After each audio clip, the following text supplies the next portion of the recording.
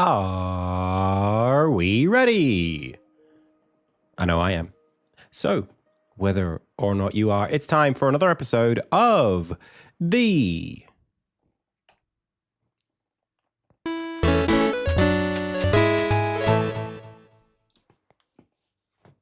Indie Tales Game Dev live stream. Hey, my name is Adam. You are the Pixel Pals. I've already said the name of the show, so without further ado, it's time to go. Welcome everyone to the Monday edition of the stream. We're back on Insignia Chapter 1 edits for today. We're getting pretty close to being able to push that thing out. I know those edits have taken us a little bit to get there, but we're getting there. So we've also got team stand up this week for Chapter 2. First up today, well, in about 40 minutes. So the team's going to be jumping on and showing and telling us what they've been up to. And maybe we'll spend the next 40 minutes before that thinking about some delegation we can do for the rest of the week for the team. I want to say a big welcome to everybody who's here in chat. Hello. And both on YouTube and on Twitch. Big thanks to Kix15 for the most recent follow, and Booyah Grandma for the most recent subscription. Thank you. So today I've been doing some archaeology stuff. Final changes to that project, mostly to do with wrapping up some stuff. I need to make sure that I'm not going to get caught out on that project. Sorry, one sec. I need to be there next week. Okay, we're installing next week. Good. I have to just remember that. I'll be in the office, or not in the office, in the museum, setting up the game over there. So, outside of that, I mean, everything's going great. I released a video yesterday talking about my exploits last month over in Melbourne and pitching to publishers. So that's kind of just lit a fire under me a little bit to make sure that I just actually can get this demo out and then moving on to Chapter 2 with the rest of the team. So how about we jump straight into that today? All right, so production. That's this doc. Animation schedule. Let's look with that first. We'll just check out what Morgan and Luca will be doing. So Luca's been doing enemy design. Not to jump the gun on stand-up. I'm not going to say too much what they've been working on, but I gave Morgan a task over the weekend, so I'll be seeing if she's up to that. If she is through with that, we can move her on to Tiberius. That's no problem. Gallier, we need to do a review of. I think she sent that through on Friday, so I can check that out this morning. Well, this early in the stream. And no.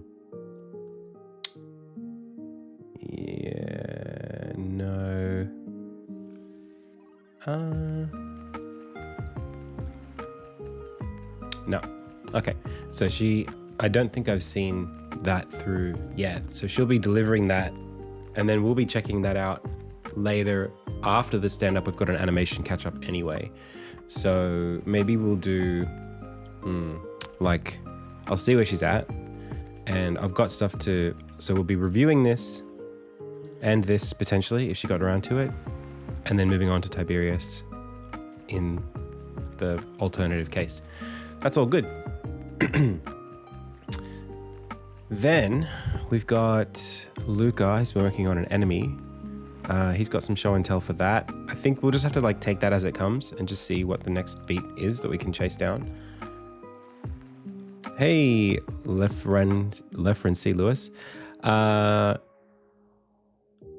Depending on what your skill set is, what do you do? I've kind of not really got I'm not I'm not actively hiring, but if there's some sort of opportunity there, I'm always open to hearing it. Okay, and then let's continue thinking about what the next thing is. So that's animation and design. Then we've got sound effects, which is what Elias is working on, and he's been doing some ambiences for different towns and things like that. I gave him some feedback on Friday. It seemed to go pretty well. Had a couple of updates. It's not a major thing, but I was saying that this was looking pretty good. It's on a revision. And then I think we have done Ridgeland's ambience already. That's already, I think that's complete. And then we're doing Rainstorm, I think was in a good spot. I think that's complete. Ambience in the town, I think we're on whip for that. And then Courtroom, we haven't really, but we had some ideas for stuff there that we were discussing. I've just got that on the back burner. So he might get through those pretty quickly this week. If that's the case.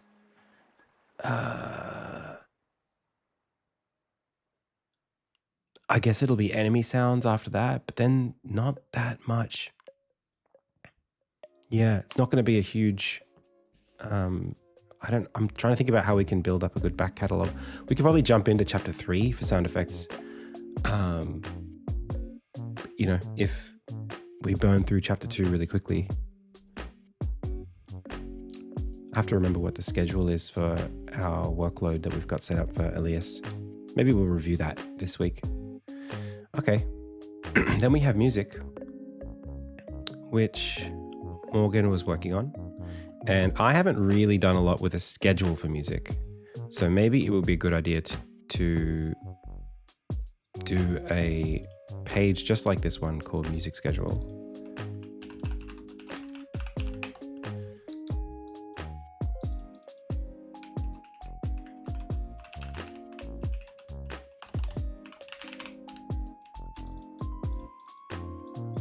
And then we can start thinking about this a little bit.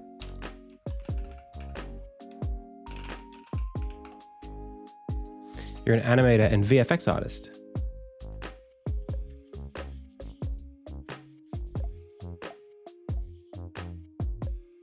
That's pretty cool. Have you sent any material to me before? If you want, you can send it to my adam@uponhill email address. We can talk about it. VFX is certainly something that we're, it's not out of the question for this game. I haven't really done like a deep VFX pass. Mostly happy with things are going right now, but, there's always room to discuss that kind of stuff.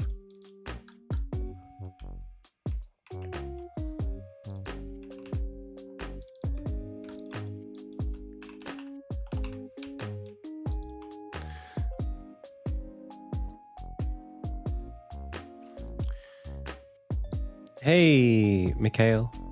How's it going? Or Mihail on YouTube. How's it going?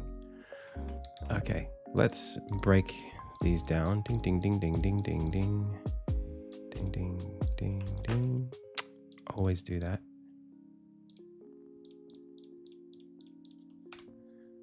And then bum, bum, bum, bum, bum, bum, bum, bum, bum, bum, bum. Okay. And then we've got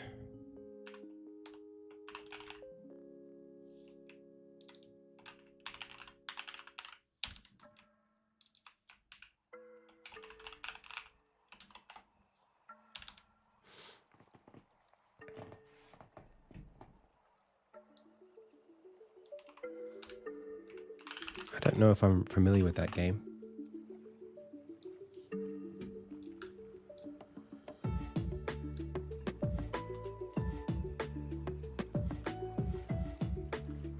It's pretty.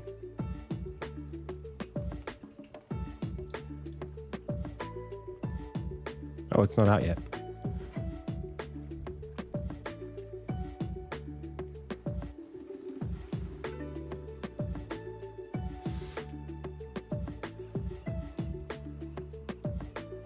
Wait, this is an active live stream right now of the developer playtesting the game? That's interesting. Is it live? It looks like it's live. Is there any kind of like... Why aren't I streaming on Steam? It says recorded session this way, but like it's a live stream.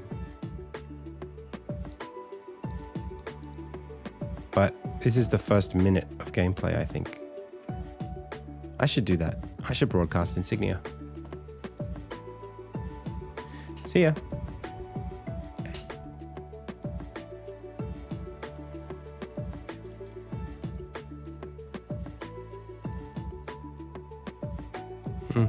Cool.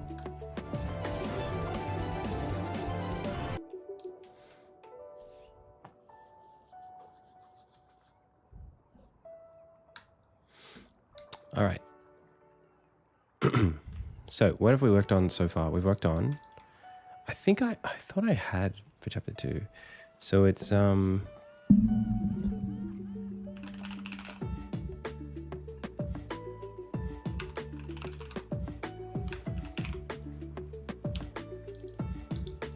then we have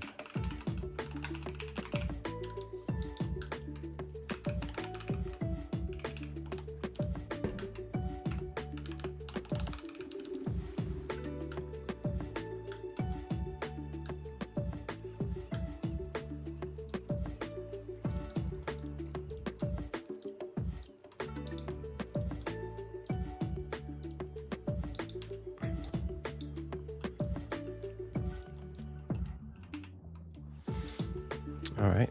And then I might update this.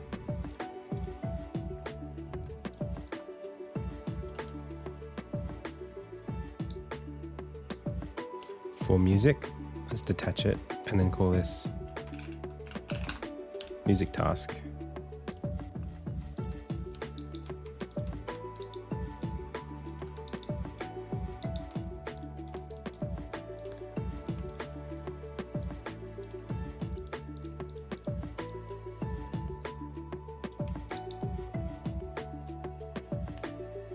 You animated the bosses and the enemies. Yep. Yeah, sure. That's fine.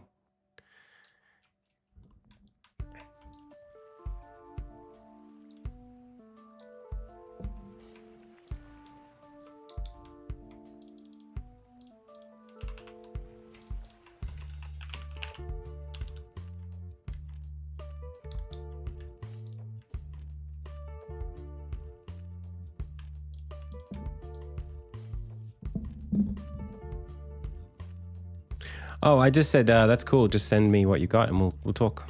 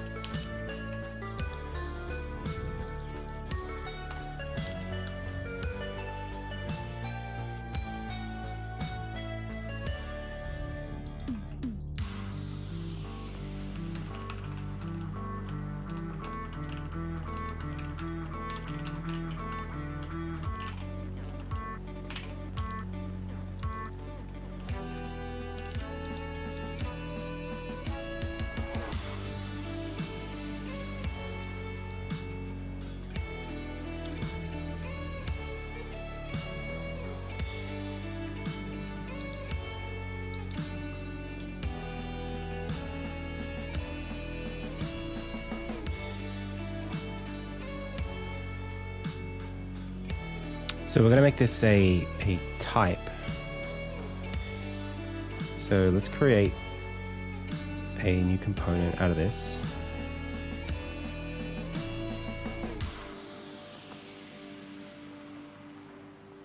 I don't think you can do nested components. So I actually have to pull it out and then create a component out of it. And then call this track type. And then do a new component variant.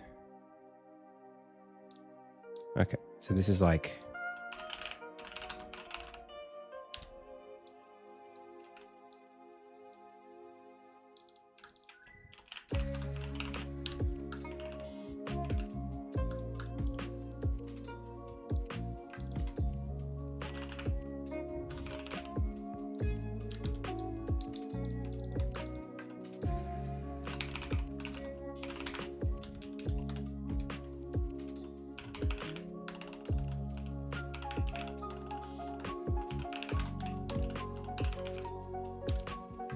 Hey Void Plane, hey Software Artificer, how's it going?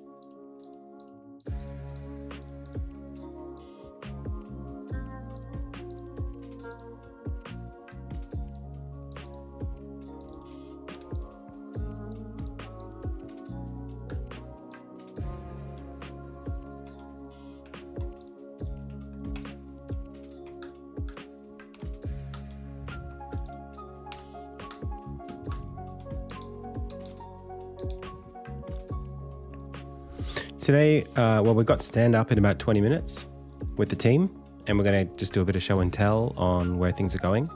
And then I'll be working on the demo.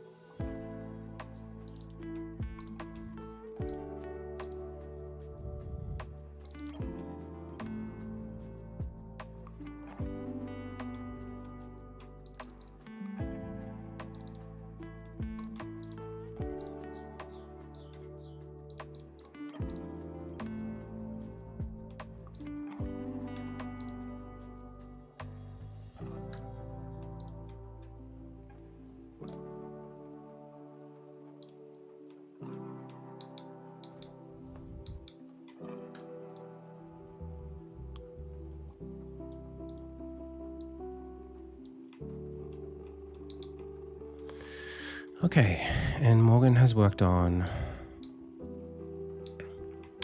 how many of these?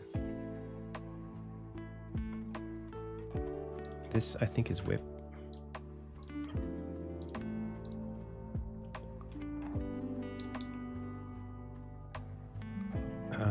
Rex is whip.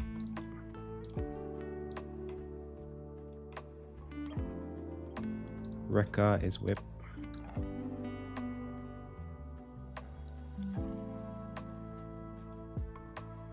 I think that's all we're at so far.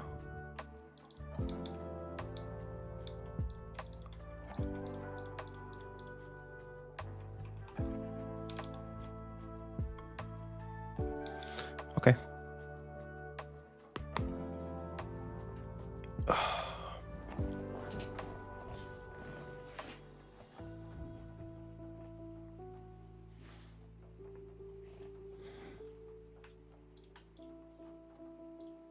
I want to add one more here called zone.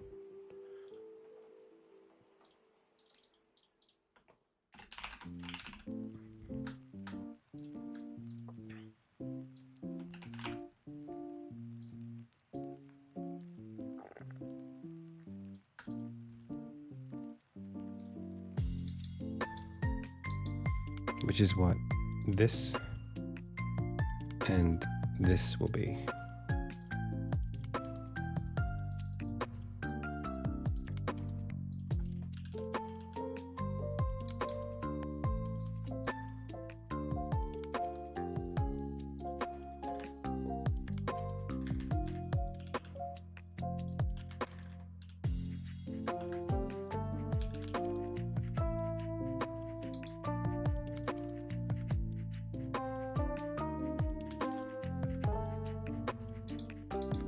Cool.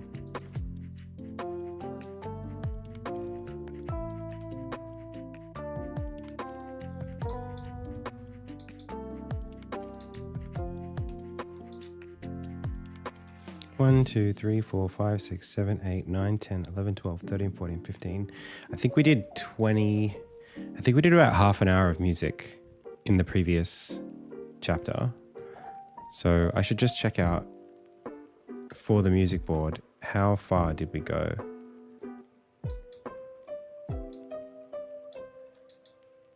One, 2, 3, 4, 5, 6, 7, 8, 9, 10, 11, 12, 13, 14, 15, 16, 17. Yeah, about 17, 18 tracks. Did we even get that far? 1, 2, 3, 4, 5, 6, 7, 8, 9, 10, 11-ish.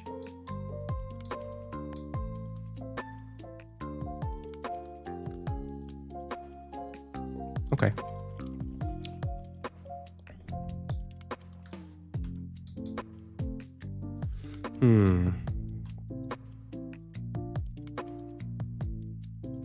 Yeah, we're going to have to talk about that just to make sure that we're aligned on expectations, because I think I might be loading up a fair bit here.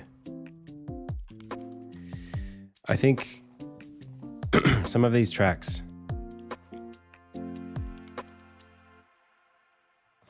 maybe Ilya.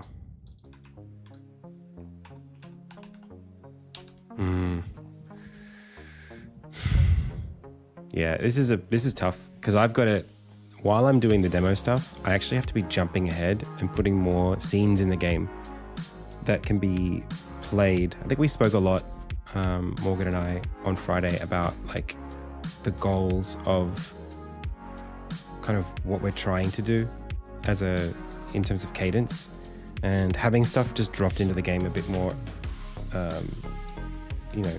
at an earlier stage in the production is, I think, better to guide what it needs to be. And then, best case scenario would be the story beats already exist in the game and the music's just being made against those. So that's hard to do because, the game is being developed alongside the music. So it's certainly a challenge. I'm going to open up the Insignia project. I think I'm a little bit, I guess I just have to work a lot this week. I just have to do a lot of work. Yeah, I just have to do a lot of stuff. So for me, blitzing through, I worked out there's a way to actually get to move quickly through these documents. It's control and then the numpad or the number keys. And number 1 is always the home key, but then 2 is, you can't see this, but this is 1, 2, 3, 4, 5, 6, 7. So if I say control 2, it goes to the desktop, which means I can always put them there in such a way that I know exactly where they are. So, one, this can be like 2, 3, and 4 are always these 3. So, where are we now? We are here. We've been doing some production work. And we're going to be doing that up until here. And then we've got team meetings at 2 for about that long. So, yeah, where am I in my repo?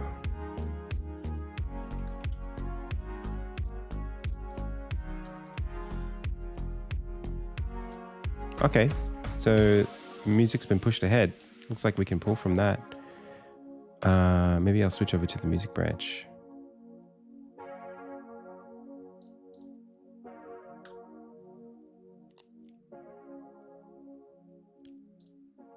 Cool, and I can just pull that, and that's fine. Awesome. Sweet. So for me today, what I'd like to work on is I'd like to continue working on those teleport animations. Those are coming along pretty well.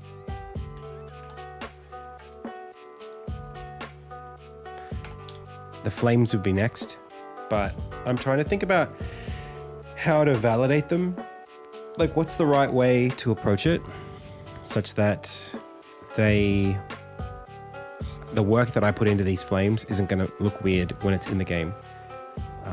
So I kind of started playing around with that stuff. I'm on the wrong branch to be adjusting it now. Actually, I might just go back over to the normal development branch. Hey Rhyme, how's it going?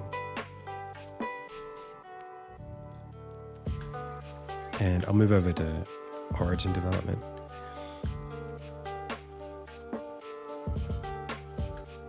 Yeah, the flames look good on the one where he's, getting spat out. I think they'll look good no matter what I do, but it's kind of like, it's a lot of work and you want it to look suitable from day dot. Like you don't want to have to do it and then do it again. And I think maybe it needs just a little bit more storyboarding for me to feel comfortable about what exactly I have to animate.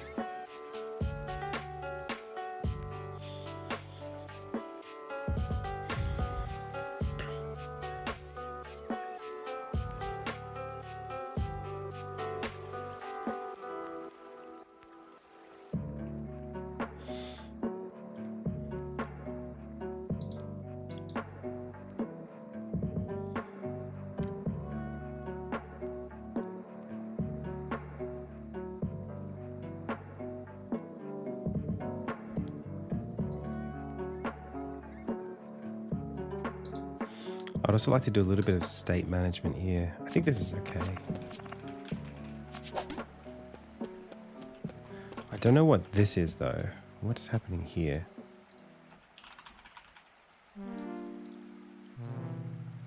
It might actually be the cutscene camera, not the zone camera.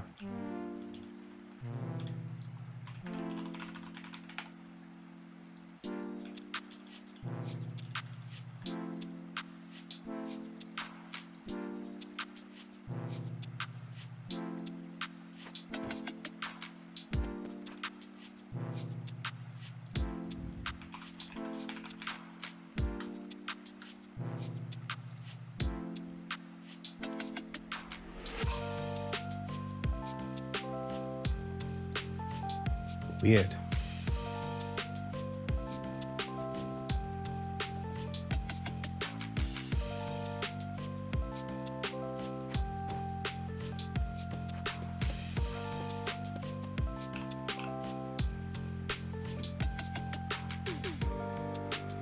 Actually,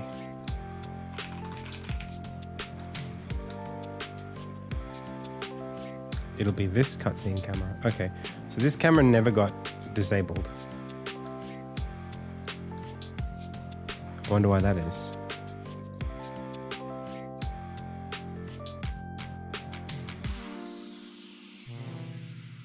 Is it because this cutscene does not wait for the timeline to end? Yep.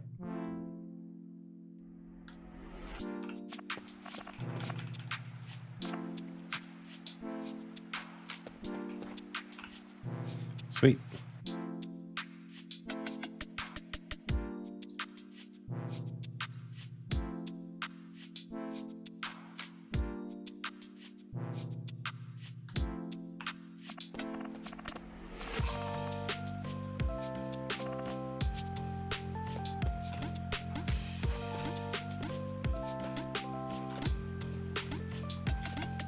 Now, I don't know if the timeline should just stop.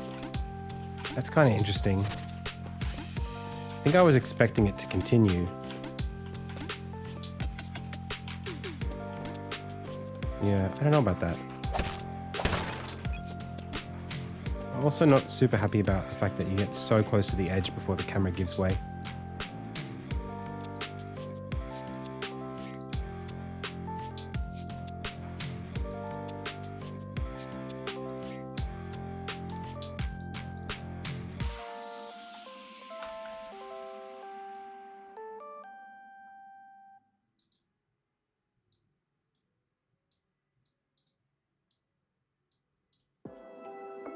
Yeah, the box and then the rectangle probably shouldn't be, one shouldn't be bigger than the other. I mean, certainly the box should be smaller than the camera, I think, a little bit.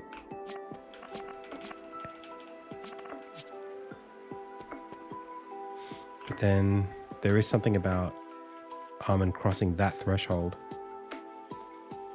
I can't, there's not much I can do about that except for put this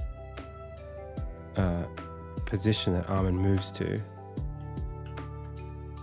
like here, so that it's inside of the zone. So he walks inside of it.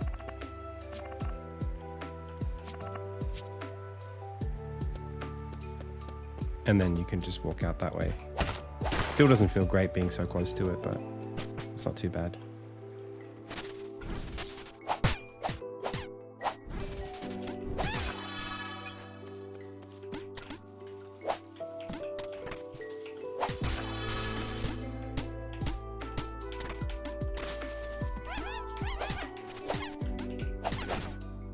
Ouch.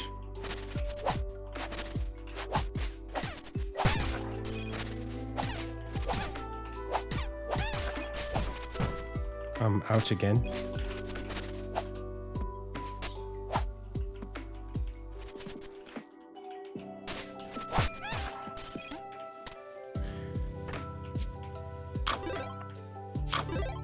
All right, cool.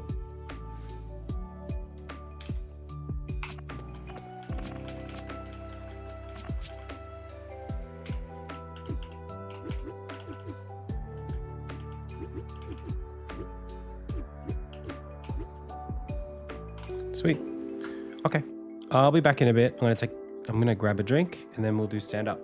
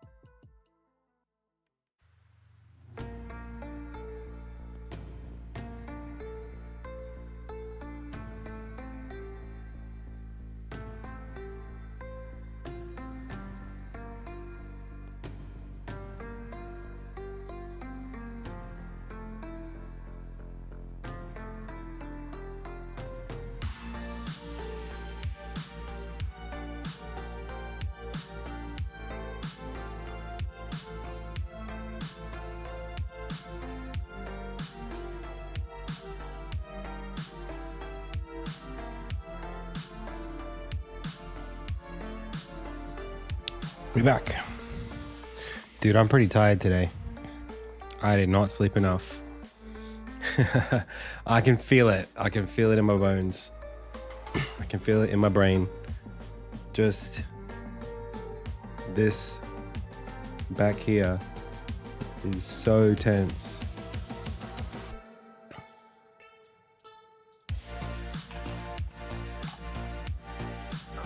Alrighty. Well,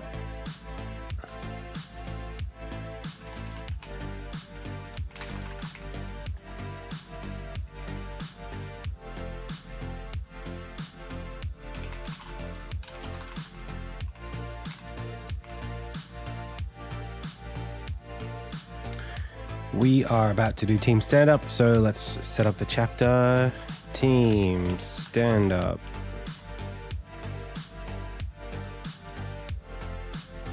Oh. So yeah, today I think, hey Ocelot, today I think I'm gonna see if I can get those animations done. There's a couple more cutscenes to write the story of, and then I might do some level design, some of these spaces. We might be able to get Ocelot to do some of that stuff because we have some empty just game space, but I'm happy to do it too. It's not a big deal.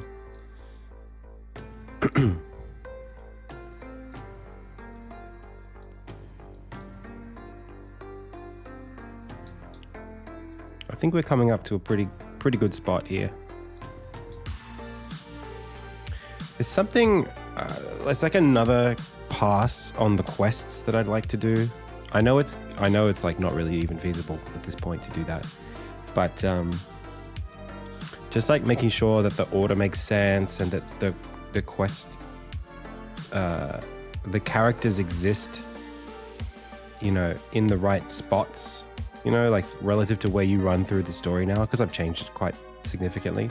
There are now new opportunities for NPCs to show up at different times or in different places and have their quests sort of appear. Because there's so much more potential for backtracking now, it almost feels like it's a positive thing to do that. So I'd like to just reassess that stuff. Yeah. Pardon me. All right. I'm jumping into voice.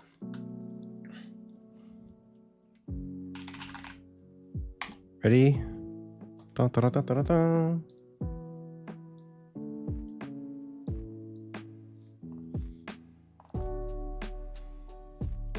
Hello.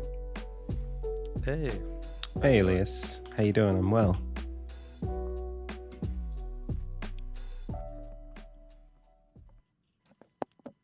Hello. Hey, Hi. Luca. Hey. Hello. We got the whole gang. How was everyone's weekend? Not too bad. Yeah. Mickey Mouse joined the chat. It was, It was I a bit can busy for go. me, but yeah.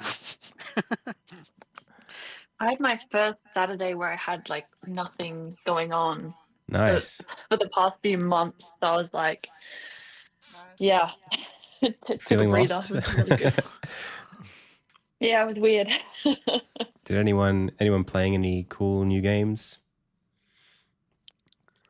I've been playing Dispatch. It's Same. really, really good. Oh yeah, I want to try that. It looks pretty cool. I've So never heard of good. Dispatch. What is it? It's like a almost like a visual novel. If you've played like the Telltale games, it's made by a lot of the same people, Oh yeah. Yeah. but like animated gorgeously, voice acted gorgeously. It's really sweet. funny. Nice. Episodic as well. Yeah, Cool. I might have to take a look. yeah. I've been playing. Well, Danny's been playing GTA 5, and I've been watching that a lot. And I've sort of fallen back into Age of Empires 2, which I'm enjoying quite a lot as well. So I have to try something new. I still haven't played Lies of P, which I'm trying to get around to at some point, but we'll see. It's on the back burner. Okay. So let's do for today. Let's do our little show and tell first, and then we can do stand up for the rest of the week after that. So, gosh, I've been busy. I can do some show and tell. I've been working on some teleport animations, which are still a work in progress for Armin. This is kind of him being like whisked away in a flame, and then him sort of like coming out of it. This is all kind of coming to and from our Crucible levels. I've also been working on quite a lot of polish for the map. So we now have like pretty complete set of kind of features. You can kind of zoom in and zoom out, and you can zoom in and out while moving, and it's very robust now as a feature. There is still a couple of things I wanted to do with it long term, like have NPCs show up on the map if you have like an active quest, or just like a way to like peruse the quests in this space. So you can go, oh, I need to go over here and talk to that person, or things like that. But it's looking pretty good. I'm really proud of like how the quests can now sort of guide the player around. There's been a lot of little nuance in, I'll show you my little test thing. So there's like the first quest you get is this one. And I'll just smash through it quickly. So after you receive the quest, the map opens up, zooms out, and then puts the destination on camera, and then blinks it, and then goes back. And that has taken a lot of work to get exactly where it is now. So like it being able to say like, hey, given that, what the heck? I'm stuck in the map. Okay, well, that's no good. Let's try one more time. What happened then? Oh, I might not have unlocked the map. That would be bad. Let's just see what happens if I try one more time. Oops. Okay, it's locked.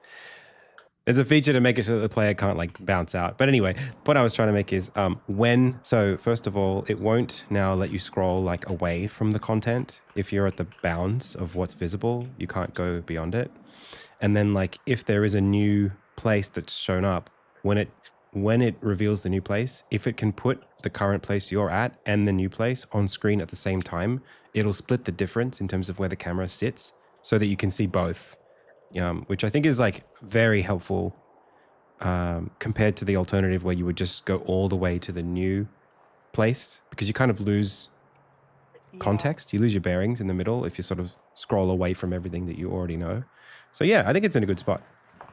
And that's some of what I've been working on. There's a whole bunch of other tasks that I did that I probably should have. Well, they're in the changelog, I guess. So yeah, lots of map stuff. I was house sitting at my in-laws last week, so doing a lot of working away from home for a change. Yeah, cool. I'll leave that at that for me. How about you, Elias? I've been doing ambiences. Mm-hmm. I'll share my entire screen. That's the right option. Yeah, for Unity, that tends to be better than. Yeah. Cool. Let's see it. I just see if I can. Hopefully sound is. Yeah. Comes out. Yeah, it's coming out. Okay, cool. And then just crank up the game volume. Yep.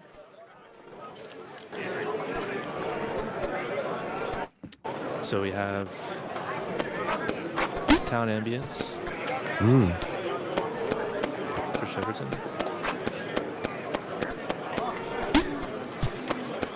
Yeah, it's nice.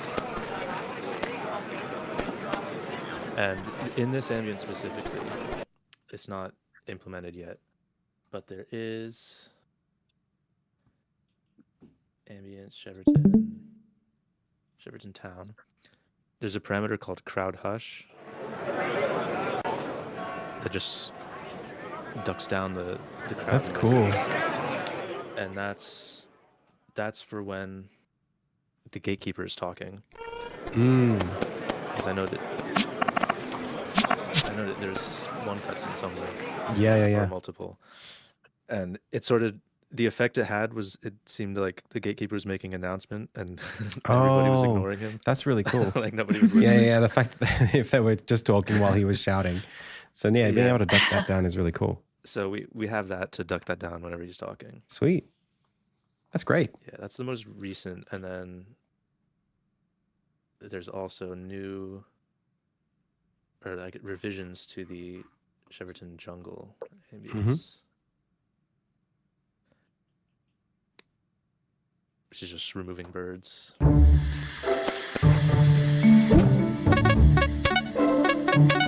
Sorry, Morgan. That's okay. Nice. Yeah, that's spot on. Very cool. Okay, so it's just much more hissy now. Yeah. Yeah, I think without the birds is definitely my preference. And That's so then- exciting. Yeah, that's. And I guess earlier this week was also the map stuff, which. Oh, let's turn the music back on for this.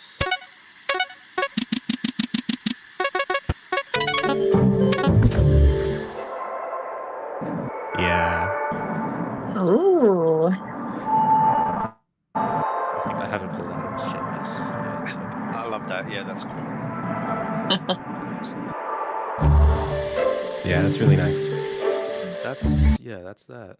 I think I lost a little bit of it in the bit rate, but I know because I'm playing with it on my side locally, it sounds really good, that filter. Kind of like you're up in the atmosphere looking at it from, 20 miles up. It's really cool. Thanks. Awesome. Alright. Yeah, stop streaming, not disconnect the call. I always Cool. make that mistake. That's all right. Thanks for sharing. And hey, Luca, you got anything to share for us?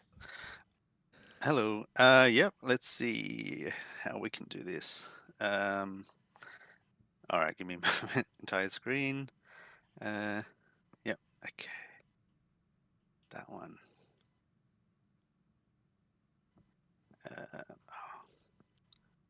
Hang on. Put that over there.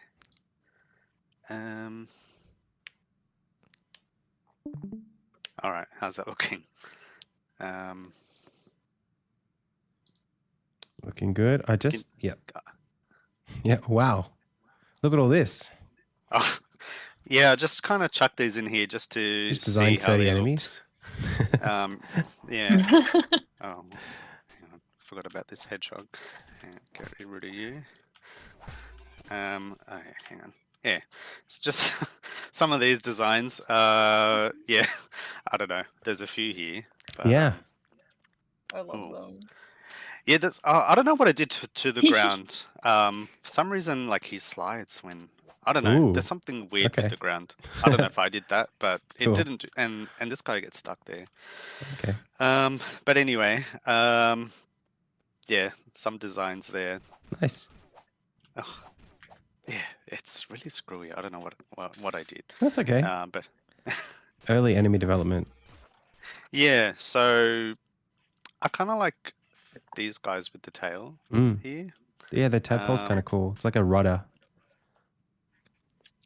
Yeah, kind of could be. Yeah, they could kind of incorporate that in that plunge attack. Oh, is it like a needle kind of thing? Yeah, kind of like it'll have like spikes on it. So it's some kind of I don't know mutated fish or a tadpole of some sort. How would that work in the descending move? Where would that tail go? Would it go up or would it go? Probably curving around its underside of its body, and yeah, I did think about that. I should have drew like them in two states at least, like the compressed state as well. Mhm. That would have been helpful. I thought of that a bit too late, but yeah.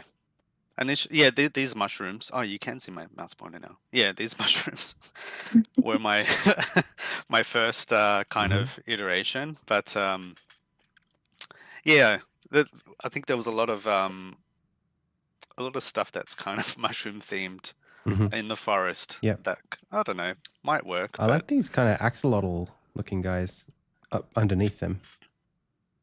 these ones. Yeah. Mm, Yeah, yeah, they're cool. kind of. And there's Um, like the fins in my mind. The fins kind of play off a little bit like ears. I like it. Yeah, they can be. But they could also be like almost like wings, like bat wings Mhm. if they're flying around Mhm. potentially. Yeah. Yeah. Cool. Yeah. What else? Yeah. Oh yeah, found this infinite you could do, which was interesting. Oh, That's intentional. you can Yeah, destroy bosses with that probably. we're I still don't know. lacking. Yeah, there's like a mechanic that I used to have in the game to limit that kind of stuff for like actual like it was like energy, like stamina in like a Dark Souls game, and I took it out because it just didn't seem that consistent with the game. But now we still need some sort of gating mechanic to Yeah, stop some you from kind of spamming. cooldown, so you can't like do this kind of stuff, especially with the shockwave. That'd be intense. Yeah, certainly not. Yeah, I wouldn't do like a flat cooldown, but it has to be something where you can't. Yeah, I don't know how we would do it, but something. Like if you chain like two ensigns together, yeah, there has to be some kind of limitation of some sort, or I don't some know. kind of forced cycling or something, or maybe like a short. Yeah, we'll see. We'll figure it out. Yeah. Cool. What else did I have? Yeah, just this other kind of ideas that I had. I don't know if you guys want to kind of see this, but or we can discuss this a bit later if you like. What are we looking what at? else? Explain it to us. Oh, sure. So just some like ideas with this enemy. So maybe it could be a bit of like a stealth scenario where we can't see you through these terrains, so you could bypass it. That's cool. And mixed with kind of like this situation where there might be like this really fragile long stretch of terrain where you don't want it to plunge through because then you'll end up in this that's cool. disadvantage of some sort. I don't know. I could see like a scenario where if it breaks one of them, they all sort of start breaking in sequence. Yeah, that's right. Oh, and also different targets. So when it's in a chase state, it might not necessarily always target the player. Then it might find like an opportune spot where, I don't know, some kind of intelligence where it'll react with certain things and cause some kind of reaction. So some other gameplay mechanic there. Yeah, interesting. What else? I don't know. And and also the same as this, like it might target terrain on its own as well. That's an interesting way of showing the player what the ability does as well. Yeah, that too.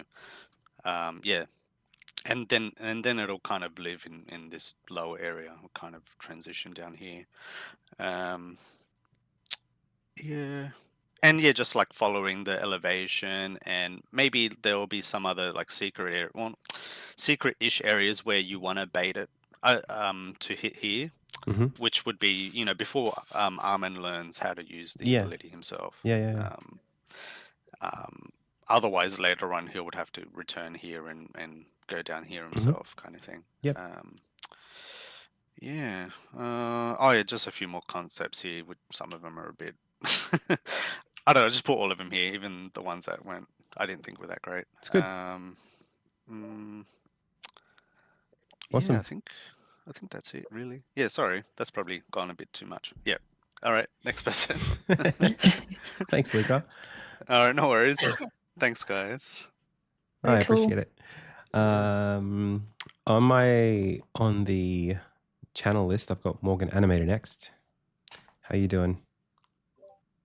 Not too bad. I haven't really done much since we talked last week, but I can still show. Yeah, for the team for sure.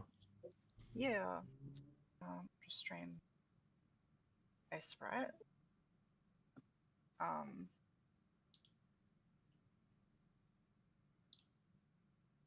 So I was mostly just working on these last two. but I can go through the whole thing if we want to bring everybody sort of through it all. Sure. Yeah. Why not? So I've got his little swirling glass Nice. animation. Oh. Swing his little leg. So good.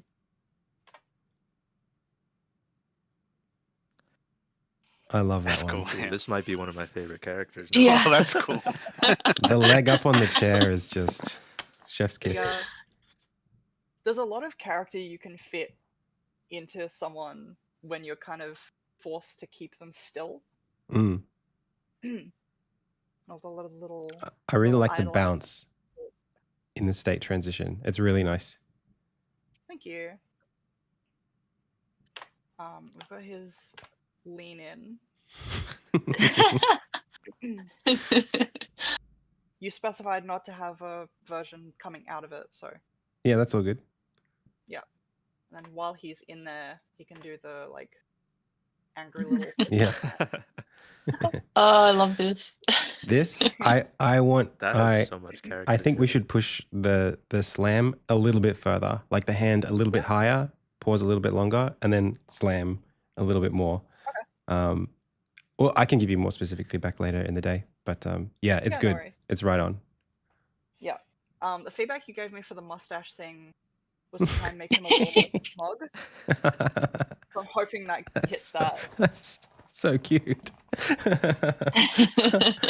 I love it. I might even just like try to suit the dialogue to match the animation, even if it doesn't totally sync up one to one. That's just such a cool. I like the way that it lifts up on the right hand side. Yeah. It's so cute. It's surprisingly difficult to get facial expressions to read with so few pixels. Yeah. It's really hard. Mm. I also, you gave me Armin's thing, so I Yeah. was just kind of fiddling with that while I was waiting for you guys this morning. Mm-hmm. Yeah, that's not bad. It's looking good. Yeah.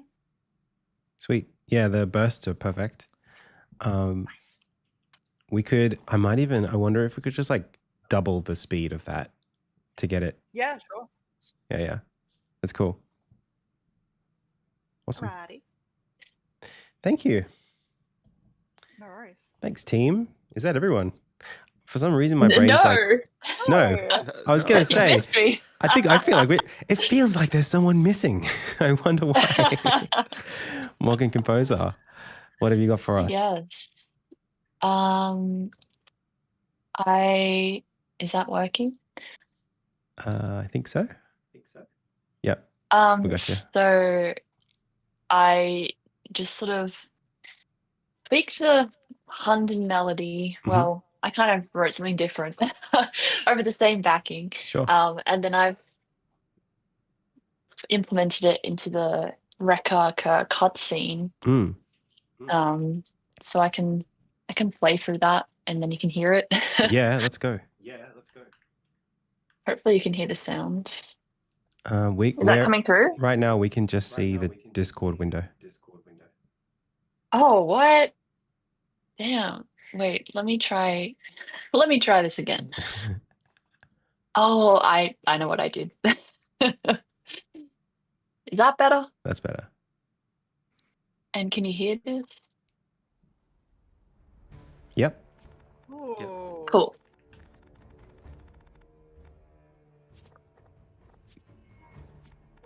It's super quiet though. I don't know how to turn it up. I wonder if I can. Yeah, that's me. I can do it. Sweet.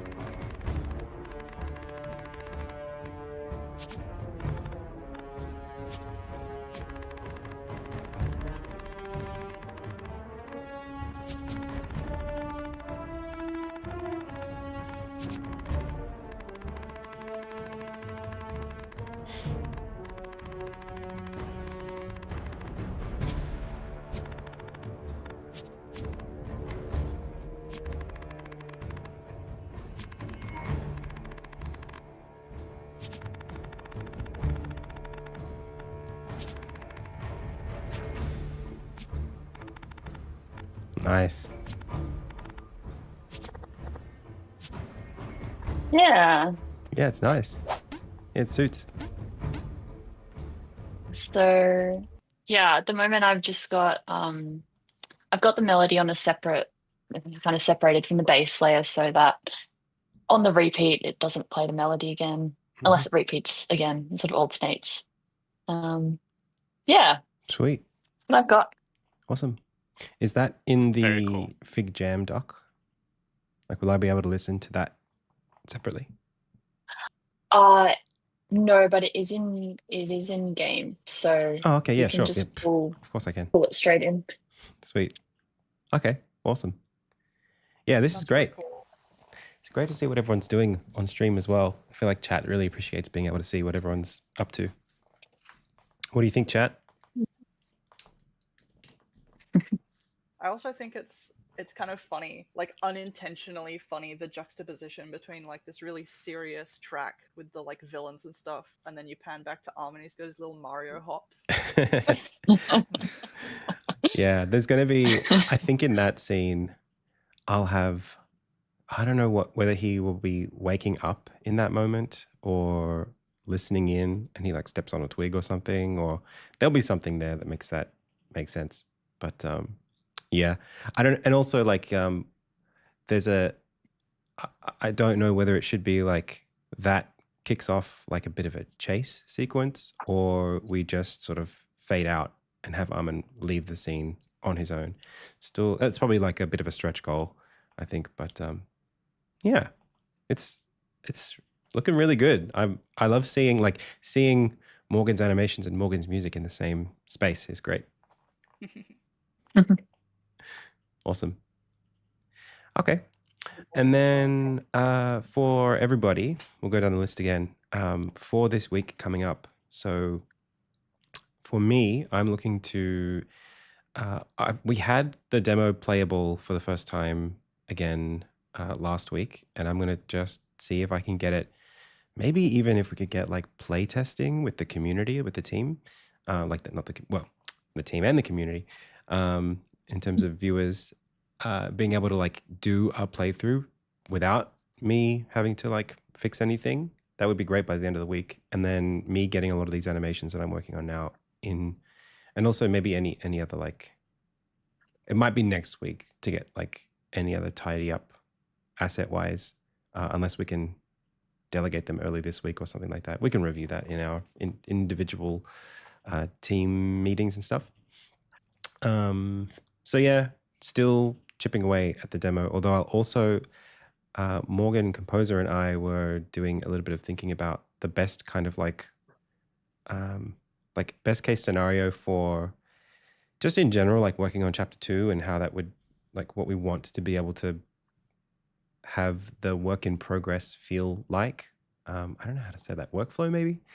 And so I guess my takeaway from that was like, if I can get more of these scenes, even in super low fidelity in the game and playable, then it'll make these show and tells easier, and it'll make us, it'll give us a chance to sort of engage with the work a little bit more freely and more like closely as we're working. So maybe I'll do the Cheverton theme since we've got Gallia. Maybe I'll do the scene in the court. We can maybe work on some music for that this week or some sound effects. We could do some crowd hushing and all that kind of stuff. And that's me. Yeah, that'd be great. Cool. What about you, Elias? Do you have, I'm just looking for like where you're at, what your current runway is looking like. And then if you're sort of running low on things to do, we can talk about like in our next catch up. The next round of Yeah, things. right now there's still some more ambiences to do. I think it's only in that courtroom scene, and the forest ambience above ground. Yep. Cool. Okay. Well, let's do we'll focus on courtroom first, and Sounds good. Yeah, I'll work on that too. Cool. And how about you, Luca? Yeah, I'd like to probably if at some point we go through the designs Mhm. of the enemies, and maybe kind of see which one we want to develop, or I mean, Yep. take it to the next step, I guess. There's Yep. still a few quirks that I couldn't really work out how to fix Yep. over the weekend with the enemy behavior. Yep. Like that ground thing I showed you. I'm not sure what happened there. Yeah, there was a moment on Friday when I kind of was wondering whether I should just jump in and see if I could tidy some stuff up. But someone in chat very wisely said, well, if Luca's working on it, maybe just don't touch it until Monday. So I thought that was a good idea. On that conversation or on that note, if that was something that you felt like was like sticky and you weren't able to sort of get past it easily, feel free to just drop me a note on Discord or whatever, saying like, hey, like Adam, could you, these are the list of things that if you're going to do a pass on the logic, the things that I would want updated or that I couldn't, that I was running into. Because I don't want you to feel like you have to sort of solve all that stuff because it is a bit idiosyncratic. Yeah, I'll just make an attempt at it, and if I don't want to spend too much time trying to work something out.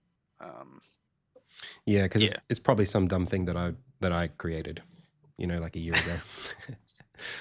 Cool. Yeah, no, that's all right. Yeah, well, we've got a meeting with like the animation teams coming up after this, so maybe we'll together take a look at the designs and we can work on what to focus on next. Yeah, that sounds good. Sure. All right. And I heard you mentioned you're doing some more level stuff for the demo. So, I mean, if you want to talk about that too. Yeah. That might be good. Yeah. Okay. All right. No worries. Those just certain areas that were previously Z sides that don't currently need to be, or that like could be reshaped a little bit if we move the doors around, or essentially just the content that was in those for Orenstead is currently not in rotation in the map, and so having like either like redesigning some of those spaces that don't really have any like necessarily like story moments in them, but are just like play spaces to fill out the map would be good. But we can definitely discuss that like later today. Okay, sounds good. Cool. And Morgan, animator, how are things going with you? Not too bad. I've pretty much just got the tweaks you asked for for the almond thing and Gallia's little fist slam. Yep. Then I'm kind of out of runway. Sweet. There is some stuff. Presumably, there's more stuff on the Figma that I could probably take a crack at. Yeah, we can review those things in the meeting coming up, and then I'll delegate new stuff for the week as well. And I'll just let you, like, if it's like end of day today for the Gallia and the almond thing, or whenever, as soon as you get through that, we'll have other stuff for you. I'll set them up now so that you don't have to wait. Yeah, I can't imagine them taking any longer than today. Sweet. Perfect. Awesome. And Morgan, composer. Yeah, still working on exploring different variations for Rekka's theme. And then this cutscene and like the new version of the theme for the Hunden would be good to get feedback on. I can record it and put a video of it in the Figma just to make it easier. Yeah, for sure. To review. And then, if there's any fixes you want for the demo, like any extra tracks or anything that's needed, music-wise, that'd be good to talk about. And then, it would be cool to do some Cheverton court scene stuff. Definitely. If I think you pretty much nailed it. That's what I would focus on. We can definitely talk about that in the next, I think we have a meeting tomorrow morning, maybe? Yeah, we could do it tomorrow morning. Cool. And I've started to set up a page in the Figma production doc with like a classic style schedule, like what we had for last chapter, just so that we can actually have a good bird's eye view of like all of the tracks for chapter 2. And that's still a little bit work in progress, but I feel like that's something that we were missing a little bit up until now. So just so that you know, like, because I feel like if we start to work through a lot of this strategy of having like a lot of volume at lower detail just to get the stuff in the game before we refine, that strategy I feel like works well if we know exactly kind of like how much stuff there is to do. So Yeah. totally on me, like, but yeah, I'm going to focus on making sure that there's like alignment on how many tracks, how long they should be, and kind of where they will fit.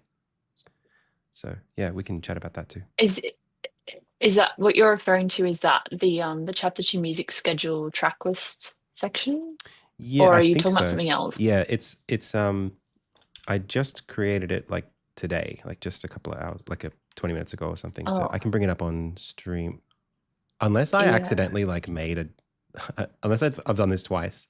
Did I have like already a track list in the music board somewhere? Kind of. I think so. Like up the top. Oh yeah, yeah. So this, I'm replacing that, but with Right. with this, which is going to be, if you go to production, it'll be in music schedule, just under sound effects and animation Production. schedule. So these aren't filled out Music yet. schedule. Aha. Yeah. I So see this it. will be like a proper. Gotcha. Yeah. Because last time I thought it was working well very like earlier on, and it's just good to get to see a general like percentage of like, okay, this is like where we're at and where things are going. So yeah, let me know if there's any like nice. updates you want for this or changes or things like that, because it's really easy to template it out in a way that's has the exact fields we want or allows them to be drop downs or anything like that. Cool. Okay, and I think that's stand up for today. Thanks for joining me today, everyone, and for showing and telling the work that you've been working on. It's really great to see it. Like the game has so much momentum behind it now. Yeah. Yeah, that was For cool. sure. Cool. Yeah. All right. It is Well, nice to see more of the sound side. yeah, def. So we'll get Morgan, Animator, and Luca to stay on, and I'll catch the sound team later in the week. Elias, you are free to, let's have a look at what we've got with the team schedule. So we've got the sound team sync tomorrow morning. So if that works for both of you, like we could just have you both on, just like a 3-person call, and then we'll either go through like specific things to delegate, or we can just talk about the courtroom scene and just see if that's something that we can find some opportunities. Maybe there's some alignment there. Yeah, sure. This sounds like a Sounds good good. plan. Perfect. Okay.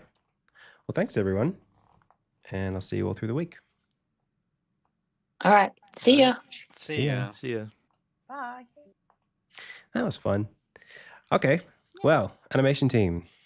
Let's talk about what did we say? We said we'd be working on some enemy stuff and doing a little bit of concept refinement on the enemy Luca's been working on, and then delegating a bit more for Morgan towards like for the rest of this week.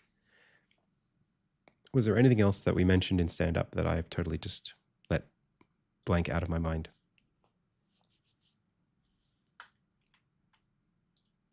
Nope. Okay, cool.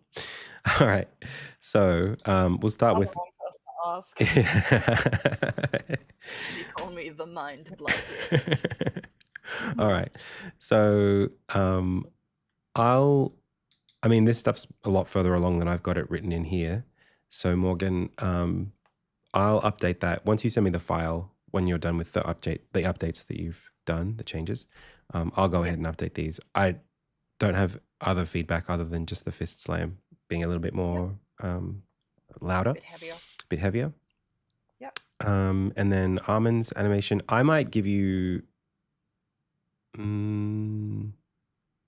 There was a change that I was thinking of requesting, but it might require me to, like, if you could send me the file and then I could maybe just do it in like a couple of seconds or something. It doesn't have to be a big one.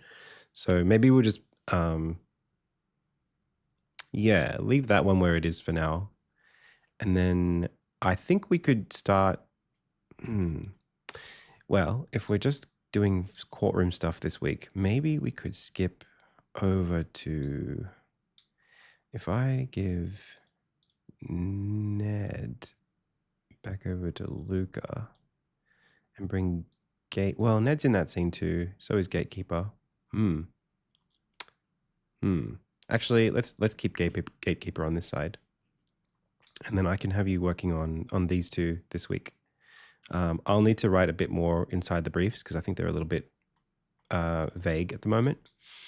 So, yeah, we'll start with idols for them, and then hopefully before like Tuesday, I'll have a couple more animations in these each. I think, but it might not be many. I think I just need like maybe a walking animation for Tiberius, and yeah, it might just be 4 or 5 total. They're not that complicated, these characters for now. Tiberius will have more later in the game, but for this courtroom scene, I think we only need a little bit. Yeah. Cool. Okay. And then shall we chat about our plunge enemy? So, Luca, are those changes pushed? Like, if I pull from design, is that going to be... Not the one with all the sprites in the game view. Oh, that's okay. But they're in the design doc, right? They're in Figma, yes, that's right. Sweet. All of them, even the one... Well, yeah, you can see them all anyway, but yeah. Mm-hmm. And whereabouts is that? Is that in enemies? Should be, yeah, just... should be the second last one. I think it just popped up. I saw it just load on your screen. There it is. Sweet. Yeah. Cool. Okay, sweet. Yeah. So I have a question. Like how, just out of curiosity, between the two of you, what is the appetite for like there to be like to do design on this kind of thing, like this concepting? How has that been for you, Luca and Morgan? Like how do you feel about the idea of like working on these kinds of designs? Only just because I like to make sure everyone has the space to work on things that excite them. I mean, I was happy to do it. Like even like the other enemies, like the spitter enemy and like the scorpion. I kind of drew those as well, and I found that interesting. I like doing that. I know they still need to be massaged a bit more, and but yeah. How do you think? Like what are your thoughts on? Like how well do you think I'm doing with that? I guess is it definitely. worthwhile? Like I didn't give you like a ton of direction, so I would say for this task, like we'd want maybe a little bit more of that state representation of like what does the condensed form look like? What does the puffed up form look like? And then how does the design inform its ability to do that? Like how do we see those two in the design of the character? How can you tell that it's going to be able to do that? Or if it does do it, is there something interesting that makes you go, oh, wow, yeah, that's cool that it can do that because of that design aspect. Little opportunities there. They're not like, you look for those opportunities. If they don't show up, then that's fine too.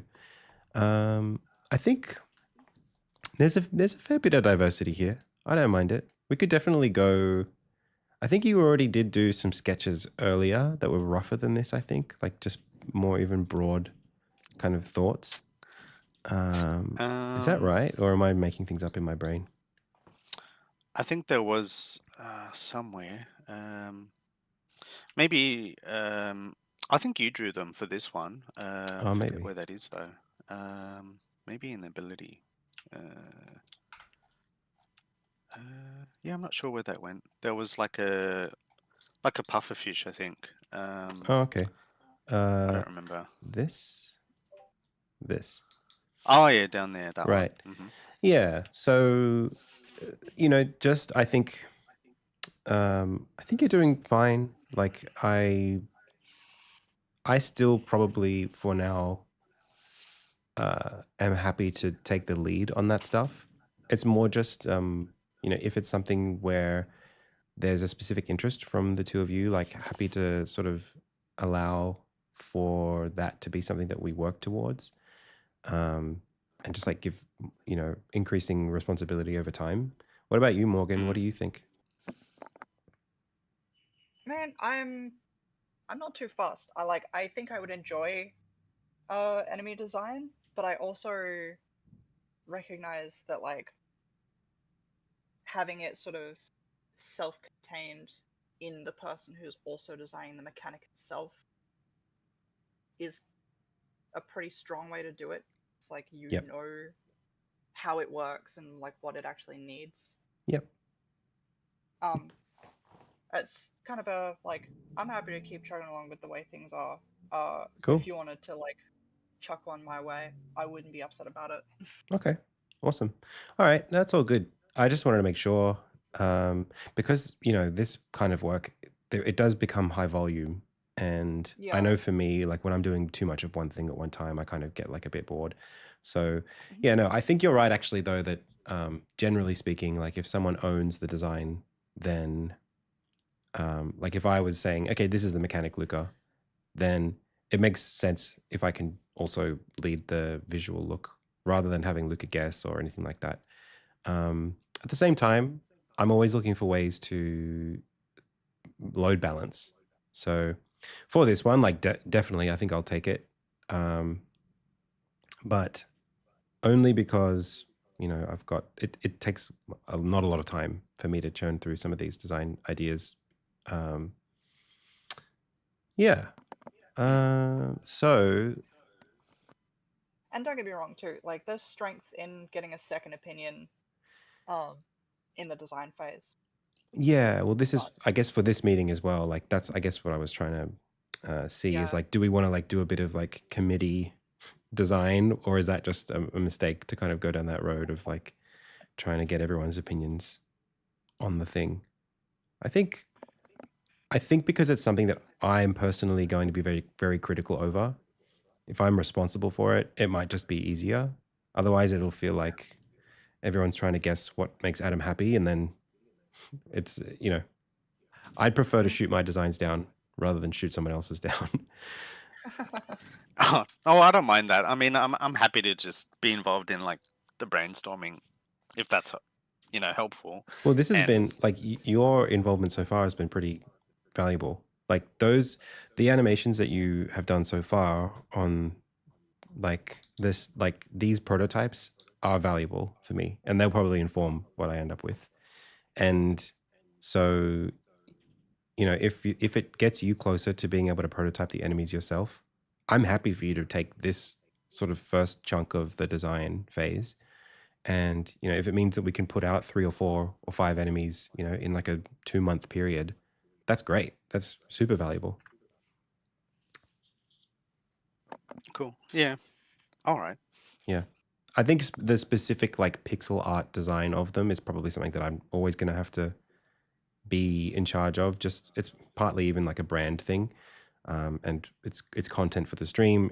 It makes sense for that stuff to be in my hands, but for sure, like this stuff is it's mega valuable if you can get involved in that. Early prototyping side. Cool. So what that means from here is we're trying to get this enemy into a place where there is a set, an idle pose, like we did with all the other enemies, right? Like an idle pose that is polished, and then a bunch of keyframes that then you can do the additional polish of. So like the way that you did the bounce snake last chapter was great, and the dandelion vine. So if I can get this now to that point, the starting point for those, for the equivalent starting point, then yeah, you can. I can hand it back over to you. Would you prefer? Yeah. Do you have a preference between like doing the polish animations or the prototype stuff? I'm happy to be involved with the polish. Yeah. If you'd like to refine how the enemy looks, in your vision, I guess. Yeah, that might be. I mean, if you'd like to design it, and then and I'll polish it. Yeah, sorry. Yeah, that's probably better. Mm-hmm. So between like the polish phase and like the concept phase, if I gave you as much choice as you wanted between the two, would you go 50-50, or would you polish more or do prototyping more? Something about 50-50 sounds good. Like but I guess if that's helpful, like if me doing designing like this, if that's actually helpful, I mean it could be a bit less. Um, yeah, some kind of mix of both. I'm Cool. happy to do. All right. Well, it's definitely super helpful for me. Like this, all of this, the work we've done to get this enemy this far means like I feel like I've had pretty minimal input, and I feel like some of these ideas, like this one here, is brilliant. I love this, and I think I could see this in the game. Like I think I wouldn't have come up with that, and now that I'm looking at it, I want to work towards having that be a moment in the game. So yeah, like that's super valuable for me. No complaints there at all. So yeah, let's try for like a 50-50. I'll delegate both to you. In which case, coming back over to the schedule for animation, what I can do is start bringing over this character into your bucket. And so it'll be my task to, maybe I should write some of this down. So polish, assign gatekeeper and Tiberius animations for Morgan, and then key poses for plunge enemy for Luca. Plus I'm also assign. happy to do, one of these other NPCs as Mhm. well. I mean, if they're ready for that kind of, for me to work on any of them. Mhm. Cool. Because I know I was a bit kind of doing a bit of guesswork with like Ilya and Yeah, that was mostly me bottlenecking the situation by not Mm. having them specified. Like it wasn't mm, anything to do with you. And so right now, like Kerr and Ned are probably the next ones that I would say are priority. At the same time, like if you wanted to take a crack at this here in Caravan, it's a little bit more concept work. oh yeah. Maybe so it's like, and this is something that I think Morgan, I was actually curious about your thoughts as well on this. So right now we've been doing these animations for these characters like they are standalone, right? Like this is a character. The only one I guess would be Gallier having the chair. Everyone else is kind of like designed in such a way that they can be moved and placed wherever. But Mm. similar to the waterfall from last chapter, I feel like there should be animations in scenes where the animation is built around a specific either like object or feature or something that's happening in the world. Is that something that that is interesting to either of you to work on that kind of thing? Well, how would that work in this context, like with this? Well, this is like the like a caravan. sort of like a, well, what the way I think about it is if I was designing this from scratch, which I have been, I've got like these two, let's see if I can pull them out. So there's like, they're like cat gymnasiums or whatever you call them, like those trees, and then they're on wheels. So the idea would be that this is like they're like circus performers, and they pull these along when they're traveling. So I've got like in red, I've just got the other members of the troupe, and they're lazing about. So there might be some animation happening there, and then those would be kind of standalone assets. But I would also maybe litter around some other things to sort of fill it out a little bit more to make it look like they've been living here for at least a night. So Oh yeah. thinking about the composition of a frame, like this is a set piece, and these are the things that are happening in that set piece. And if there's like, you kind of try to balance it so that you might have like one animation that could only exist in this exact spot and the rest of them be usable in other places as well. So like, for example, this guy here, him being inside of this cat box means that we don't have to worry about where he is in the scene or whether or not he's uphill or downhill or standing on something or whatever. Like he's not tied to the geological features of like what's in the space. But you would kind of mix it so that some things did have that dependency, so they felt a little bit like contextually baked in.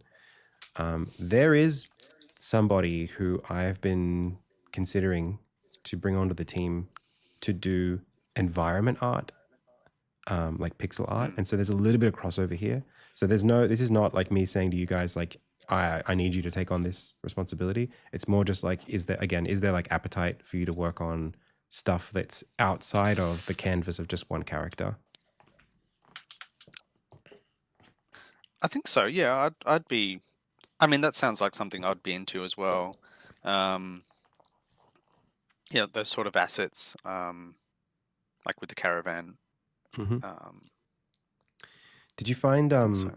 last chapter I had you on the bread wagon for a little bit, Oh, and that's right. Yeah. was that challenging for you? Like, how would you describe that experience? Yeah, I think that was towards the end. Yeah, I don't think we actually wrapped that one up. So, it was definitely a start. But is that something you still need finished, or that you'd Well, I'm want? happy to kind of like it. It doesn't. It's not mandatory. Like, nothing's like depending on that quest being like having that animation done. The quest even itself is not super dependent on that animation. But in terms of like the scope of it, like, would you say it was like difficult to tackle? Like, would you have needed a bit more feedback on it? Like, in terms of because some of these animations, the point is like the canvases are bigger for a lot of these. If we were to do like, say, an animation that's in the town, like the Cheverton town, that's like a clock, or like a character that's like, I don't know, hanging from some, washing line or something like that. The canvases are bigger, and there's just the animation is just a little bit more, I guess, a bit more demanding. So I'm just, I guess, seeing like how you guys feel about that individually, and yeah. Yeah, I don't think I'd mind doing it like here and there, as long as it's like not the only thing I'm doing. I think it'd be like a nice little interesting like change of pace.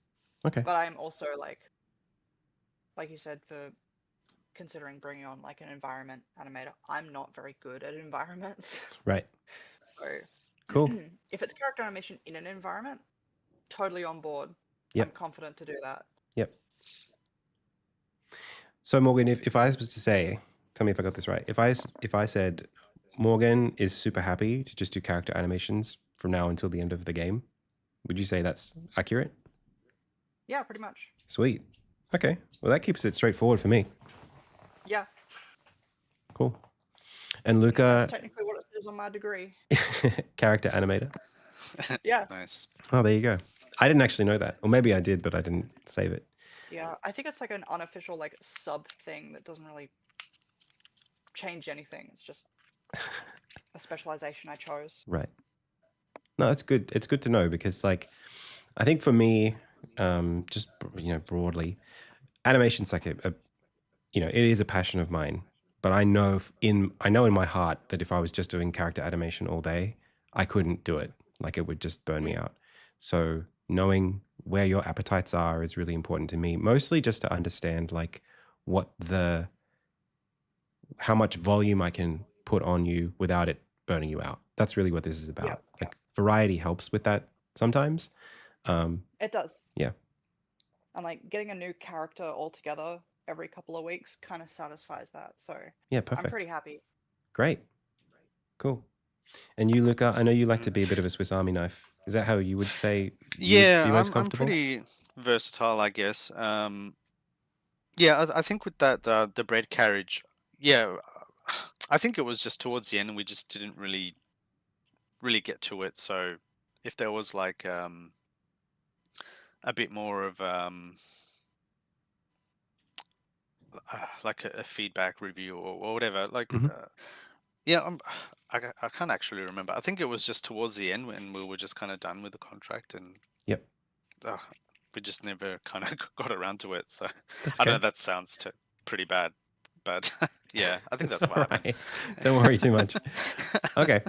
Yeah, I'm more gauging your appetite than I am trying to like, Yeah, give you critique here. I'm just seeing like, yeah, yeah. what where your interest is. If I was to, divvy up or change or, mix up the work at all, like, would Mm. you, if I was to say, hey, Luca, like, I've just got you on enemy animations all the rest of this chapter. Like, are you happy with that? Would you get tired of that? I don't. Well, I wouldn't say I would get tired. I'd be happy with that. Yeah, I enjoy doing the enemies like the snake and the dandelion. Yeah. And even just anything. Well, not anything. Sorry, but like I enjoyed all the work that I did. I guess is what I'm trying to say. Okay. Yeah. Cool. Mm. Okay, all good. In that case, what I'll do is for this, I might put this down a little bit because I feel like if I spend a little bit of time knowing exactly what I want here, maybe like fleshing out the structure of this space, it might be better.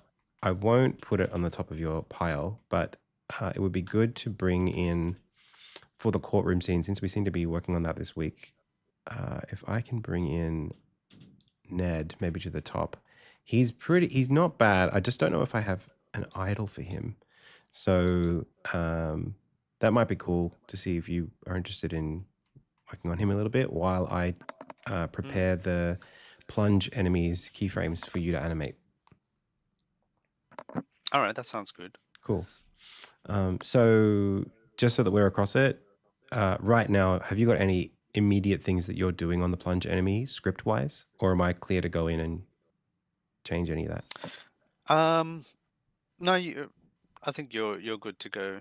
I've just been kind of reviewing the code, like, but nothing like the changes I did are not important. I think it's fine if you Okay. want to get into it. Yeah. So yeah, if you want to push anything that's still, or like, discard or whatever you need to do, just let me know when you're done with that, and then I'll take it and I'll update it. Now I think what I've pushed last time, I think Friday. Oh, that's it? Yep, cool. I think that's the stuff I've done since then are not important. Yeah. Okay, no worries. So I'll pick it up from there. All right. Okay. So does that... I guess I need to delegate to you, Luca, a little bit more clearly what is involved in Ned's idol. But apart from that, is everyone got stuff to do? Yeah, I think so. Okay, cool. And then maybe I'll... yeah, I guess I've got to do this stuff too. So let me write that down. So update, delete, brief for idle for Ned. Okay, I'll get on this stuff and then I'll be back in touch with you guys tomorrow morning.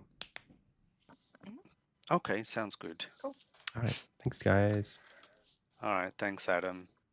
See ya. Thanks, Morgan. Bye, team. Bye. Cool. Alrighty. That's a full hour. I think the way we were discussing earlier last week about the idea of maybe only doing one of these a week and then skipping the second one. So right now we've got team stand-up we've got on a Thursday afternoon. So maybe I'll tell the team, I'll just say,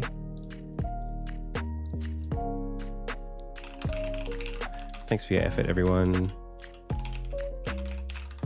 RE show and tell. I thought it went really well. How do we feel about dropping our mid-week stand-ups? from now on.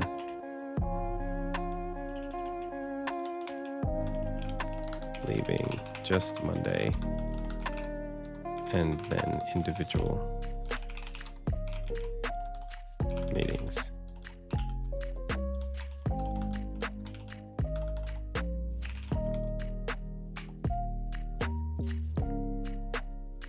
Cool. All right. So now it's 3 and I need to think about what I'm doing for the rest of the day. Busy boy.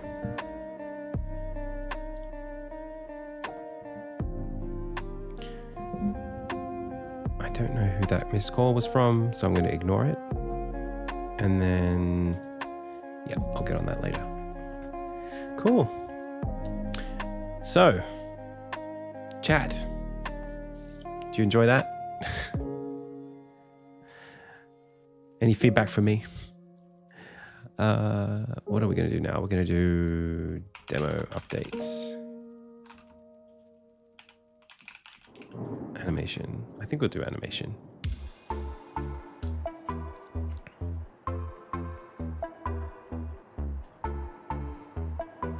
Well, what I wanted to do was get a controller.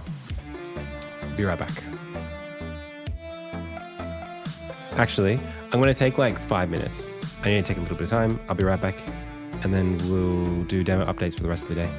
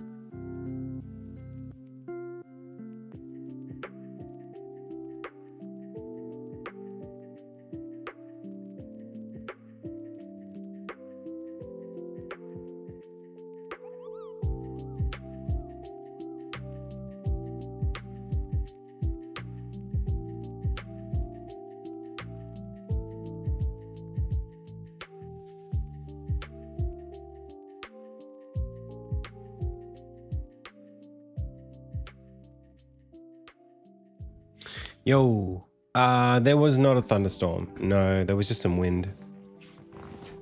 Okay, we're back. Oh, my brain. I need lots of breaks today.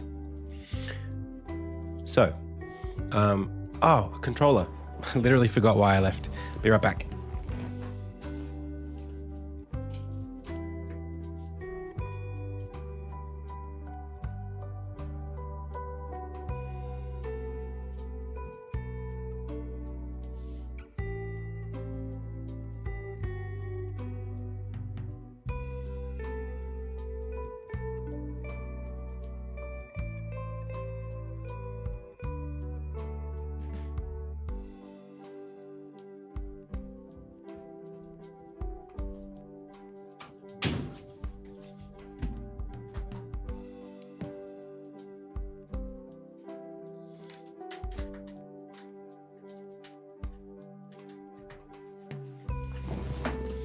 Well, I've got a meetup that I'm going to tomorrow.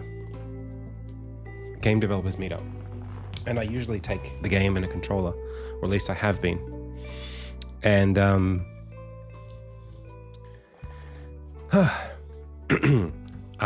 last time I tried it, I opened up the map and I immediately regretted it because I didn't properly map the controls. Oh, that's perfect.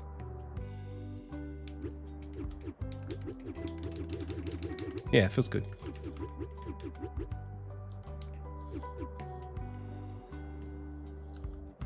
Up, down also on the analog stick would be good, but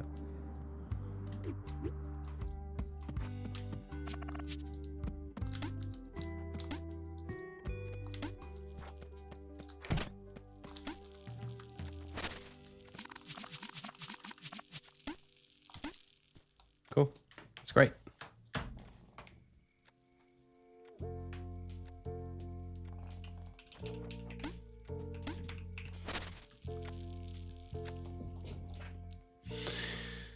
Okay, so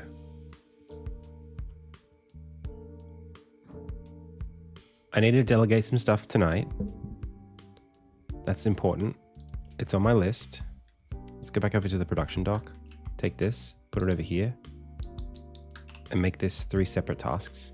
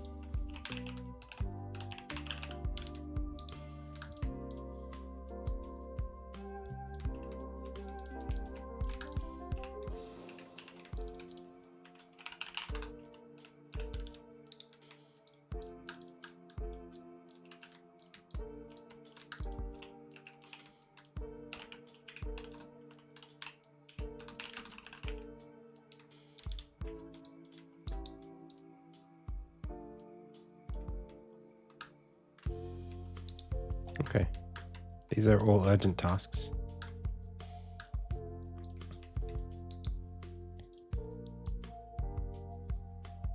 That's done. That's done. That's not done.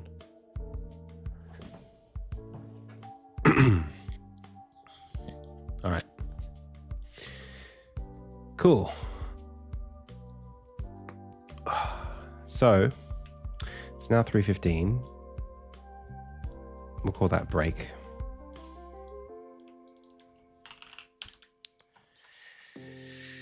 Oh, I'm having trouble motivationally getting started today. My brain's just a little bit stuck trying to procrastinate. So I think validating this moment is important. I know what I'm trying to do here. It's the Crucible introduction cutscene, which is in, I think it's ability unlock UX flow. So it is this, but there's some stuff associated with this. So slams the hammer, lifts it into the air.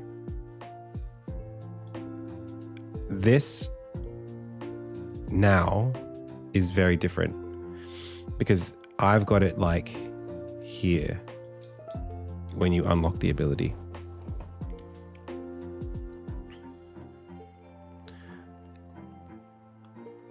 Which is fine.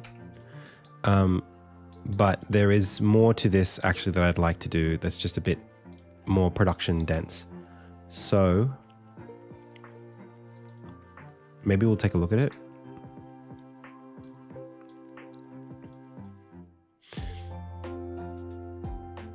So this Crucible teleported away sequence is the one that I'm talking about.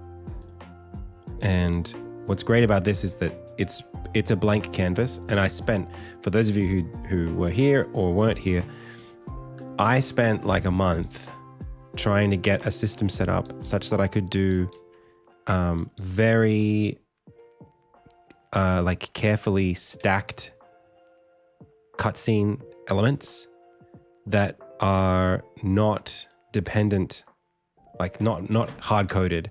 So basically, like the moment where Armin gets lifted away can be a separate cutscene from everything, all the dialogue that comes before it, and can be inserted into a cutscene wherever I want it to be. So it's nested cutscenes, and nested cutscenes that are parameterized, right? So this thing here actually fully lifted here, right, from Breath of the Wild, being able to like bring up the map, plant a thing on the map, dismiss the map, and being able to put that anywhere in a cutscene, and then being able to feed it parameters so that whenever you're in the right, a specific cutscene, you can feed it the specific parameters that you need without disrupting that cutscene. That's what I have now. So this is the small chunk of cutscene that happens when Armin gets teleported away.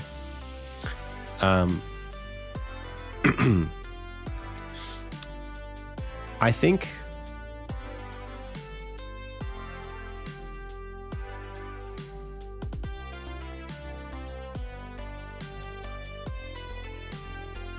the scene itself is one where we kind of want it to happen when Armin, like when he slams the hammer down, we want this all to happen. So the question is like, is the hammer slam part of this thing or is it a separate thing? Probably not that important for now, but if I go to the cutscene that triggered this, discovers Crucible, I bet you there'll be an animation striking the hammer. Yeah. And this moment will happen anytime he's striking the hammer. Well, he'll strike the hammer every time he gets lifted up and taken away. So I think that the strike is actually something that should belong to the smaller internal cutscene and not out here. By that same token, there's some stuff happening here too, like this whiteout, shake, and the animator for the whiteout. So basically the screen flashing and shaking when he slams the hammer down and then being teleported away. That probably should all be something that all of this should live inside of this.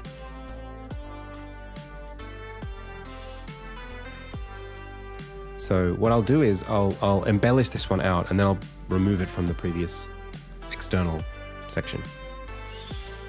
Okay, so let's get an annotation clip track, make it super easy for us. One thing about having like incredible sleep apnea and like, the need for CPAP and being brain foggy a lot of the time is that it forced me to be in a position where I don't have to think too hard to make stuff work. So these annotation clip tracks are literally just me describing what I want to see happen. I don't have to think too hard. And that's its own step, and I can feel like I was productive. So, okay, what's the first one? The first one is Armin stands at anvil and then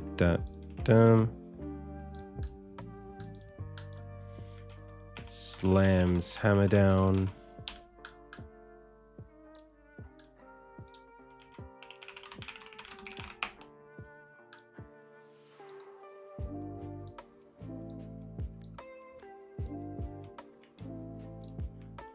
Flash of white light. Yeah, well, that's the thing. Just putting yourself in a position where you are so organized that you don't have to be smart. Yeah, using a lot of brain power is something that a bad architect has to do. Like if you set yourself up correctly, you shouldn't have to think that hard because it should be all self-explanatory and straightforward.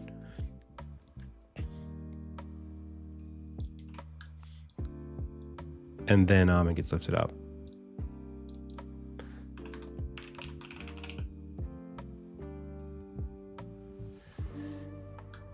There's something here which glows with the fire of ensign power. So maybe this, and this is what's this is so I love discovering the logistics that validate your design choices. So here I've written Armin stands at anvil which glows with the fire of ensign power. It's like, how am I going to know which color that is depending on the anvil? Well, this cutscene should probably be fed some parameters by a crucible, right? Or an anvil at least. Where have I placed this animation cutscene?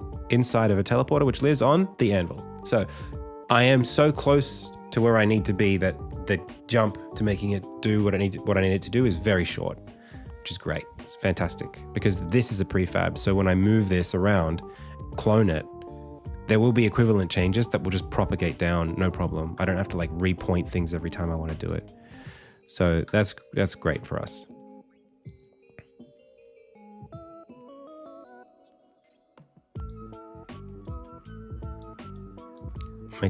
Makes our lives very easy. Because like this anvil has a sprite, and the sprite is going to get a material on it just for a little bit. So I can drag this here and add an, maybe an animation track. And then I would want to assign the property on the animator. Maybe it's a function call. I don't know what I want to do.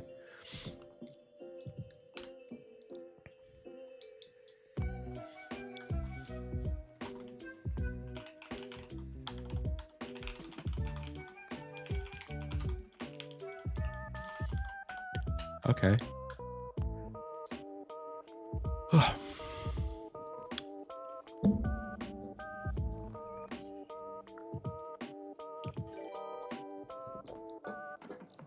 Hey, thanks for the follow. Talivand Live. Talliand? My preview was very small. I didn't get to read that very well.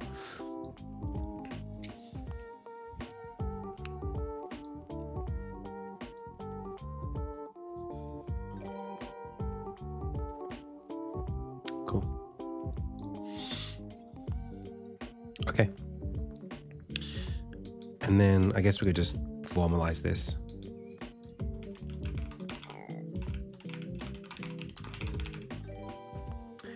Hey, basically Bebe, welcome. Basically Beeb, Bebe. How you doing? Thanks for joining us. BB. Hey, BB. Bebe. That was the,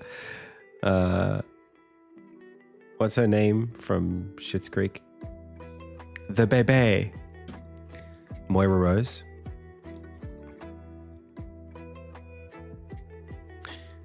How have I got two of these?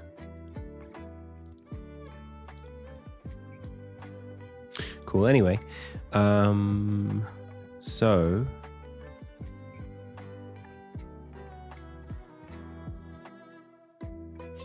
yeah, what I'll do is I'll have these animations. So I'm going to take this, put it here, bring it in. We're doing some cutscene work on my game. I don't know how much you guys know what I work on. So maybe actually I'll just do a little bit of a, this is what I'm working on. So I'm making a game. It's an action adventure, kind of like a Metroidvania, that is a fruit wine. Exactly. It's a pixel art action adventure. Takes place in this kingdom that contains both human races and animal races too. And it's a fantasy world. It's kind of like an epic adventure. You go across the continent, going to different regions and doing different things.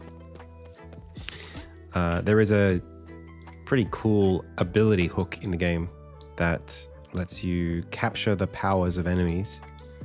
I'll see if I can show you an example of that.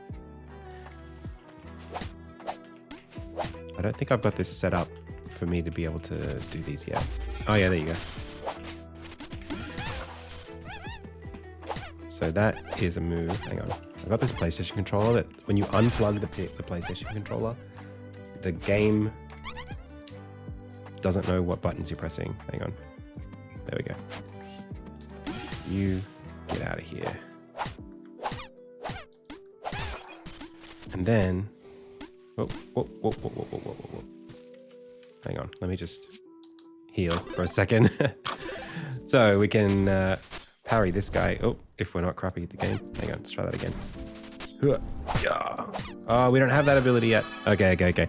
Let me go unlock everything first and then come back.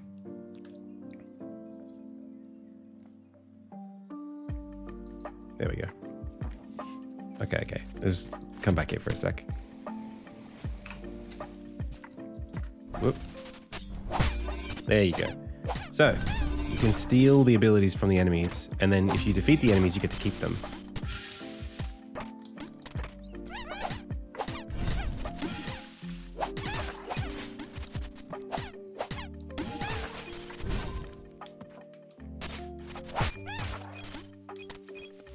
And then those abilities let you do cool platforming things. So like we wouldn't be able to get across this area if we didn't have this ability.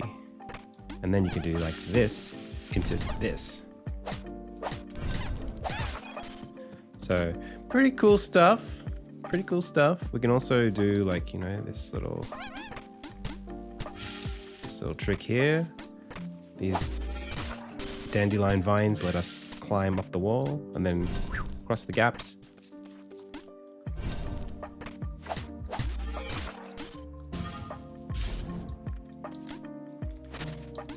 So yeah, that's what we're working on.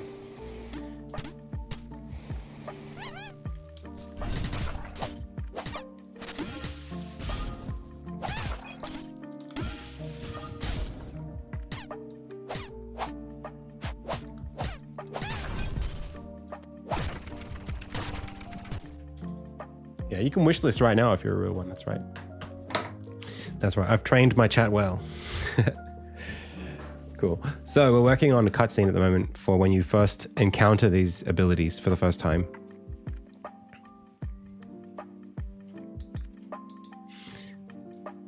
And I have these nested cutscenes here that let us define specific things. Like there's a teleporting sequence where you can kind of like slam the hammer down on these anvils, and then the anvil sort of like catches fire and like teleports you away. So we are designing that right now. So this is Armin. This is hammer idle. So there's going to be this, and then there's going to be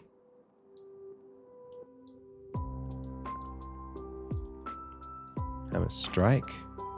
And it might be best actually to go into this moment here to see if we can preview this. Yeah, okay, that's better, I think. Where is our dummy? He should be active here. Oh, I see. We need to pull this all the way back. So it's going to be... No? Oh, we need to activate it back here. Okay. So let's make it so that at the very beginning it's not there, and then frame one it's like this. Armin slams down onto the anvil, and then that sort of, there's like a burst. We don't need him to say anything right now.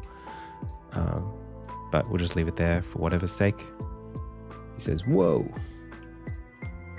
Bang, whoa, lift it up into the air, and then teleports away.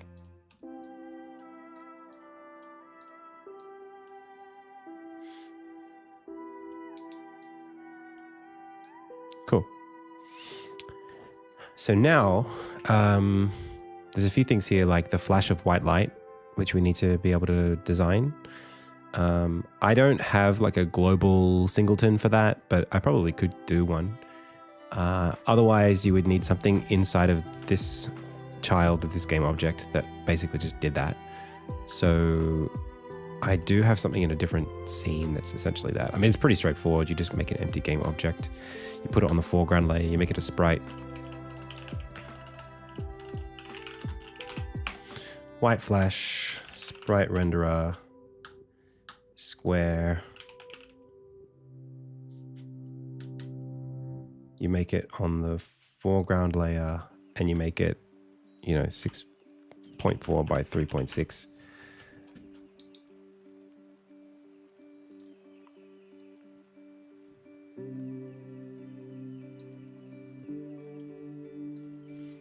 Put it at 0.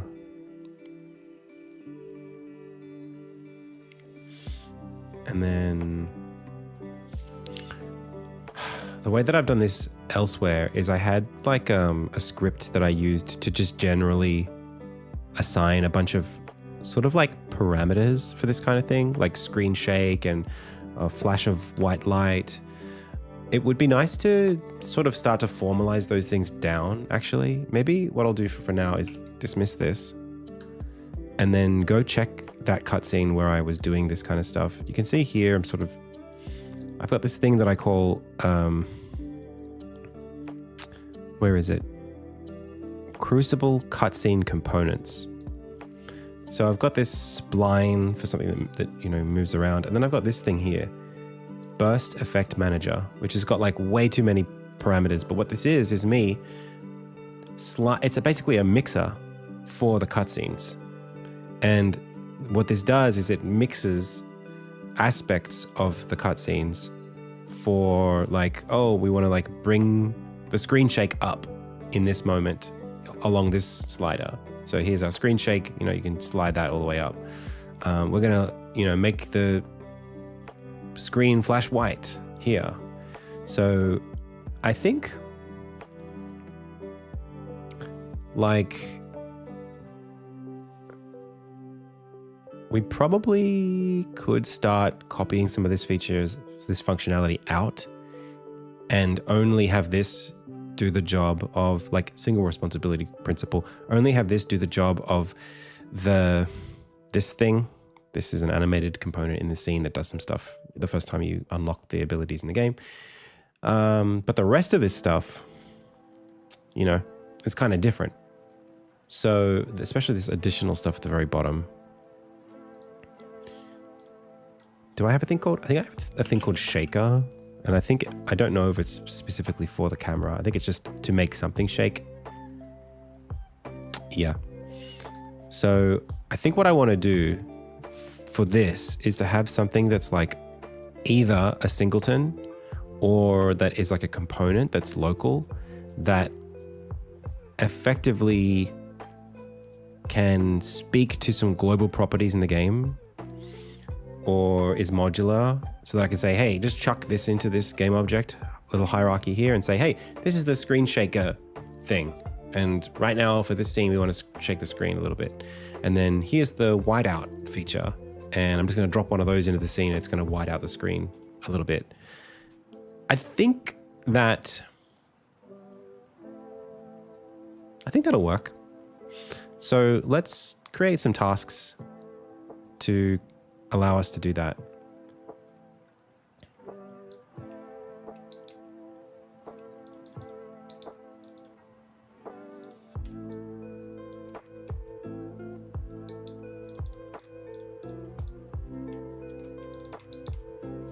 So what we need is like a screen shake component to use in cutscenes. We need a whiteout /color lockout for cutscenes.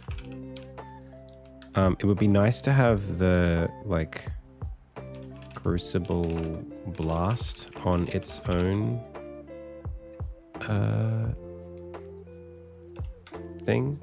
cutscene, its own component.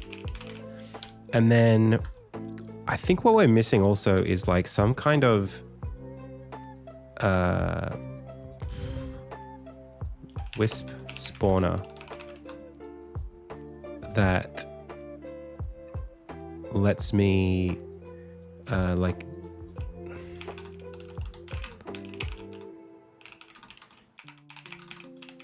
a field. It's just like a particle system.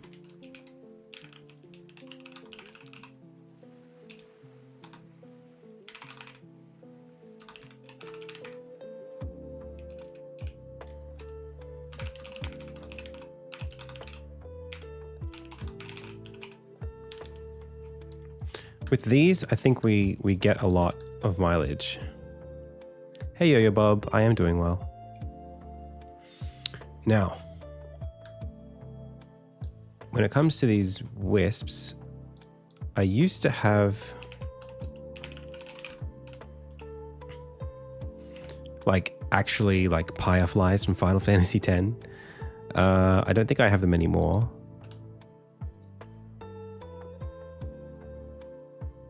I think I called it like soul or energy or something like that. And now I have this wisp particle system, which is this. I don't know if that's what I use anymore.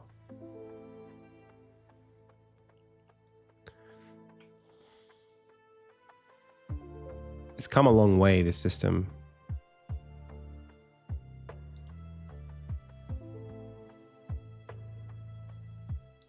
Let's see if we can break down what's happening in one of these other scenes with the magic.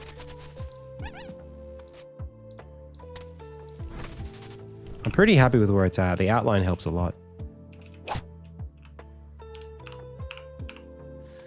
So this little guy here is an ensign, this diamond.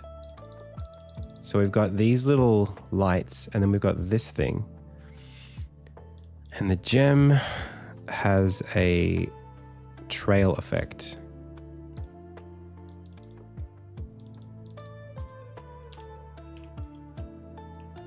Which is only visible, I think, inside of the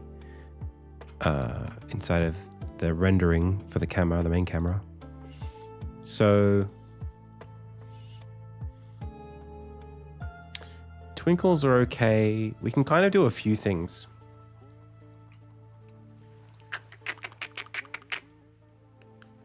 I think this is just like maybe just like an additive thing in the game that we need to do a lot more of. Like they do it all the time. If you look at like Final Fantasy X, they have like a system that spawns fireflies and they use it all the time in the game. They're just like, this is the firefly system. The enemy died, spawn some fireflies. You know, they just do it.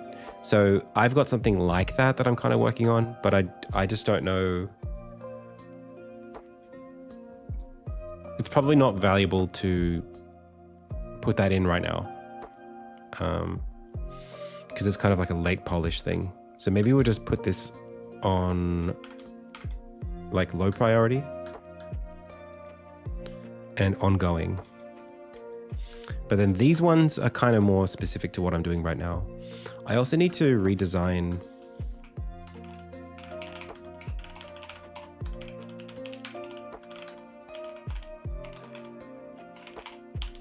this. Because the anvils right now, they don't have an identity, really. There's no common thread between them. It's just like, there's an anvil. You know, like in this scene, it's just an anvil.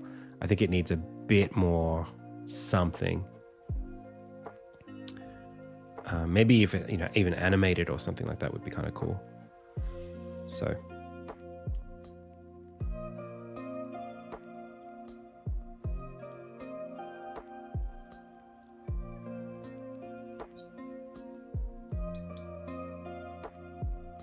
All right. Hey, Polarity. You didn't know I was Aussie? What do I sound like? You know, I get that quite a lot. People say that they don't realize that I'm Australian, even though I am, and even though they're Australian.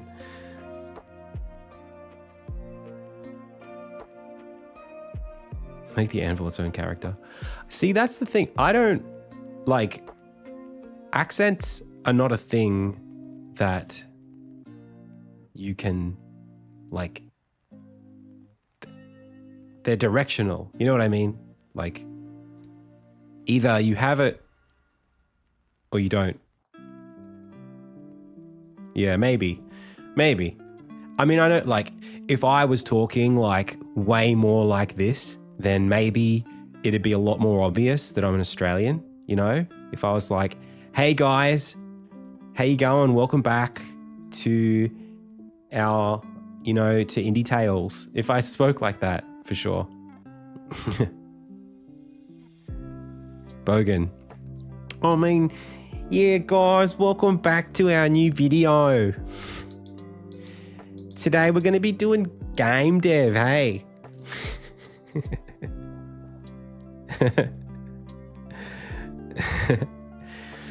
You gotta like put your time into actually getting good at Unity. Otherwise, you're just gonna be like doing tutorials for like the next 5 years or whatever. And you make a bunch of games that'll go nowhere.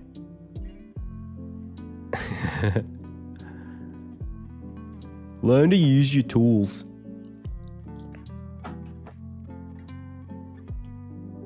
No, I started at 1 p.m.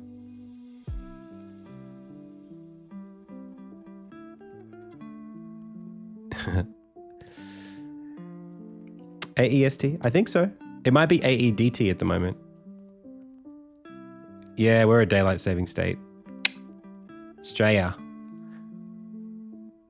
New South Wales, mate.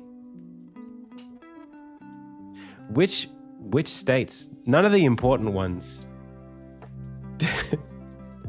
have abandoned daylight savings yet.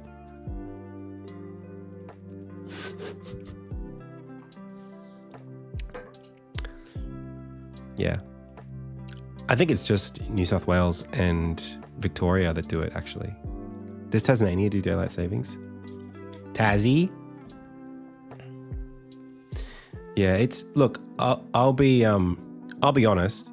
I think that, like, I've got a pretty metropolitan Sydney accent, or like almost. It's not inner west, but my mum is from the inner west, and so I speak like her and her brothers, and they have like, yeah, you know, they speak well. So my accent is somewhere between inner west and western Sydney. Like I can talk like that too if you want. And that's another way you can know that I was Australian. You know, if like, brother, if we just sat here and worked on Unity games all day, talking like this, then, you know, you'd figure it out. But I don't talk like that, and I don't talk like this either. So yeah, it's a mild accent. I know it's you can hear it sometimes. I think you can tell that I'm from Western Sydney because I'll say that instead of that, or like that. Like I'll leave it hanging. I'll just go THA and I'll cut it, which is like a very Lebanese thing to do. Or like, what, you know, that kind of thing. But yeah, you can hear that.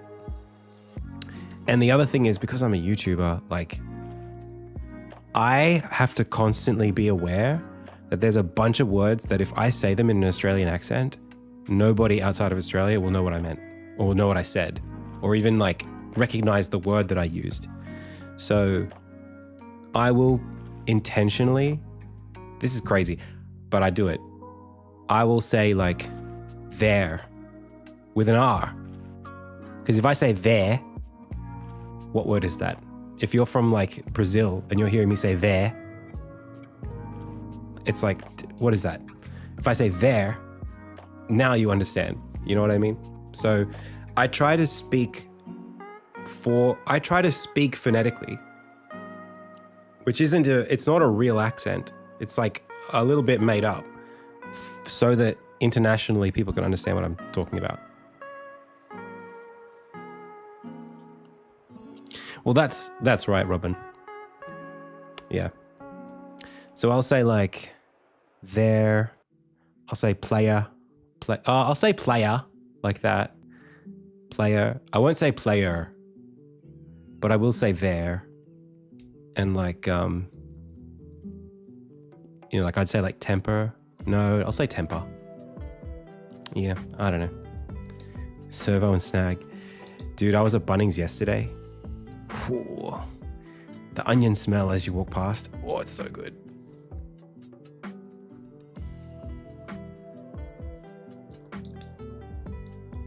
The Bunnings snags. I picked up a bloody Ryobi hedge trimmer. $99, mate.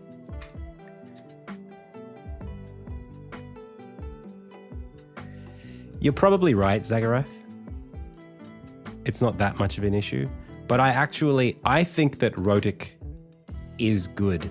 I think we should bring it back.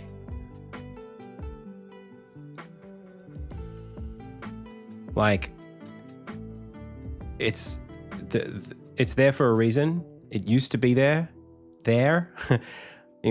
It's really only English accents since like the last 300 years, since like America was established.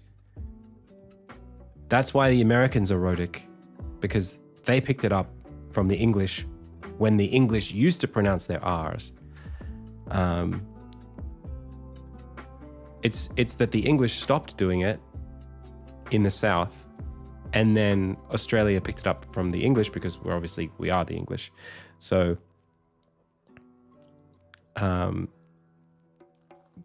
it's modern, and it's a modern innovation to say things like there and like park and like tenor instead of tenor. Now I'm in Sydney.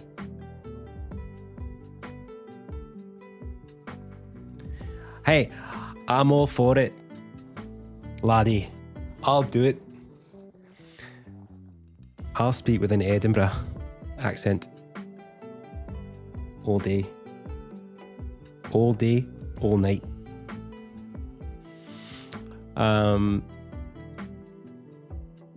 Yeah, I actually like, I don't love the American accent, but I think somewhere disgusting. Which one of you doesn't know to flush the toilet when you've done a shit?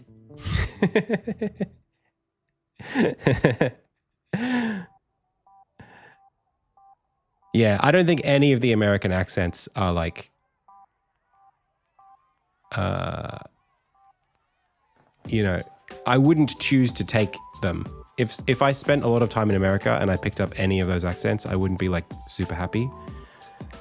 I think it's like the dream accent is like the, hey Polarity, thanks for the sub. The dream accent is like the almost transatlantic, or even I have a lot of respect for like Irish, kind of like Bristol,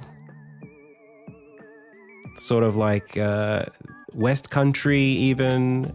A lot of those accents that are more like this are a good way. It's almost a bit piratey. That's how English was spoken back in, 300 years ago. And so, it's good. If you want to sound like Shakespeare, that's how you do it. Bristol mentioned. And if you take Scottish and Irish and West Country and Bristol and you zero in, that's what you get is like pirate, transatlantic pirate.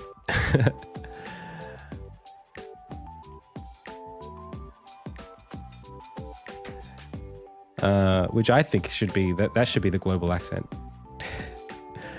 How about your New York Italian? Hey, do you know what I realized? You know when people in like New York Italian say marron, are they saying Madonna? Marron? Is that a hyper contraction of Madonna?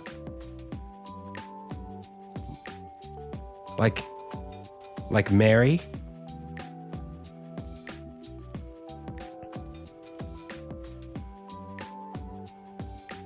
Wow. I'm learning because I realized like a lot of the is it a Calabrese thing? That's like when they moved to New York or whatever, a lot of them prosciutto, prosciutto. They just dropped the last syllable.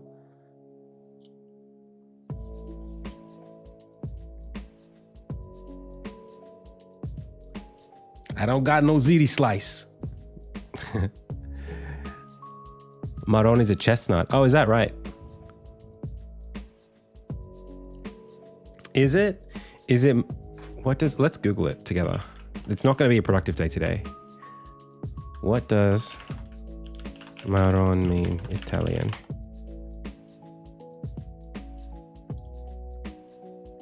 Oh no, it's marron. Oh no, but it is, hang on. Maroni, a dialectical pronunciation of Madonna. It's both?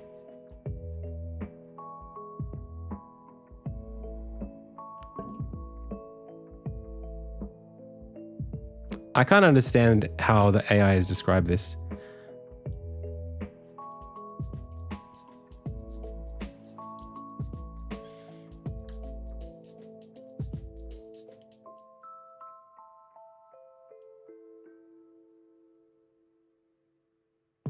It is Madonna. Maron. South Italian dialectical variant of Madonna. Invocation of the Virgin Mary. Did I get it? I guessed it correctly? I love languages. I love languages. I love accents.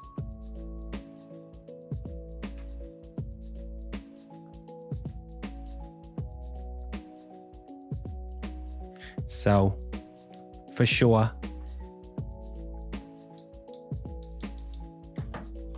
We know what we're talking about. We know what we're doing here. All right. Let's do some work. Otherwise, we'll literally be talking about. Do you know what I was thinking about today? I was thinking about how I might go to Japan next year for Bit Summit. And I was thinking about how if I go, will I need to learn any Japanese? I love Japanese language, and I know a lot of it as someone who doesn't know any. Like as someone who knows no Japanese, I know a lot of Japanese. But that's not a lot if you actually were to try to learn it. Like I barely know, like I can't speak Japanese. So do I try to learn a little bit? So like, because you're either going to be conversational or you're not. And if you're not, you might as well not even try. There's like as a tourist, you're only going to be there for like 2 weeks. Either you can talk to a random stranger on the street or you can't. My Japanese English accent. I don't do foreign English accents that aren't native, but I could give my best Japanese Japan impression.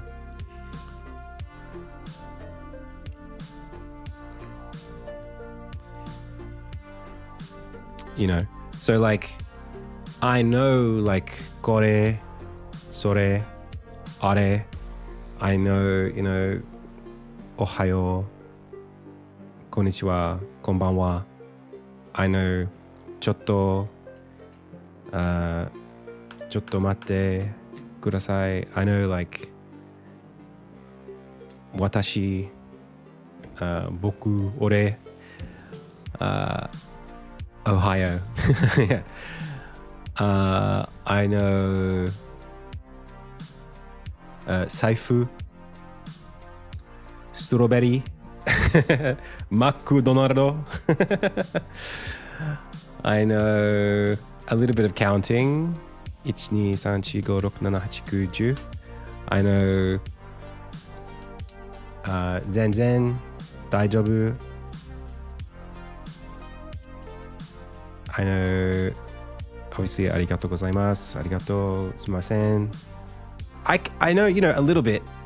I can, like, sort of, sugoi, saikyo, jozu. I kind of got, there's like little anime words that have just stuck. Nihongo ga hanasimasen. I can say little things, all the sushi words. But I don't know if I could, like, talk to anybody. That's the problem. I could say, Eigo ga hanasimasu ka? That's it. That's the only thing you need to learn in Japanese.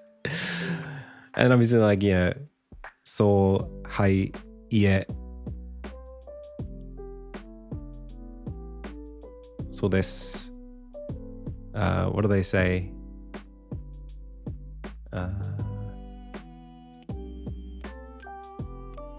Yeah, anyway.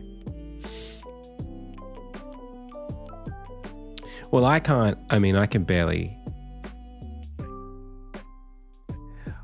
Well, toilet is what? Toire, or something like that. I just don't, like, I probably wouldn't be able to understand what they're saying. That's the problem.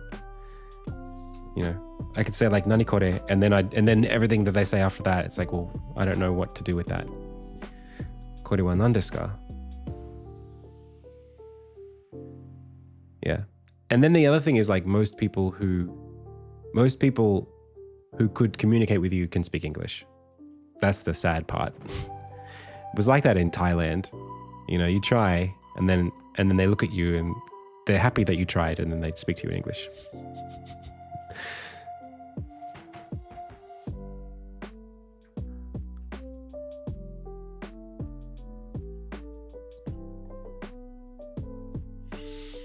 All right.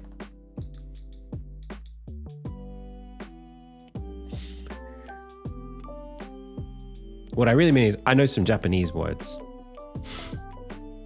All you need to know is とりあえずカツ丼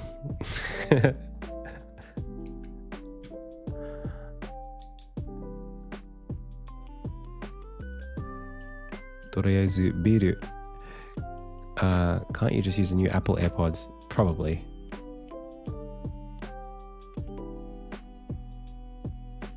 That's actually true.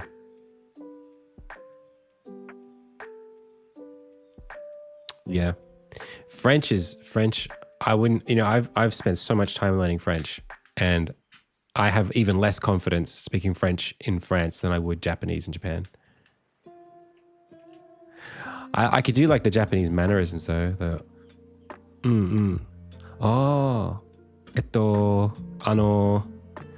so. I could do all of that.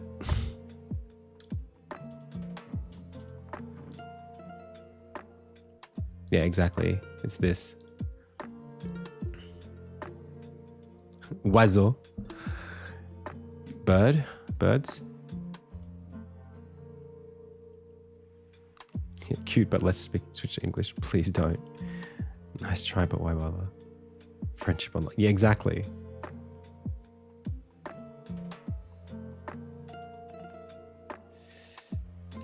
Yeah, French. I know just enough French to really, really piss off some French people. by butchering their language. It's not cute, it's just bad.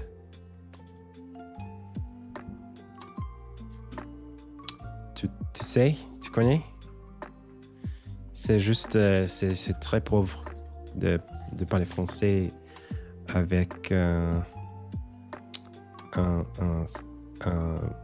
moyen si pauvre.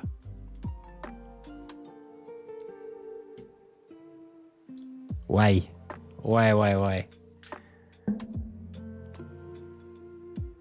C'est un...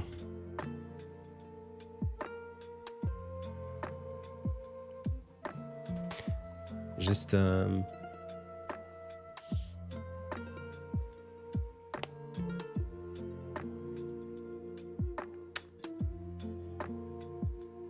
manière gauche.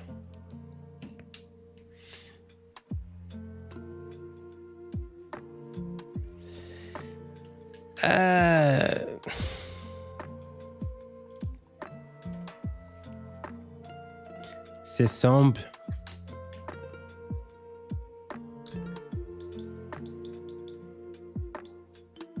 Like it's something. It sounds like it's something, mais aucune how do you say like legitimacy in French? I'm sure it'd be something like légitimation or something like that. Légitimité. Pas légitimité. Pas légitimité.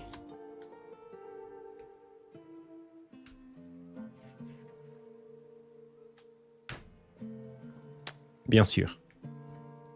D'accord.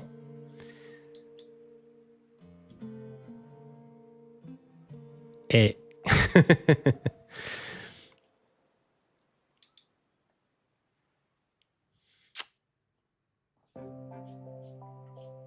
j'oublie quel mot a l'accent. Le what do you call that? What is it? Is it a what do you call it over the E? It's not grave. I don't know how you pronounce. What even do you call that? Apostrophe. Not apostrophe. Accent? Maybe. Circumflex is this one.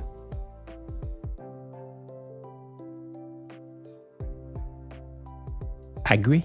I've never heard of that. How do you pronounce that? Agui? Agui? Is the water made by you? Yep. It is made by me, and I was looking at the water from Kingdom 2 Crowns when I did it. Aigu.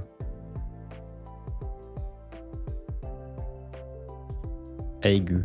Got it. Merci. Okay, everybody, we are going to add this visual effect to our scene here. So let's take a look and we will see what we can do. Okay. First of all, we would like to go into this prefab here. Just check whether that's going to work. Okay. Teleporter. Teleporter, oui. Like this. Okay. And then after that, we will look at this white flash. Flash blanc. Yes, like that. And then we will go over to a new script and call it, this is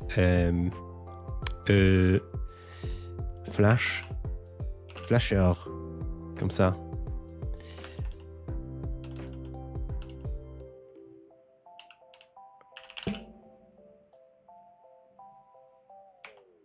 Juste call it flash.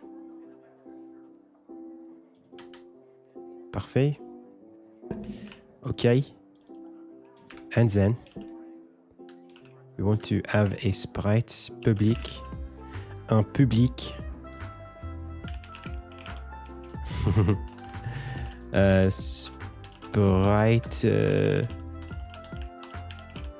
renderer gold sprite, just sprite. We don't have to worry about the second word. This second word.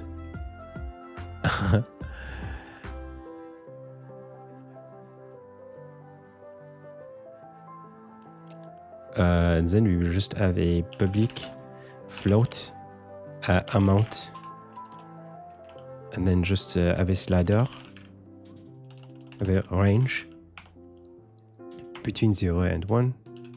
Perfect. And then just have the sprite.color is the new color. No. Color base color is nothing, but then we say base color is sprite color, and then we say helper dot get alpha color of base color with that amount. That's all we really need to do for that. Perfect. Okay. That's very easy to do. We could probably have like a flash sample animation. Anim. And then we can just go, this is normal mode. If anim is not null, if anim dot animating, we can just do this. Else, do that. And this can be amount, okay, can be that. And then we will say anim.update. I'm just going to do accents for the rest of the stream. I'm just going to do whichever ones. Hey, Eric Builds. See ya. Public void flash. Just like that. You're going to put in the amount of time. Like maybe the starting alpha 0.5. So like alpha float, alpha start alpha. And then float duration. Public void flash to flash. And then anim equals new sample animation, which is going from 0 to 1 over duration. It is going to have, probably we'll call it is decelerate, false,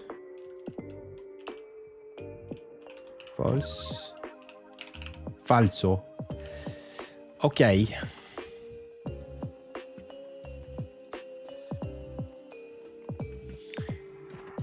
Okay,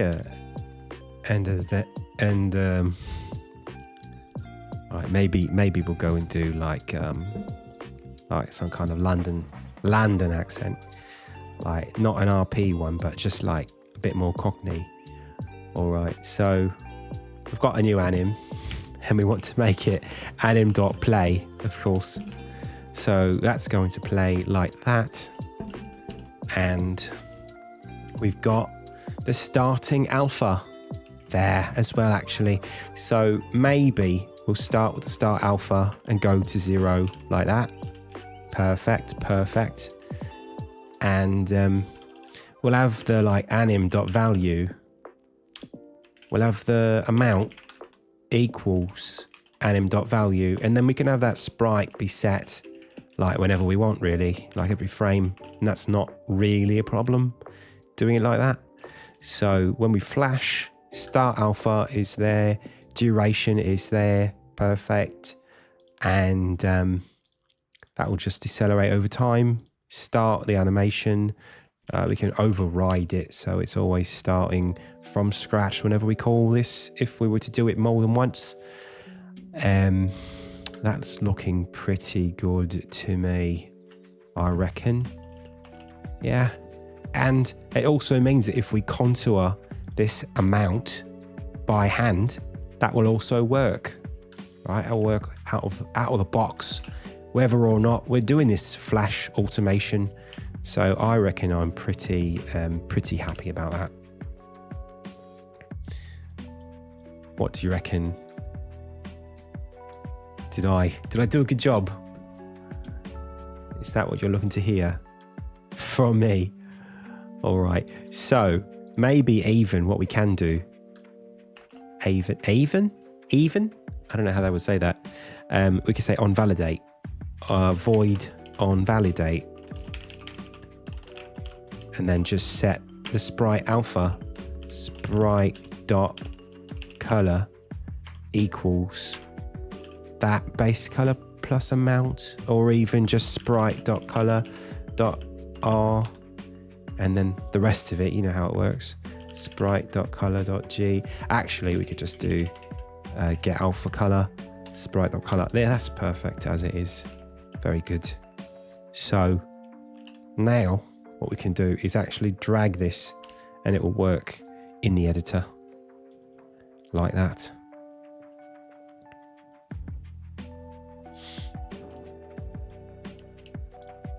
Did I leave something off there? Did I do something wrong? Well, you can't change that. I mean, that property is baked into the color in terms of the class, which you can't really change, but definitely with our own variables, we can make that be whatever we really want it to be. So that's totally fine. And then there we can drag the slider and have it behave exactly as we would want to. So I'll bring this down all the way to the bottom, and then we want to have some way of animating that back over in the cutscene here.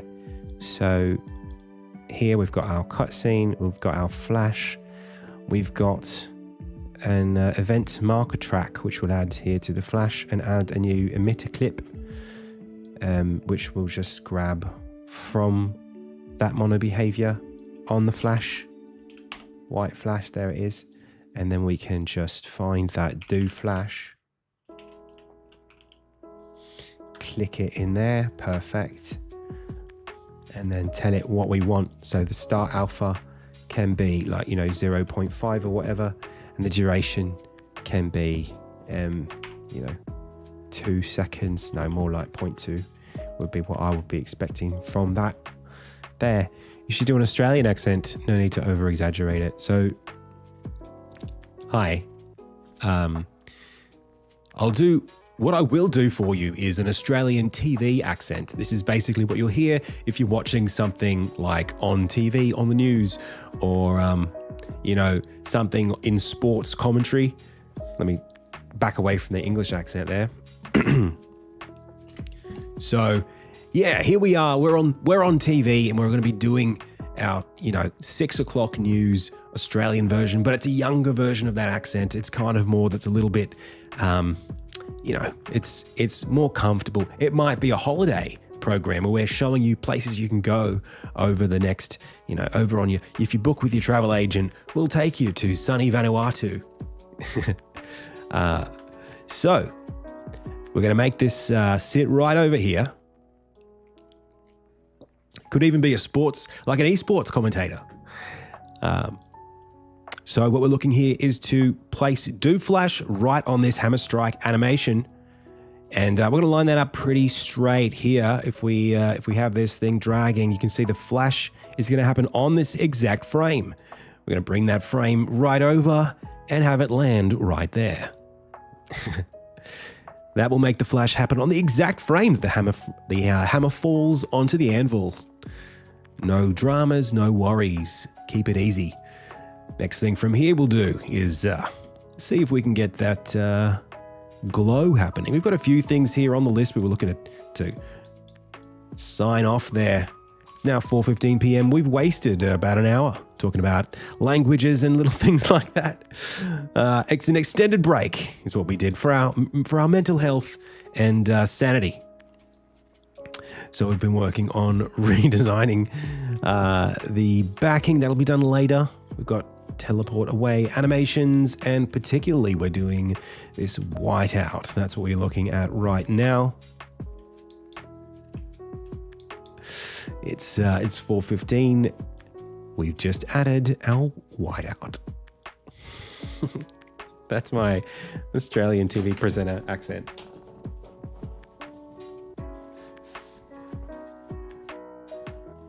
Australia has a version. Hey, Lazy Guru, thank you so much for the sub. 79 months, my dude. Yeah, we have our version of the news anchor voice as well. Like there's like a specific accent that you only hear on the news that talks a little bit more like this. Welcome to the 6 o'clock news. Today, stories from across Australia as the weather turns haywire.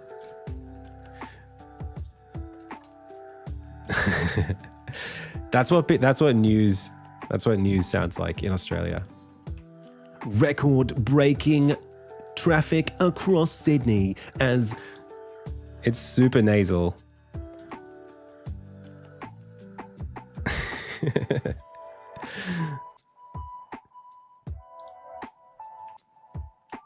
Drug crime has risen 17% over the last 2 years in Sydney's metropolitan area, sparking questions as to whether Mayor, what's her name? I forget that is Sydney Mayor's name, has her finger on the pulse. Anyway. Clover Moore. I knew it was something about flowers. Clover Moore has stepped in with a new law stopping busking on George Street due to concerns from residents.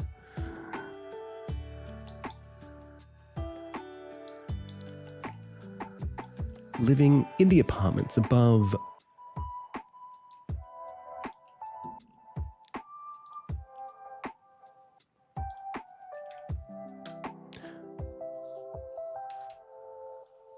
Local busker Aaron Jenkins has been playing himself off. You can find him today back over in Parramatta. All right.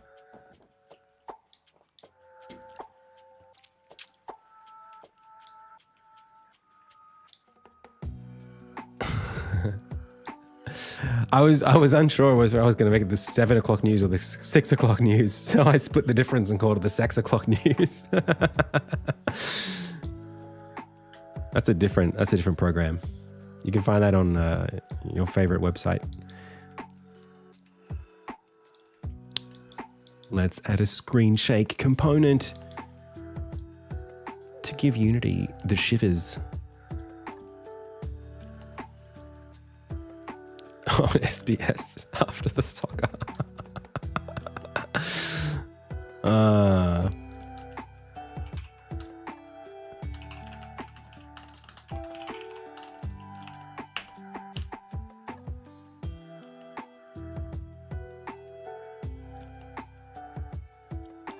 Big Brother uncut. Most Australians are uncut.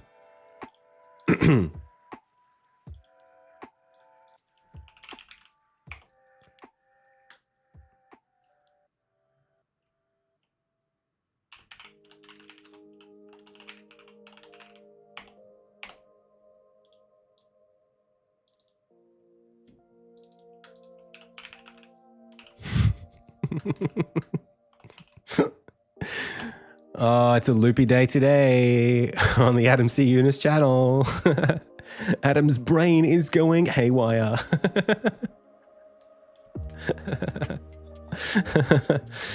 All right.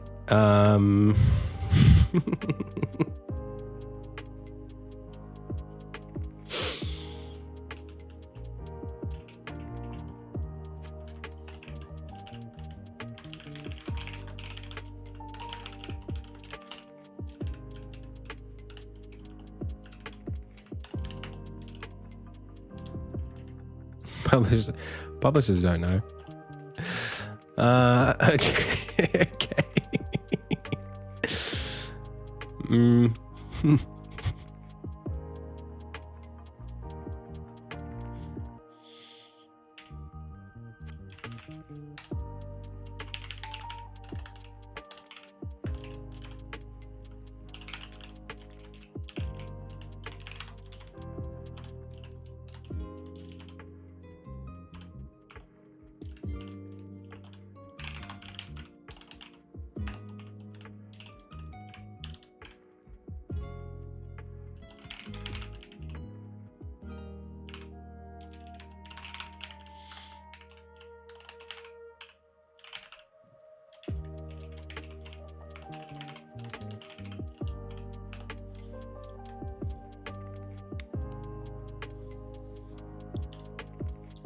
It's kind of already got its own shake.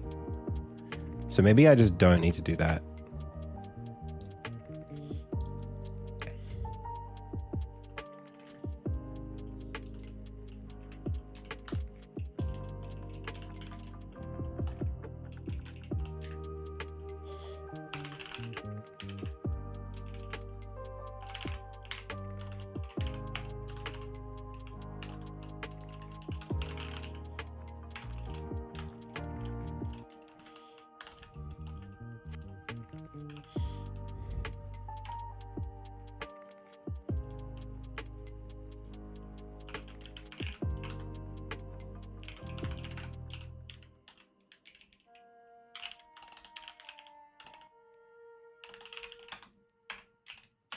Oh my gosh.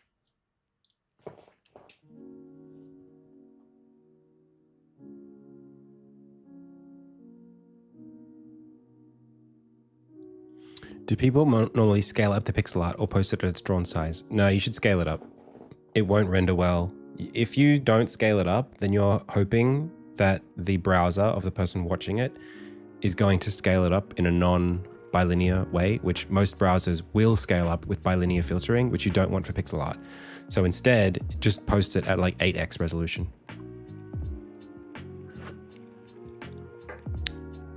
Browsers don't, because most browsers are looking at pictures as if they're photos, so they will blur when they scale up, which you don't want. There are things you can do with JavaScript to make them not do that, but if you're just posting on Reddit, it is what it is. So I'm going to take a break, and when we come back, more accents with Adam.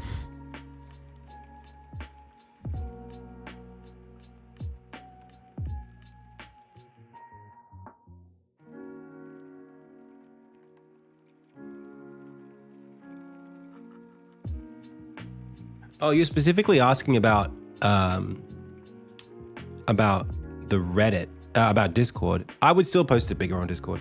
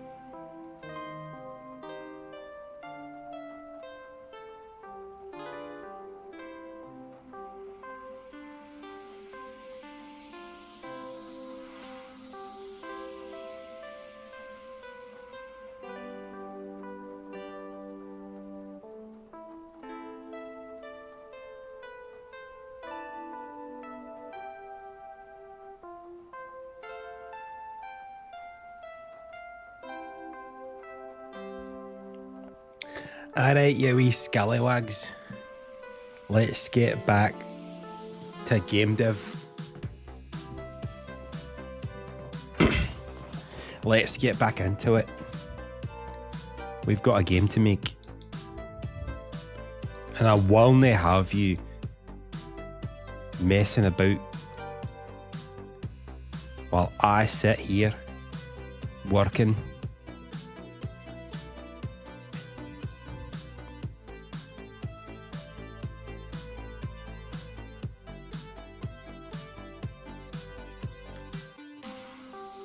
To the bone.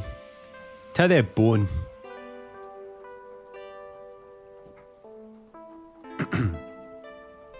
You know, we could probably have a clip track that does this. Specifically does screen shake. We could probably have a clip track that does all of this stuff. The screen shake, the whatever you want.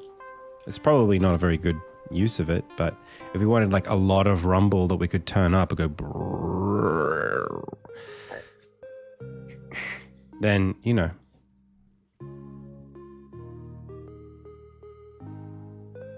Not a bad idea. Although you might as well do an animation parameter at that point. Let's have a look at screen shake and see what we're doing here. I'm just calling shake camera.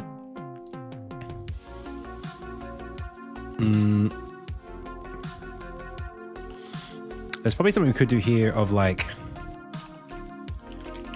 public void.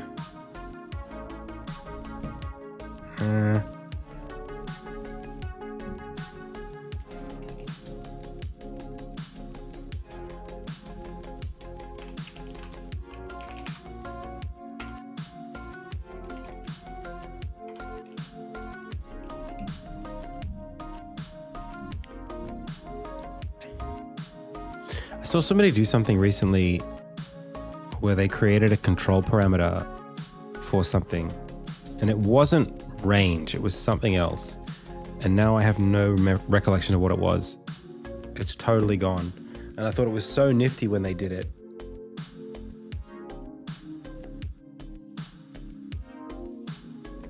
Well, this would be like shaking inside of a cutscene. That's all I really want. Just like a bit of screen shake. As something's doing something. Maybe it's not that important.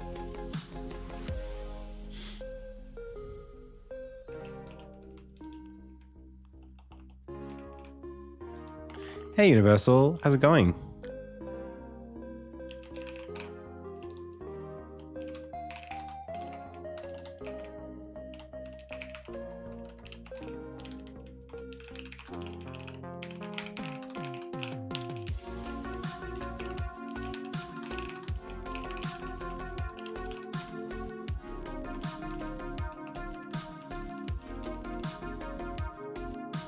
I bet you are.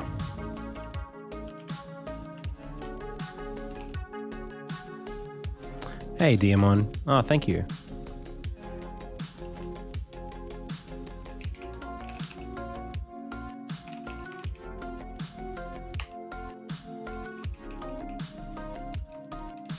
What is like normal time delta time? Like time.fixed delta?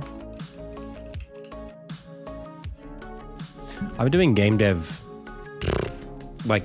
like as a hobby since like 2013, 2012.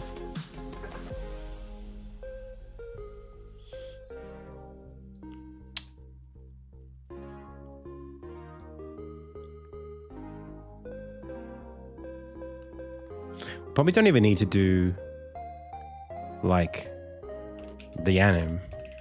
We could just say if amount is not 0.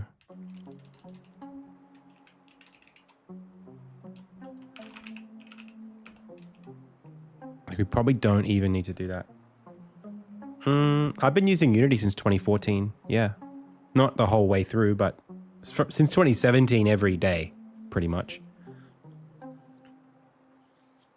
Not that I'm like an expert or anything, but I've been using it for a long time.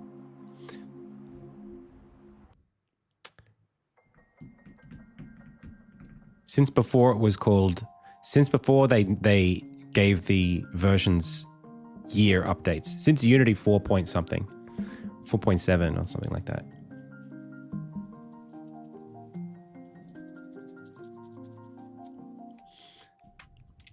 Since before there were prefabs. That was 2019.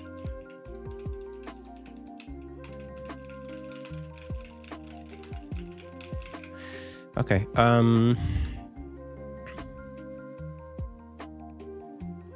Okay.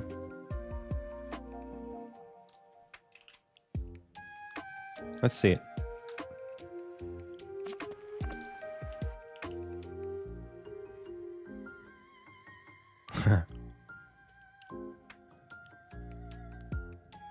Dude, the whole 2D package was experimental.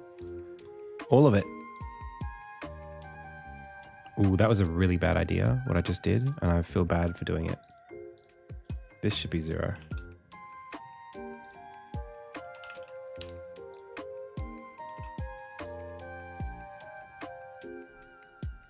The functions of the source code? I don't do it alphabetically, no. No, not at all. I do it based on... I have like an internal structure. I could tell you. You want me to explain it?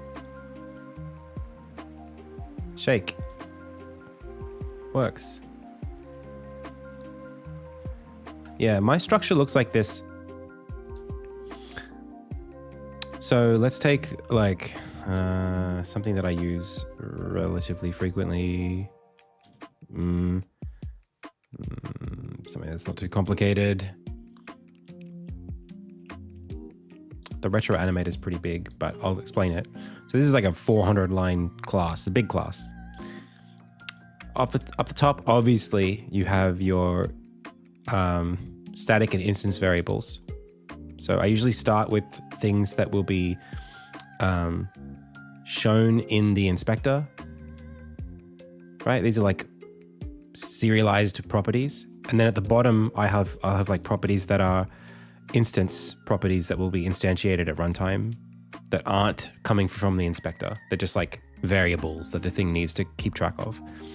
Obviously, then I have awake and start, and then play, and then usually updates not too far behind. So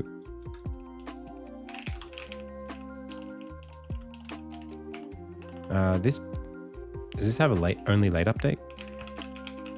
Yeah. So these all here are initialization. So start, all these play functions, and then play, and then update. Okay, and then I'll have fixed update. And then after that, it's basically like I cascade downwards from functions that are like primary to what this thing does to then functions that those functions depend on. That's what I usually do. And then right at the bottom, I've just got obscure stuff and then gizmos. That's how I do it. So you can even see here, like start, update, the main function that this thing does, and then functions that support it or are obscure. That's how I just do it all the time. It's not about alphabetical order. That's not helpful for anybody.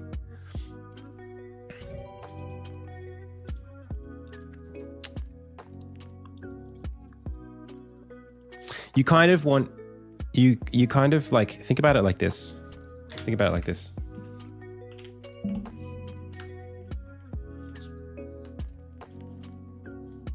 Like a book, right? What does a book do?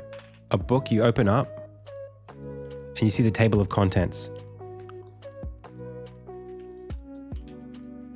And then somewhere inside of the book is like the more specific things that are in each of these lines.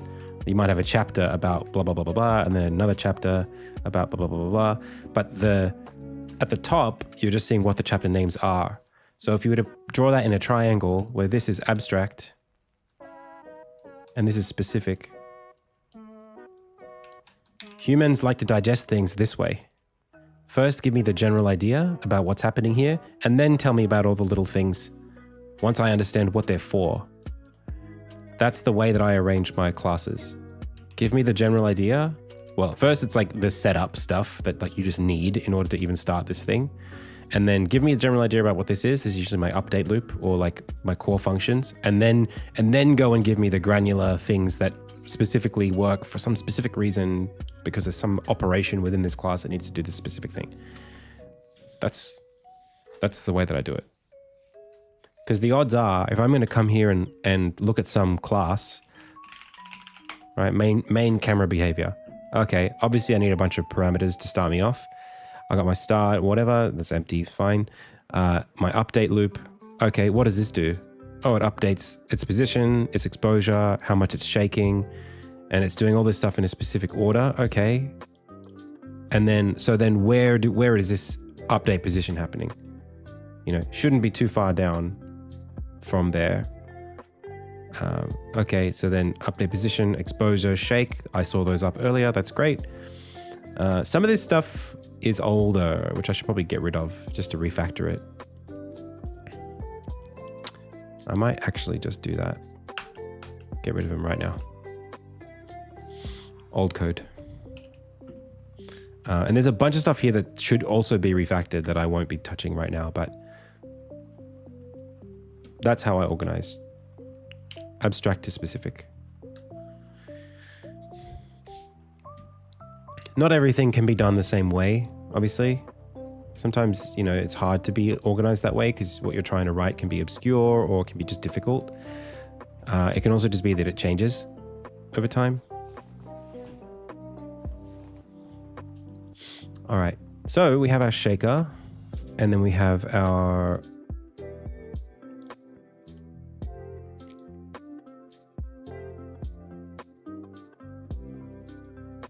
and I actually would love to do this as an animated property.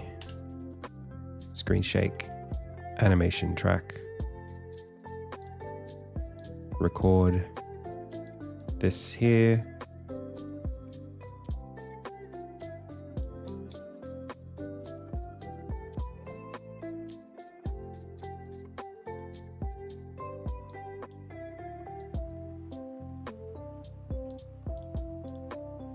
Now I have my keyframes.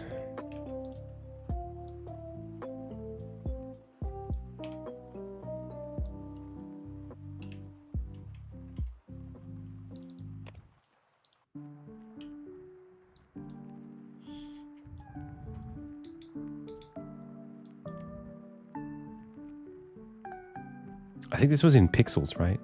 So actually this can go as high as you want.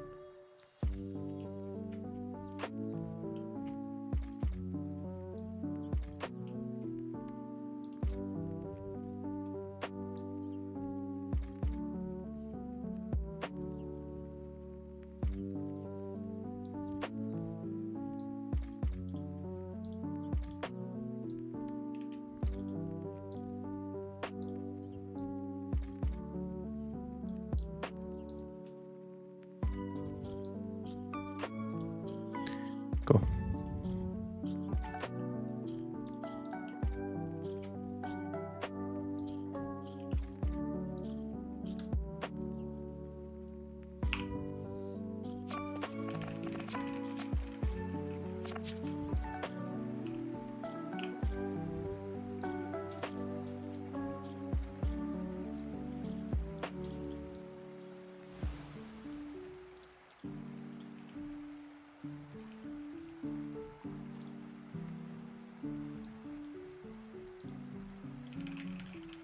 Okay, doesn't like that.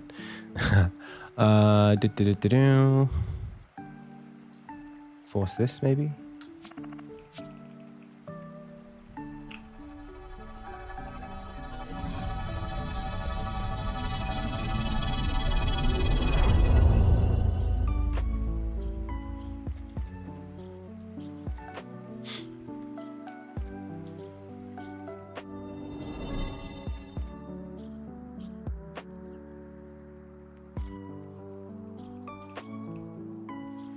You're decoding OGG. That's fun.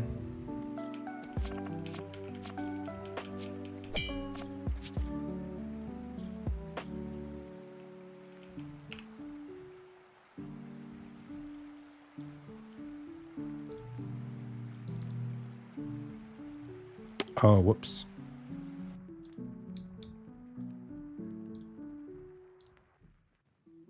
Wait, what? That's white flash and that's right there. So then why when I go out of here, save, is this a null playable? What?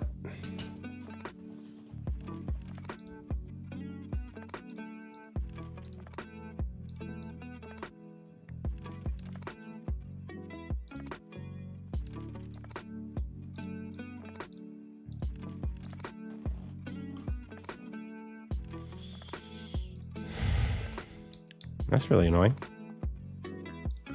It's right there.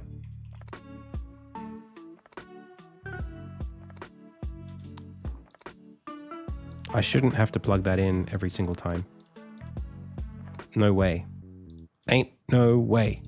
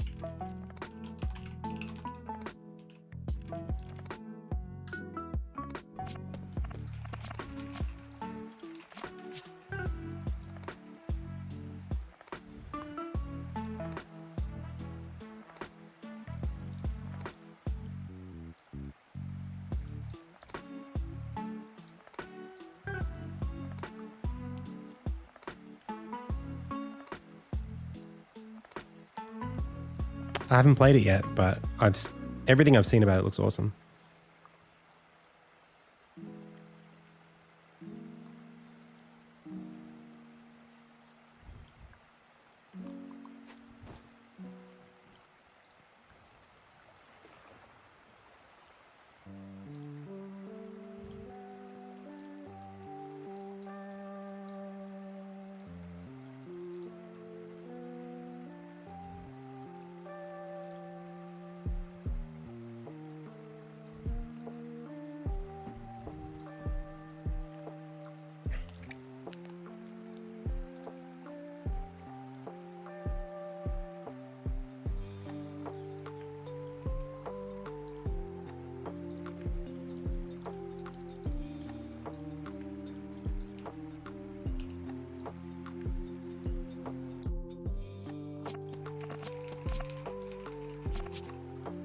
I actually don't stream any gameplay. I should.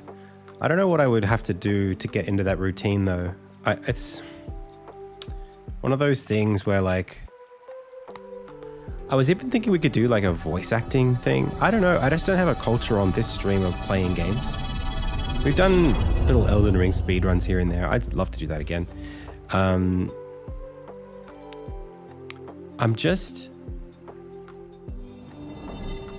It's been a long time since I've played a lot of like single player games on the stream. And I'm so busy. It's so hard to justify that time.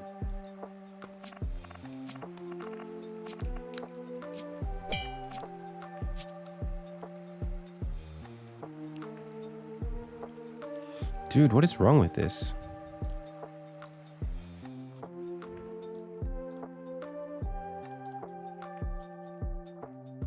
Oh, this is also empty? The hell? But they're already set inside of it. They're literally set up right here. Dude, they're internally referenced.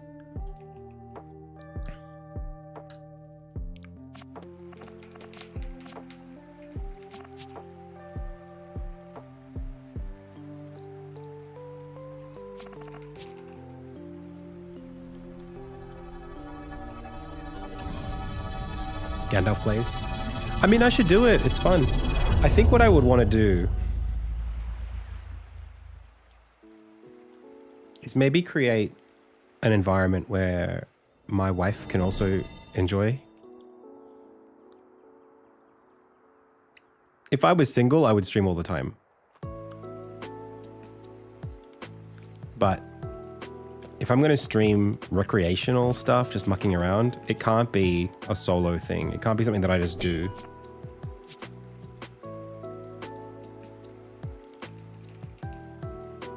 Dude, what the hell is this?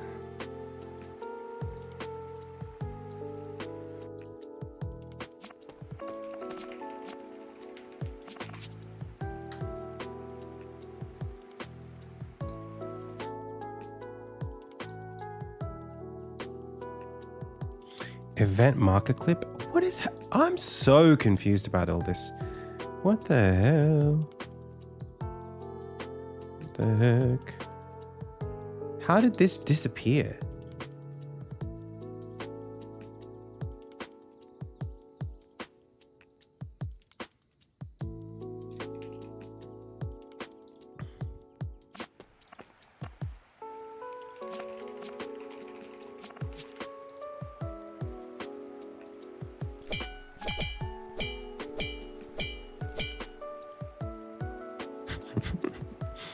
Okay, very good.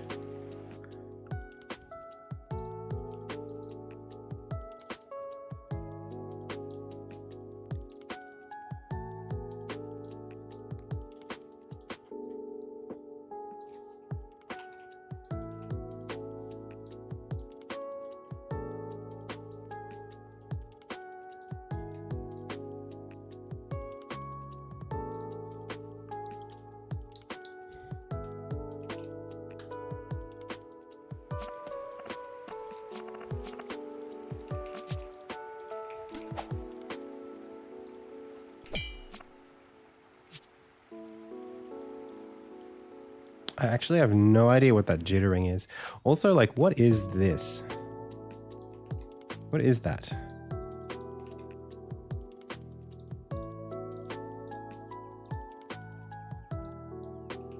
It's not that. It's not that. It's not that. It's not that. So what is it? Is it this? What are you doing? Go away.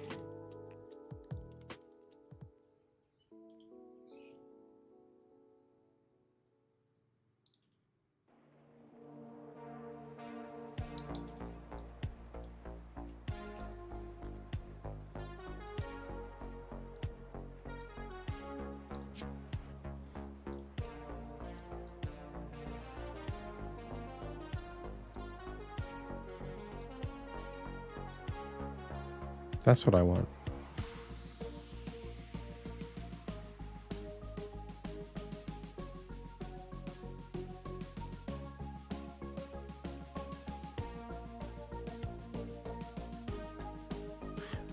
Would she want to be on stream?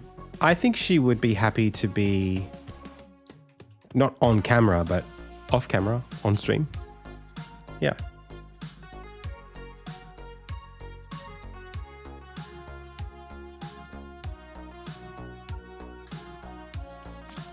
What I'd have to do is set up like a camera or like my laptop or something in like the lounge room and have a video capture from the TV. Totally doable, actually. I have a HDMI splitter, like a 4K splitter. I could do it.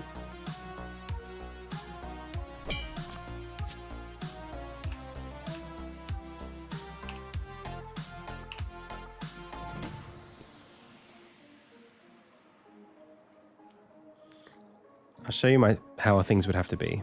Let's think about it.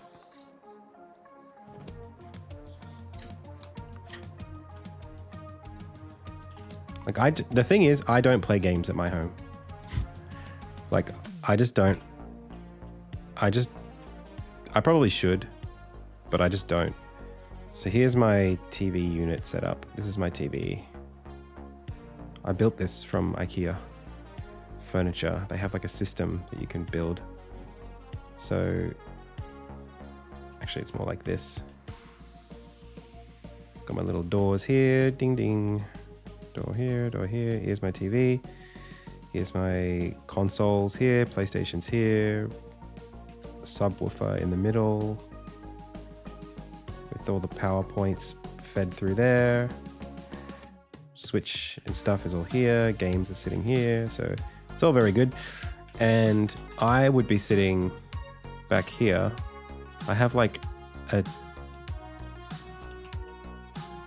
armrest here. There's like another one there. And then another section here, which is like a bed almost. And this comes up like this, goes right back towards this way. And then these are like the couch, the bits here. So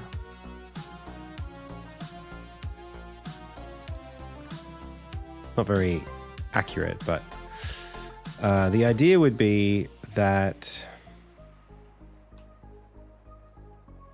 I would have to set up a laptop that was able to, maybe the laptop would have to be like, I'd have to see chat and I'd have to be able to know like what the hell was happening at any one time. I'd have to still direct the stream, you know what I mean?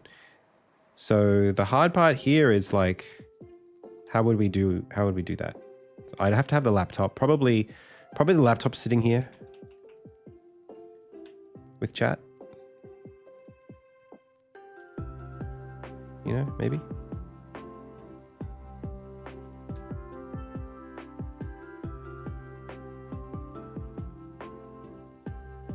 You have the same living room situation? Hell yeah. Have you also got double sliding doors here?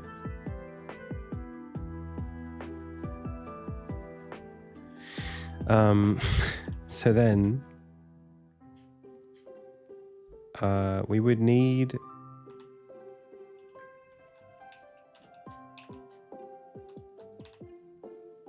wow, that's crazy.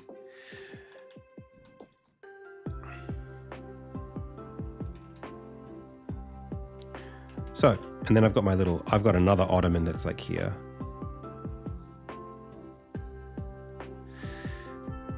It's actually incredibly accurate. So I would probably sit here.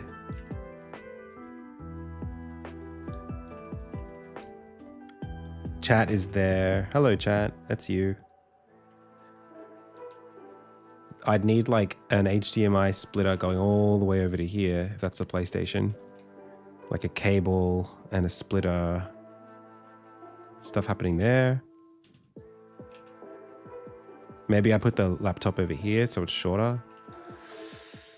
And then I've got the controller in my hand. That would probably work. Do you know what would help do this? If I make my my stream setup, the Unity setup that I'm building.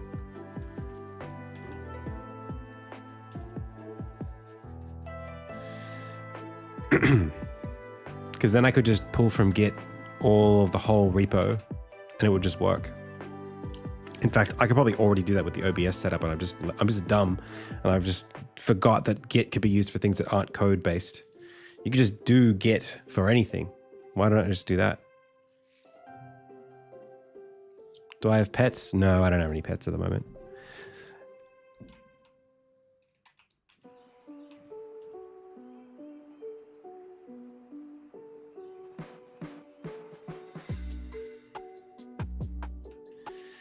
Cool. So yeah, I mean, totally doable. You'd need, yeah, I think just the HDMI splitter would be the only thing that's really necessary here. It's totally doable. That's the PlayStation.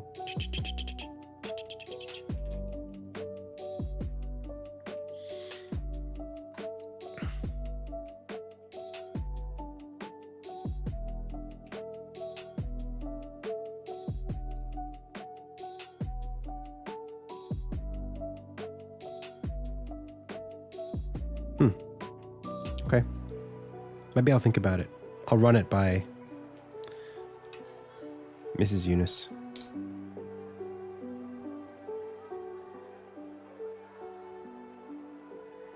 It's not that complicated. Oh, I need a mic as well and a webcam. Whoops.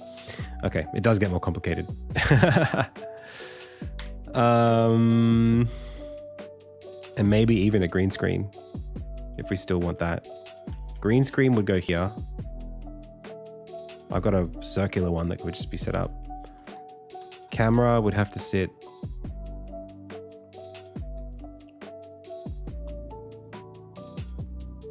maybe here, just straight at me.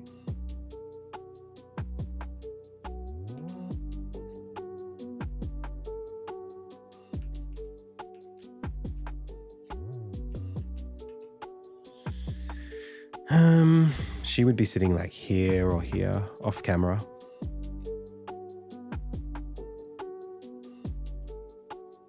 Could you send me a bunch of free sounds? I'd have to hear them. I mean, you can send them to me. Like, I can't stop you from sending them, but that doesn't mean I'll use them. I have a sound designer on Insignia who helps me.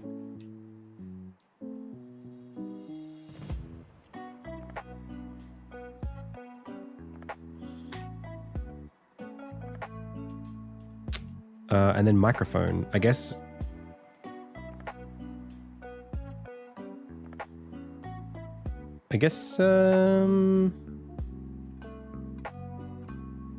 Well, I mean, I don't really use packs. That's the thing. Like, the sound effects in Insignia are very specifically designed for the contexts that they need to go in.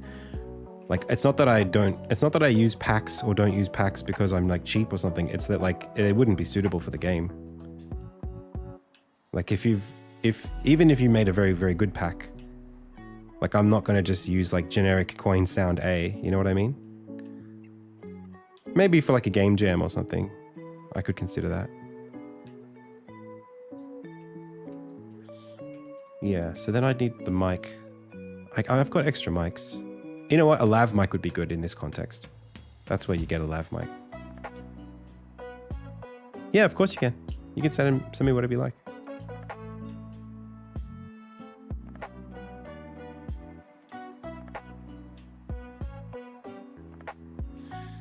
Okay.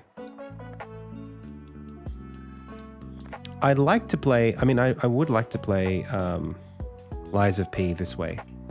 I really want to play Lies of P. Maybe even Hollow Knight and Silksong. I'd like to give them both another try. And I've been waiting for a context where I can do that I could justify doing it. And if it's for research, maybe, you know.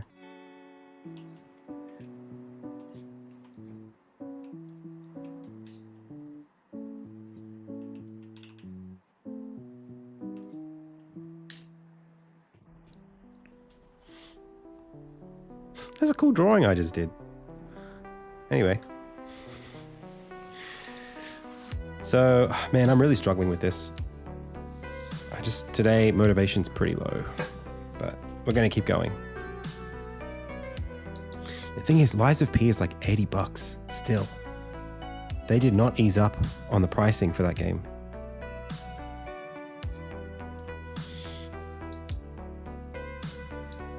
Super expensive.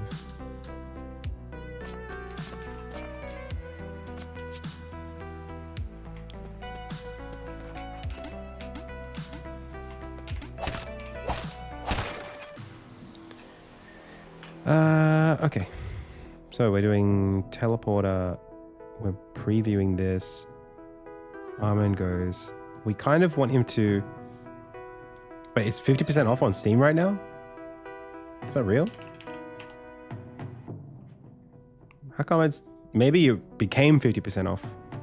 I wonder if Halloween, if they did something like Holiday. Okay, well, if it's cheap, I'll get it. But I was going to get it on PlayStation.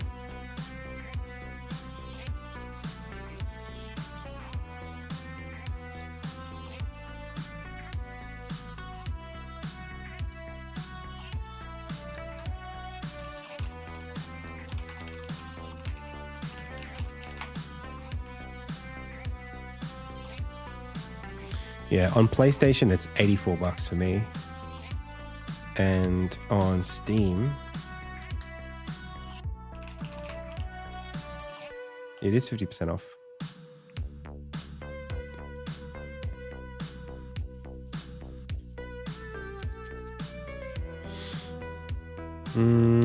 Okay, I'll get it.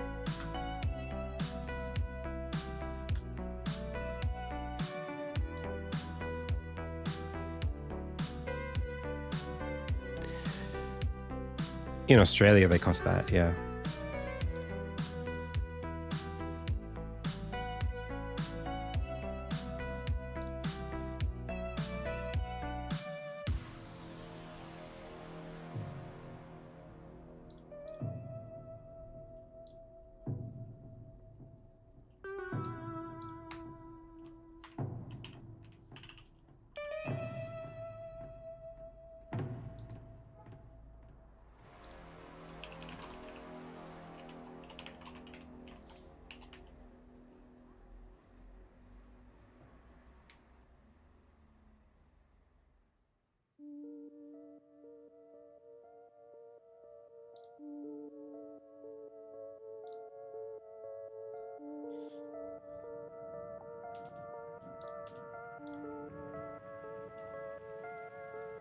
Okay, I got it.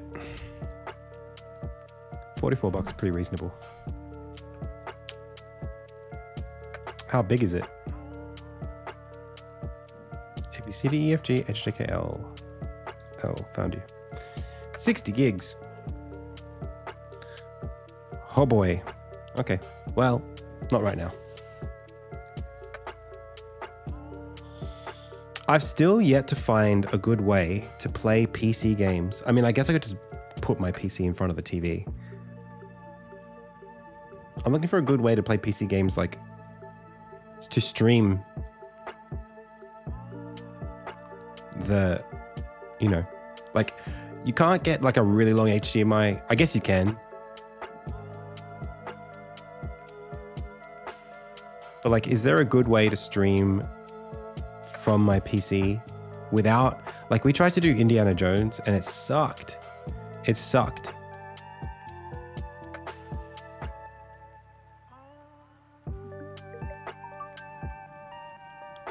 Can PlayStation stream? For whatever reason, I find it's never feasible to stream a game properly over like Wi-Fi. It always is choppy and crappy.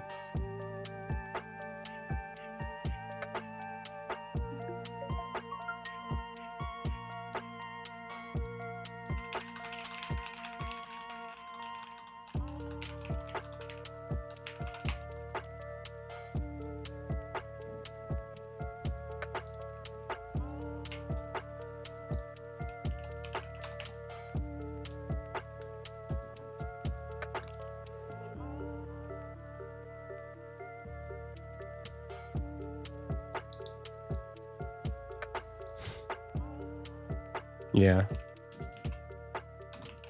What do they call it? Stream remote play.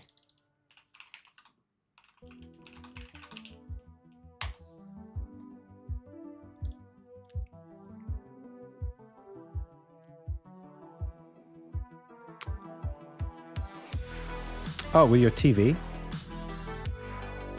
The TV can do it?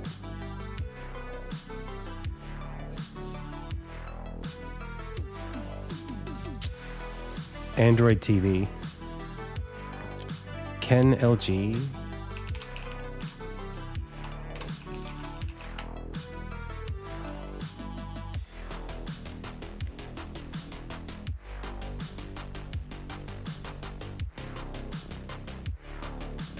Seven or 8 meters. That's probably long. Well, might not be long enough. There's no WebOS link. No WebOS Steam Link app. At least in 2020 there wasn't.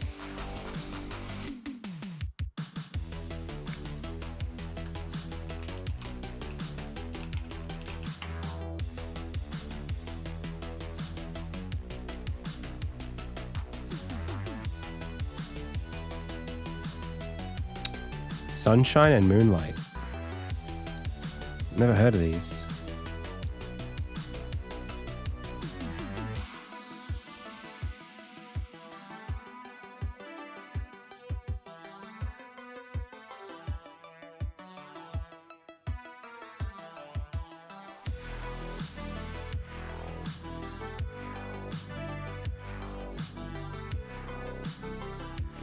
Have you heard of this?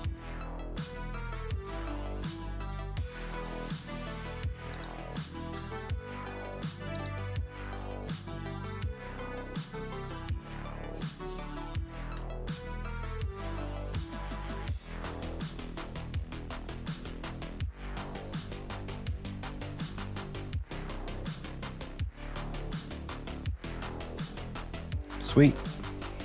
I might look into it.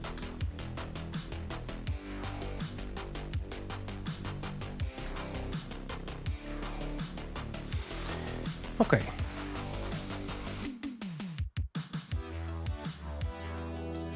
So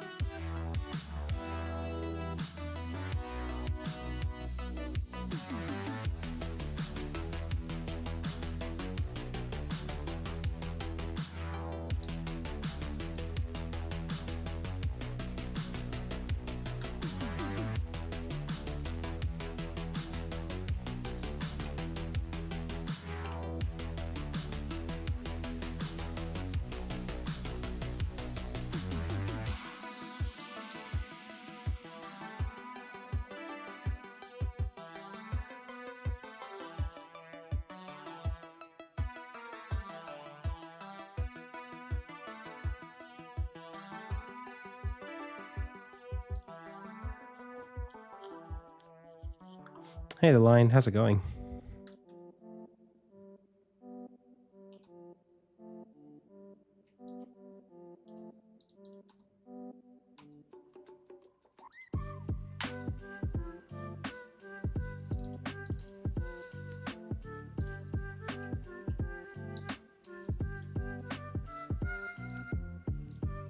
Is there a way to make free and weighted for both tangents the default?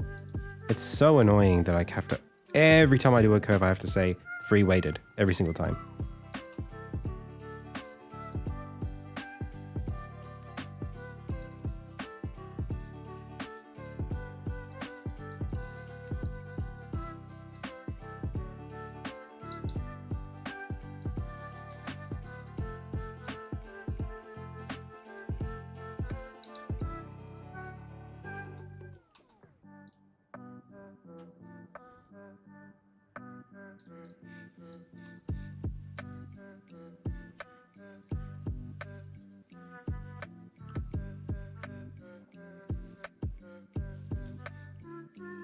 FF14. Spoken like a true Zoomer.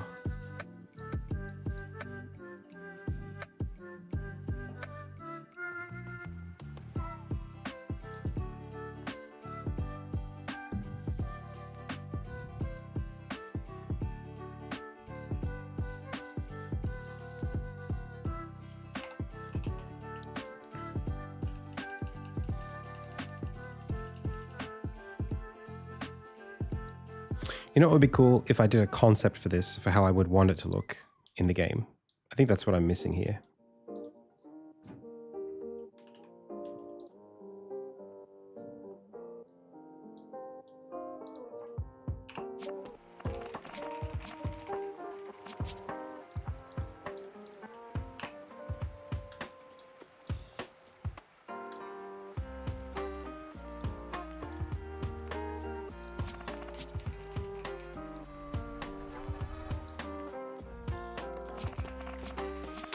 It's crazy to think I've been working on this for that long.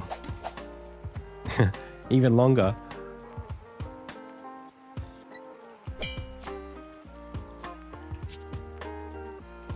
Oh, he's not elevating. Okay, well, let's just do it this way. We'll force it.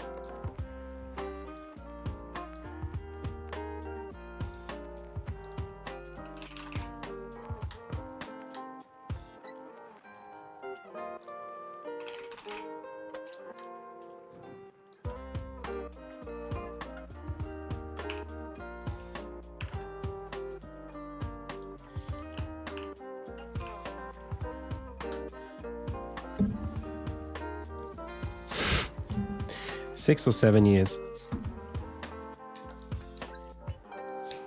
Jesus. Oh, Jesus. Okay. So what I want to see is like the friggin'... Give me these. The freaking gabagoo.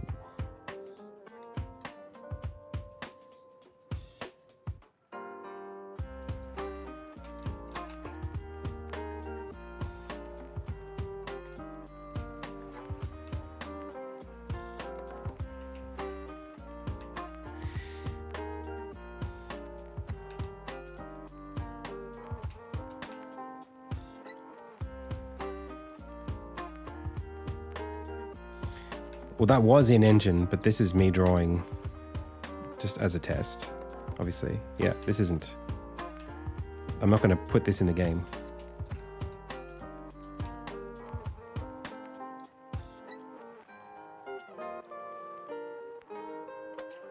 Not exactly like this anyway.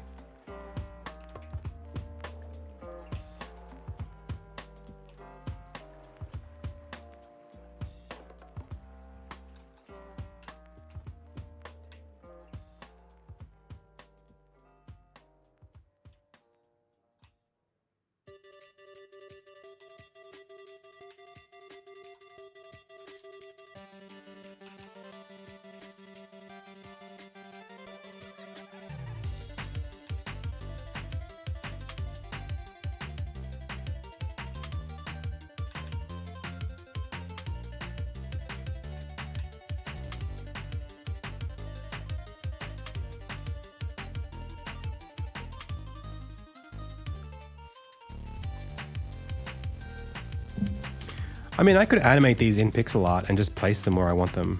We could do it in multiple different places around the game.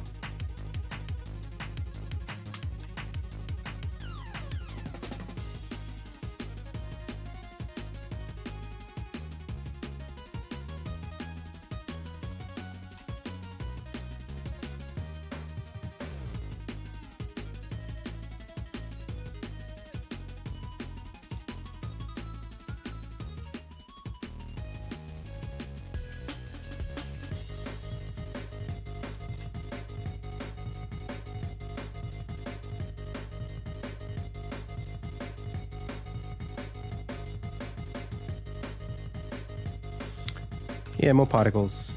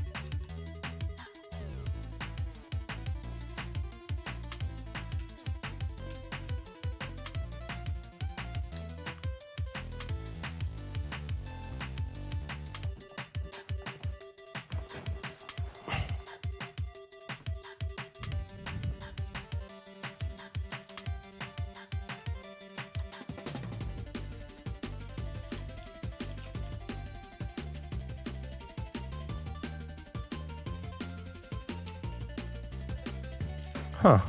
The minimum amount of pressure on this is really... That's better.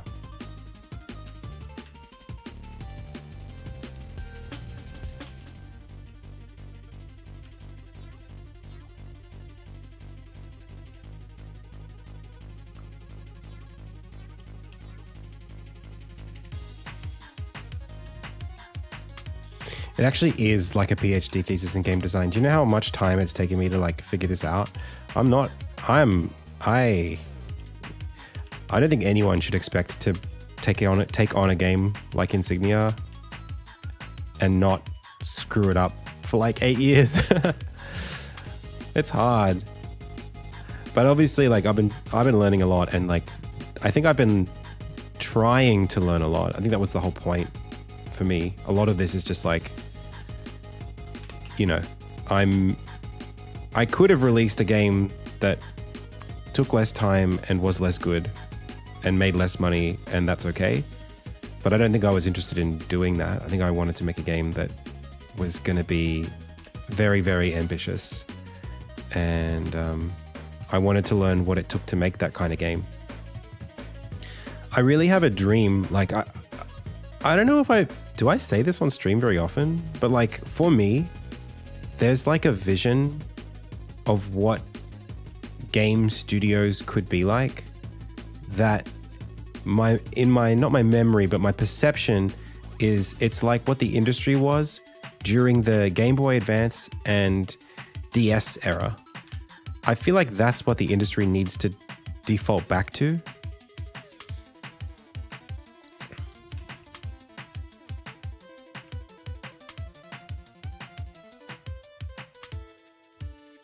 In terms of the scope of the games, the production workload in those games, but the value for money that those games had as well. Particularly, and I probably need to do some research on this to see if I'm actually way underestimating how many people were involved in this game. But I think, let's have a look.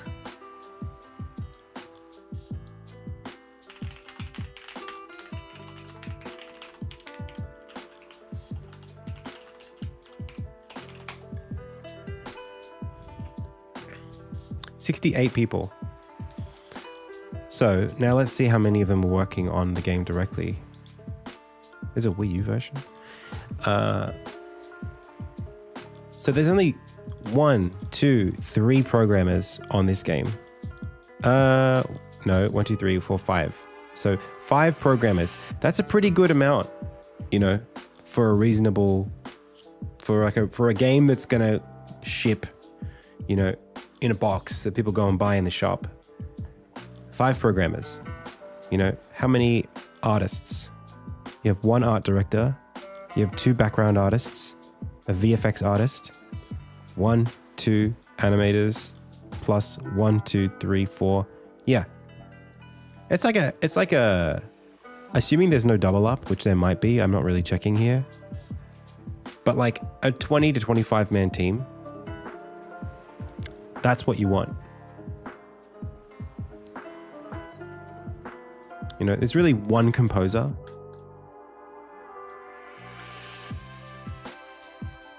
Couple of years.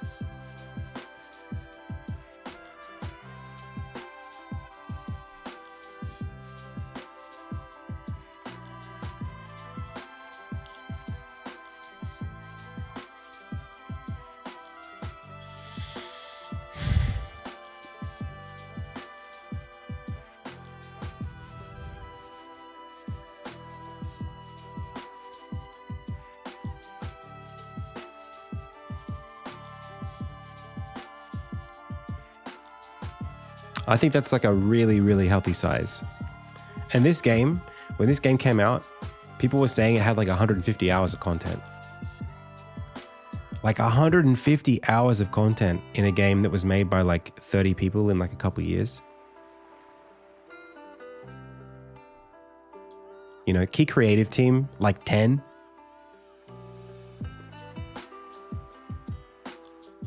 That's good. That's a really good size. And I think these days what you would do is you wouldn't have 30 people full time. You would have like the 10 full time. And then you would have a bunch of contractors doing part-time or like key roles. You know, like the QA team don't have to be staff. They could be an outsourced QA team. Or a QA team that you work with, you know, regularly on your different games.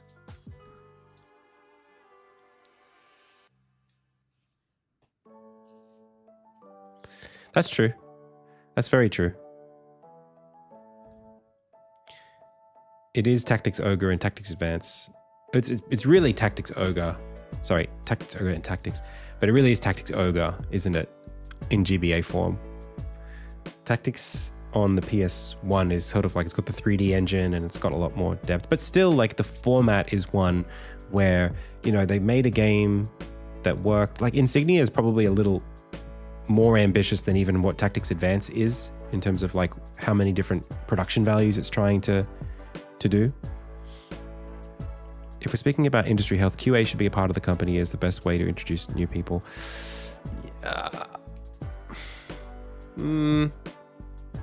I think historically that has been a good entry for a lot of people. A lot of people coming through QA, but I don't know if I don't know if a small studio could afford to have full-time QA staff. That's my concern.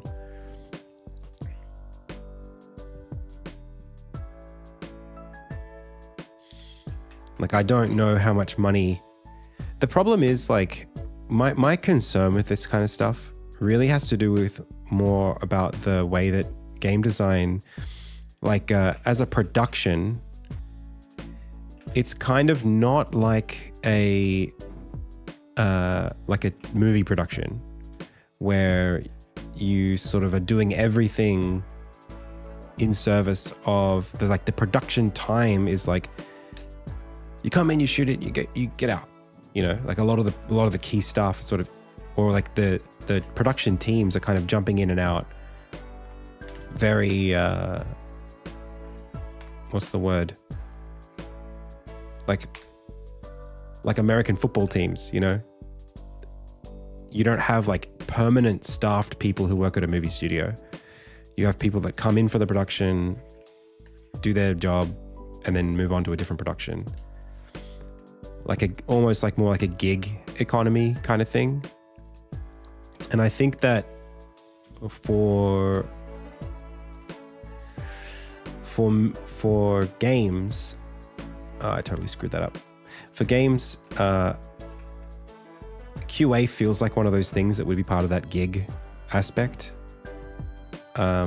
Maybe you would do it where you have like a core team of developers who are always staffed, and then they always do pre-production together, right? You have 5 people always doing pre-production, or 10 people. And then when you get to the point where you have something that you can sustain a bigger team, then you bring in everybody else. Maybe that's how you would do it. I just think like creatively, there's this negotiation that has to be done between like the creative needs of the project and the business or like industry health needs. Like what would be ideal for people who want to be employed in game development. And I think like creatively, you want to keep the team small at the start so it can be whatever it needs to be.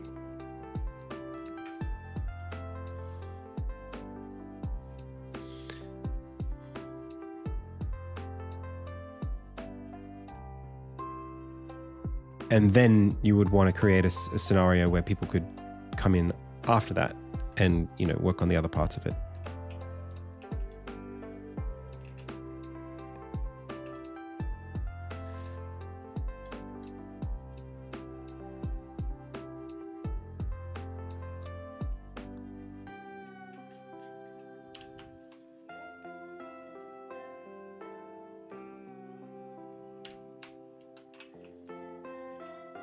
Like, I don't think games are conducive to having QA team members permanently on the project.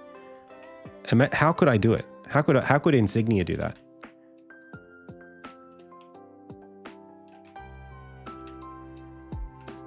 Like, it's not really about fairness. It's just about like, I mean, the only way you could do it is if you have multiple projects happening at the same time.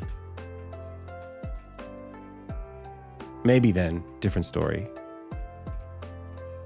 If your company is big enough that you have like 3 projects on the go at any one time,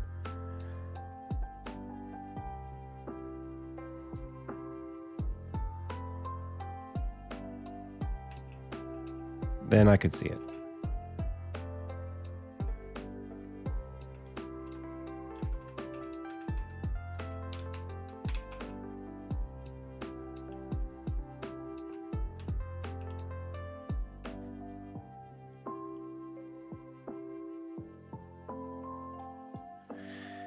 Yeah, exactly. It's more like a startup.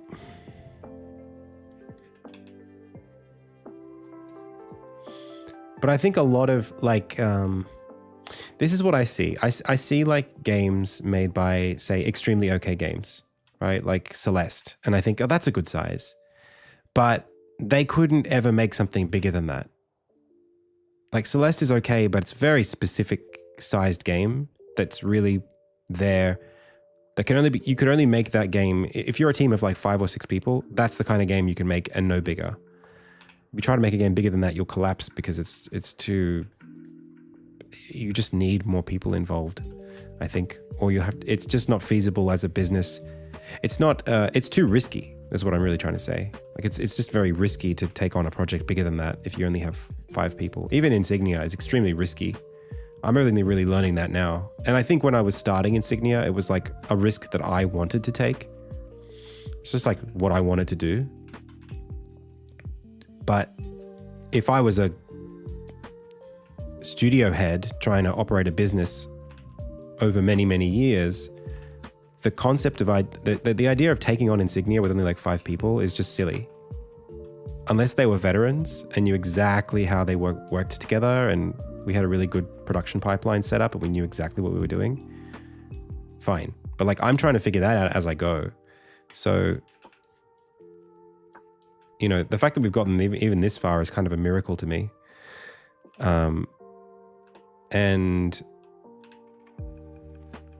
you know, I feel good about it now, but like, what are the odds of someone starting a project like Insignia and ending up where I am in terms of like having a YouTube presence, being able to sustain themselves funding wise, being able to get grant funding, and then also afford to continue working on it without a proper publisher and still entertain publishers and be able to say no to those publishers if they want, you know, have possible angel investor options step in and, you know, just really have the time and the energy to sort of get it right over friggin' 10 years or something. That's very rare. And I'm very privileged to be able to have that. You wouldn't build a business strategy on that.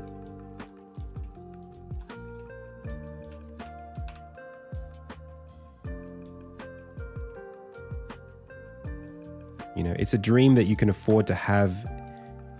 It's a dream that's stupid, and you can afford to have stupid dreams when you're 25.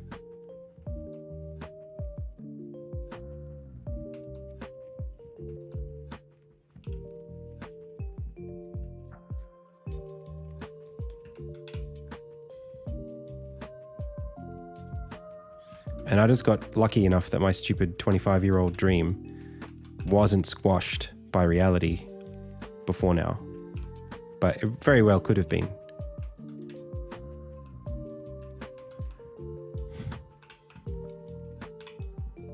So my thing is, the thing that I'm trying to do in the world right now is, how do I learn as much as I can and design as much as I can a kind of studio that can make games that are bigger than Celeste.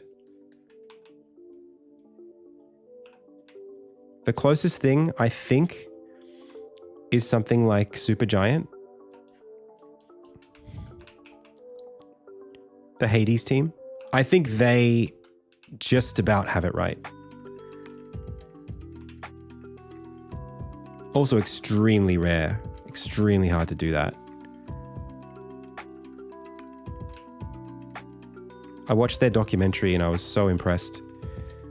Like the Hades documentary.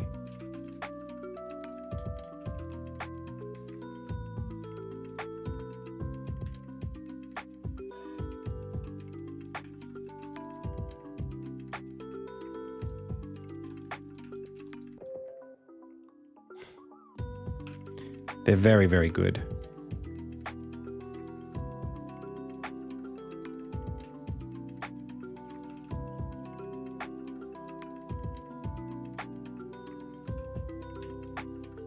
I wish it wasn't, I wish they didn't make roguelikes. Like, I want to be somewhere, you know what I want? The studio that I want to be the head of is something that is, you take Supergiant, and you take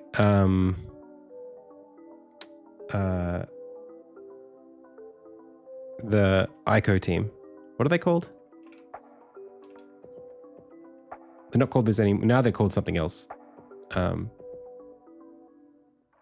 ICO? No, but even Bastion and Transistor are like... Nah, all the Supergiant games to me have this very like... even Bastion is very similar to what Hades is, in that it's sort of like almost beat 'em up. You know what I mean? Sort of like top down from very far away. You're not button mashing, but it's like cumulatively adding powers. It's not a rogue. Bastion's not a roguelike. Transistor is not a roguelike, but this the model of the games that they make, I think, doesn't really align with what I would make. Yeah, Pyre is, yeah, I know they made like a different, they tried something different. What I would want is something that's like between these two, where it's like you have the studio head, which is very, very like narrative driven. Like I want to be, to me it's about world creation. It's like not just about, because I think it's, Elzac's gonna hate if I use the word easier, but it's one thing to make a game not easier, but it's a different kind of challenge to make a game where the game values are about, strictly speaking, the mechanics and how those mechanics interact with each other. I think that is thinking about games in the way that board game designers think about games. Right? It's like games as systems. And that's every game needs some of that. That's obviously like not an optional thing. But there's another layer of games as worlds, which I think is a separate task. Gen design, that's correct. That's what it's called.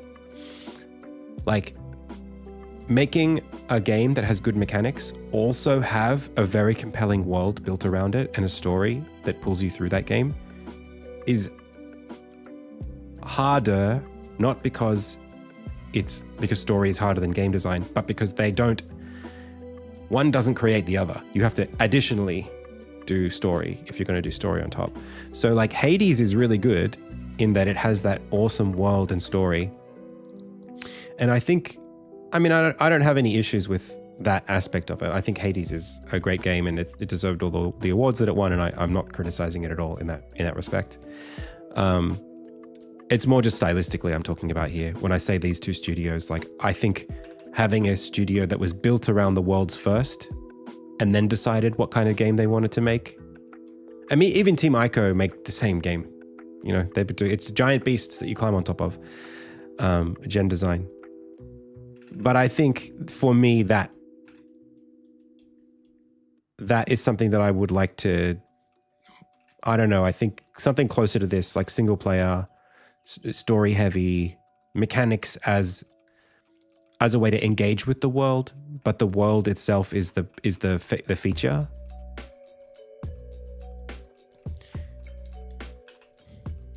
Whereas I think like Hades, to me, Hades doesn't really do anything that I haven't seen before in a game.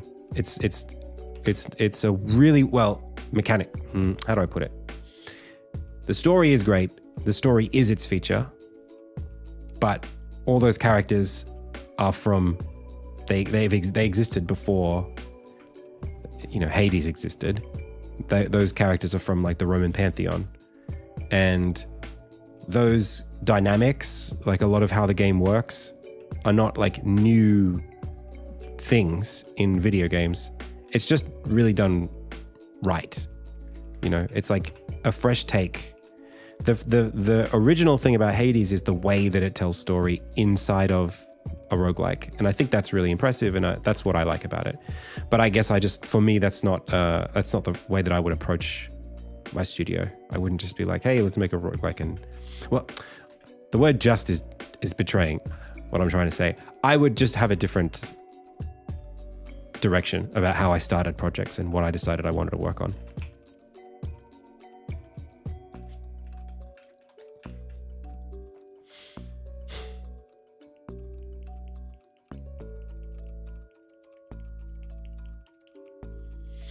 Supermassive? Who's Supermassive?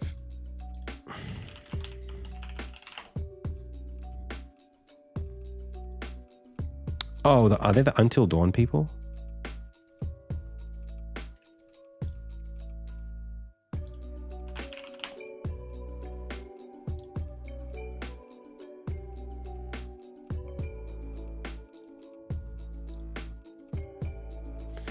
Yeah, I mean, I've played Until Dawn and I've played The Quarry. I wouldn't make that either. Again, not criticizing what it is. They're very, I mean, they do a good job of making playable movies, and particularly horror. I just think there's something, do you know what it is? There's something about Team Ico that almost felt like it's like indie and then something. It's like indie with the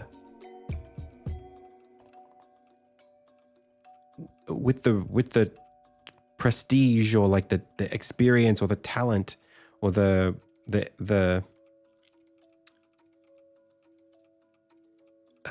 resources or whatever you want to call it of a bigger studio. You know, it's like, hey, we had this. Yeah, there's like a Kojima thing. It's not about like, it's not, what is it?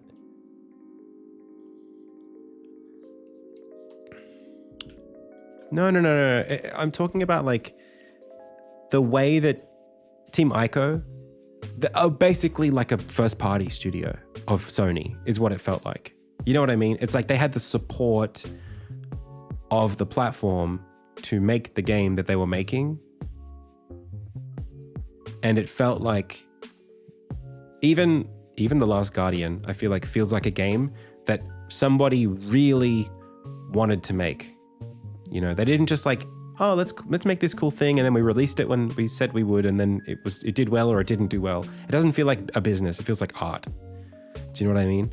And the craft of how the game is not really, it doesn't feel like The Last Guardian was made to be engaging in a mechanical way, which I think, like when I think about Hades, I think a lot of the game design decisions and the balance, it's very much like a game, right? It's like it's got that arcadey thing about it, which is fine. It's like a whole, games as a whole thing can live over here as like, you know, systems and mechanics, and you try to get more points and high scores and beat the thing.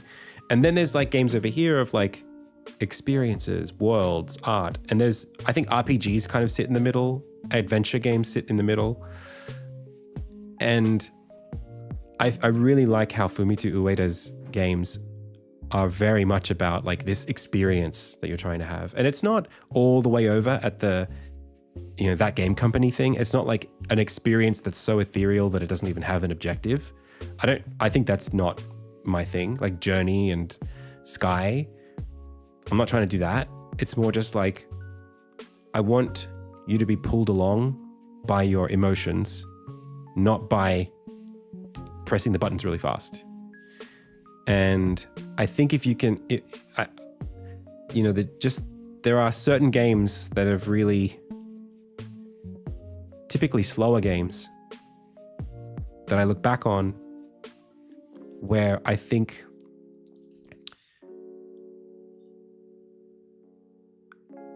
I was fully bought into, like as a kid, like just fully into the world and enjoying being there and not wanting to put it down. Not because I was like obsessed with the game, but because I was like invested in the world. I just really like how, like how ambitious those games were. Shadow of the Colossus is so ambitious.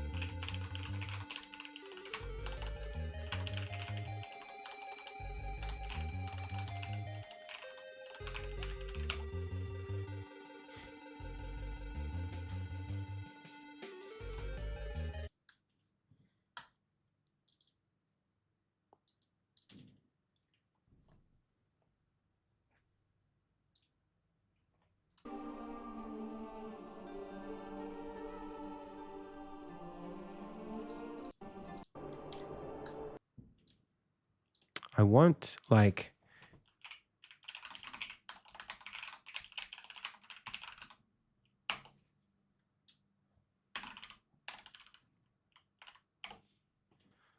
is it 2006 it came out? We can put this back on.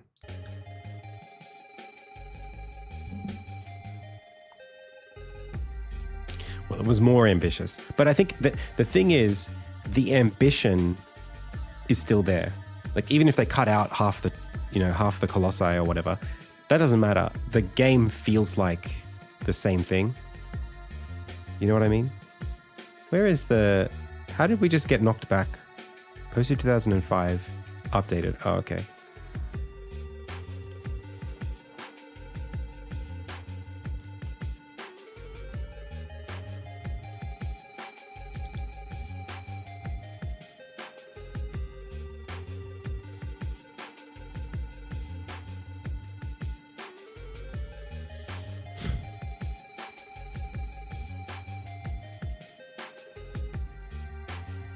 Yeah, I think that for me, like with Hades, I love Hades. I genuinely think it deserved the Game of the Year nominations and whatever awards it won when it came out. But I think for me, the things that I enjoyed about it are what I would put in the same bucket as like, it's in the addicting category. And I felt like I was,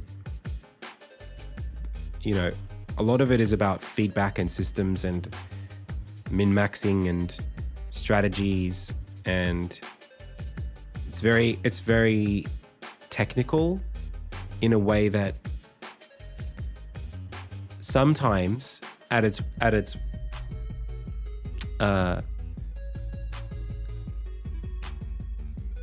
it's the same thing that competitive games do to me that I actually don't like, which is that they are extremely addicting to me. And they're addicting in the way that my brain, like when you're in a game that is intense and technical and strategic, you're not meditating, you're not present. Your brain is occupied by the experience in a way that it can't reflect on itself while it's doing it. You can't be like, wow, I'm really enjoying this. Like you don't have the time to think about how you feel about it. You're sort of just in, and then you get out and you go, oh, I almost won. Oh, I'll go back in.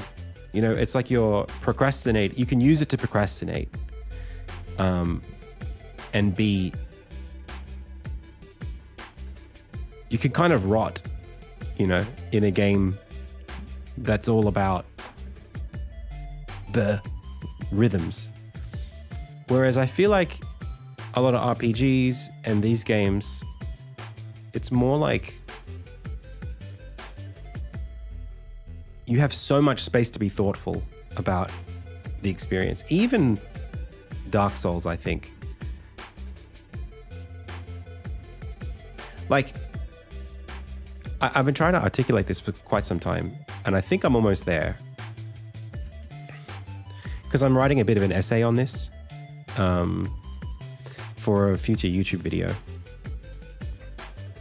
I have like a design thesis, like a philosophy that I'm building. And I've been trying really hard to distill what it is that I'm actually trying to say. Like what is it that I think I've learned about game development, or that I'm aiming towards, that I want other people to follow or to help me understand better. And it really doesn't have anything to do with game design as a way of, like when people talk about juice, like, oh, this is how you make animations juicy, or this is how you keep players invested. It is about investment, but it's not about sensory investment. It's about psychological investment that has to do with the player choosing to spend time in your world rather than just being occupied. I think that's the word that I'm trying to use as a difference here. The idea of like being occupied by a game versus spending time in a game that you choose, like as if you're going on holiday or something. And I think that we're losing that a little bit. Like I think a lot of developers settle for games that occupy you. They settle for making games that occupy you, and they're not ambitious in the direction of games that you want to spend time in.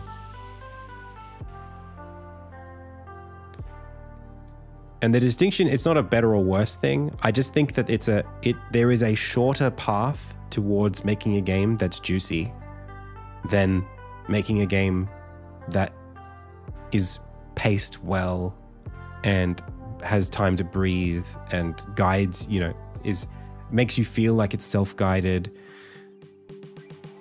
Games that can be slower, I think it's harder. And I will use the word harder, but I don't mean harder in a developmental sense. I don't mean harder to engineer. I mean harder to direct. I think it's harder to direct a game whose pacing gives the player space to contemplate how they're enjoying the experience. Because when I was working on Insignia, at the very beginning, the first iteration of the game was very difficult.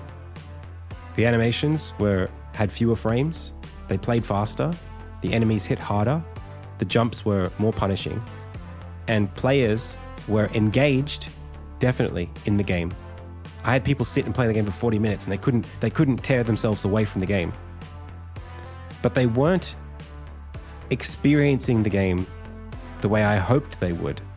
They were button mashing through the game, and they were spamming, trying to get out of a trap that the game had placed them in, like a psychological trap. Like, oh, I can't beat this jump. I just want to beat that boss. It's so hard. And I think that's okay. I think there's space for games to be like that, but that's not hard to make.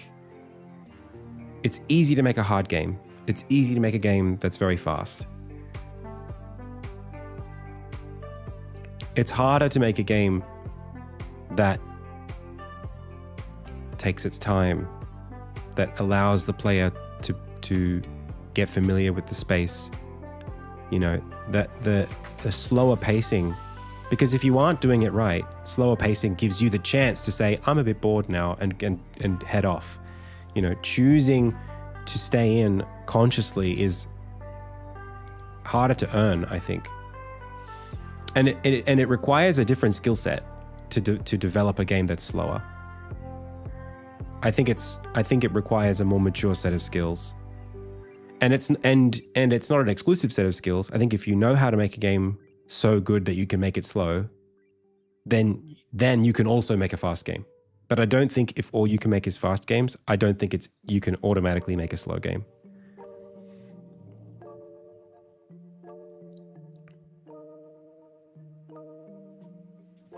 So like, I think that Minecraft is one of my favorite games of all time because it's a game that can be slow. Minecraft has moments, even when you're bad at the game, even when you're learning the game, it has moments where you stop and you think, wow, that's a really pretty sunset,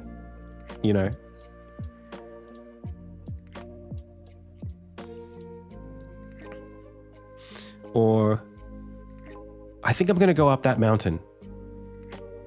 You know, I think I'm going to go over there. Did the people who make it lose the ability to make them slow? I genuinely feel this way, Elzak. I think there is a trap. When the Souls team, when the From Software team was making Demon Souls and Dark Souls, they didn't have the technical ability to make what they were making faster or like more intense. I don't think that, when I say technical ability, I really mean like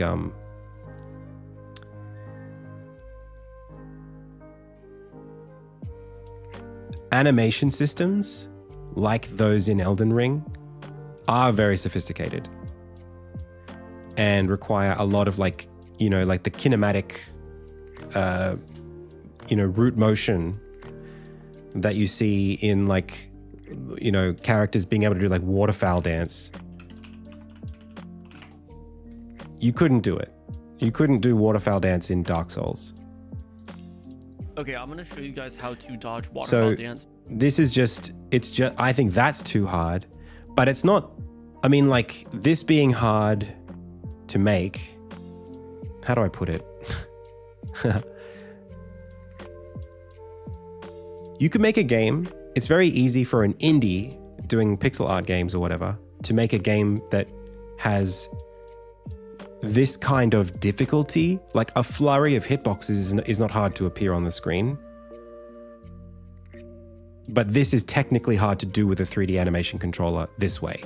Like, in this sort of like realistic way where the character's physically moving through the space and all of that stuff. Like,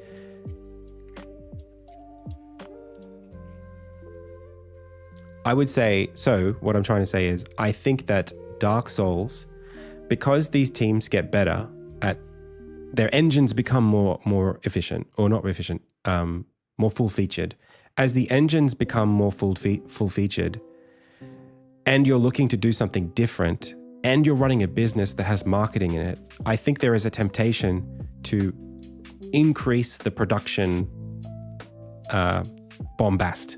There's always a pressure, like, oh, this game has to have a final boss that's harder than the last game. And how do we make it harder? Well, players know how to dodge now, so we have to push them. We have to push the margins of the gameplay so that it's harder to react to this, or that it's, I think that just happens. Yeah, just the pull, the pressure to deliver more makes it so that you kind of sell out a little bit every time towards a game that's, if you look at Dark Souls to Dark Souls 2 to Dark Souls 3 to Bloodborne to Sekiro to Elden Ring, those games, especially Sekiro, are like, so they've gotten a lot faster. And I think that if they were to make a slow game today, I would appreciate it. I'd love a Dark Souls 1, 2. I'd love Dark Souls 1, 2. And I think it would be good if it was slow. It's just,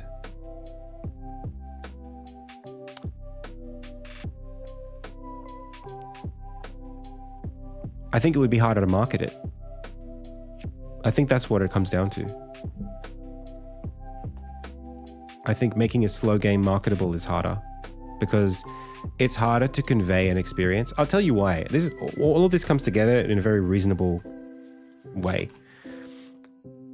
It's about frequency.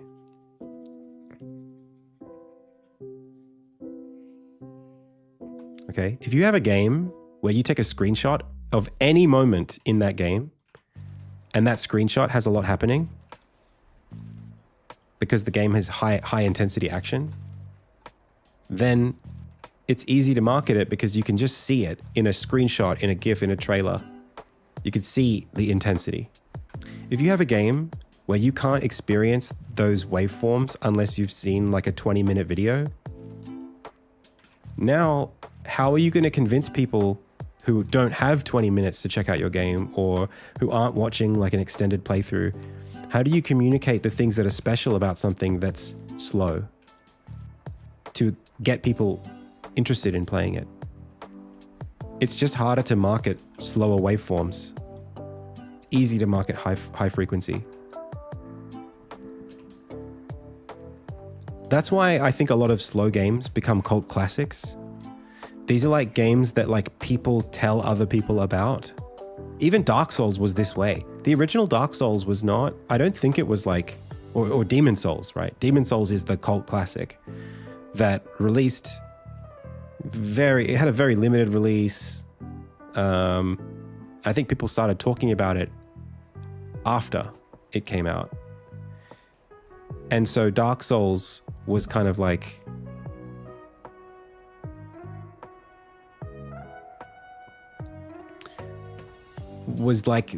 everyone's chance to figure out how good Demon Souls was. Shadow of the Colossus is that's what I'm saying. I think Shadow of the Colossus is also a slow game that spread by word of mouth. It did have some awesome marketing, but you can't watch a 20-second clip of Shadow of the Colossus and get excited about the gameplay. It's more like a painting, you know. When I was literally sitting working a week ago, and I was like, I want to put some Twitch on because I don't usually watch people on Twitch. And I watched somebody play Shadow of the Colossus, and I was sitting working, and I think in about half an hour of gameplay, they didn't do anything. Like they were riding around, killing lizards for half an hour, and there was no point where a boss was fought or dialogue was had. Nothing happened. So it's like kind of not that fun, you know. 20 seconds of seeing the guy riding towards a giant monster is prime marketing. Yes. And so that's why I think that the game does have good marketing. But in terms of the game, moment to moment game feel, you don't spend the whole game doing that. You know what I mean? Like if I was making Shadow of the Colossus today and I was trying to pitch that to a publisher and I didn't have the incredible art direction,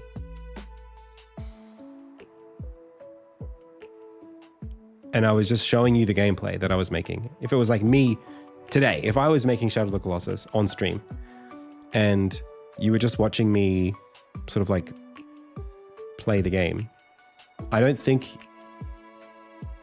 that it would be as easy to market. I just don't think watching like streamers, right? If XQC was playing Shadow of the Colossus today, I think fewer people would be watching than if he was playing Hades.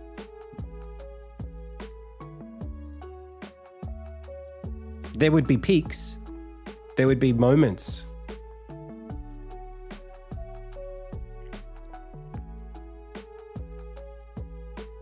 Well, I think Dark Souls has kind of mediocre art direction, but is still an incredible game. No? But even Shadow of the Colossus is not a tight game. Like the platforming's pretty clunky. Like the fights, it's a bit ragdolly. Like it's not very intense to play that game. Even in the most intense moments, it's really the music that's intense, but like the gameplay is kind of a slog, even in your most favorite, most memorable fight. Dark Souls has incredible environment, art, and atmosphere, IMO. But it's not like, I don't think in 2011, if you took a screenshot of Dark Souls and compared it to a screenshot of some other game, there were lots of things people complained about. Like, people complained a lot about Blight Town and the depths and the frame rate being terrible and the lighting not being very good. Like, it's an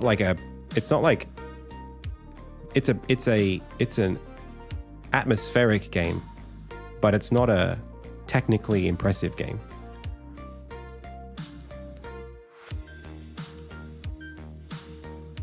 So I think what I'm trying to say is like, I'm actually not too sure that any of what we're talking about right now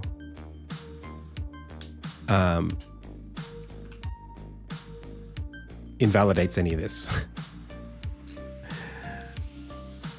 Like, I think making a game that's slower is harder to impress people with at first glance, if all things are equal.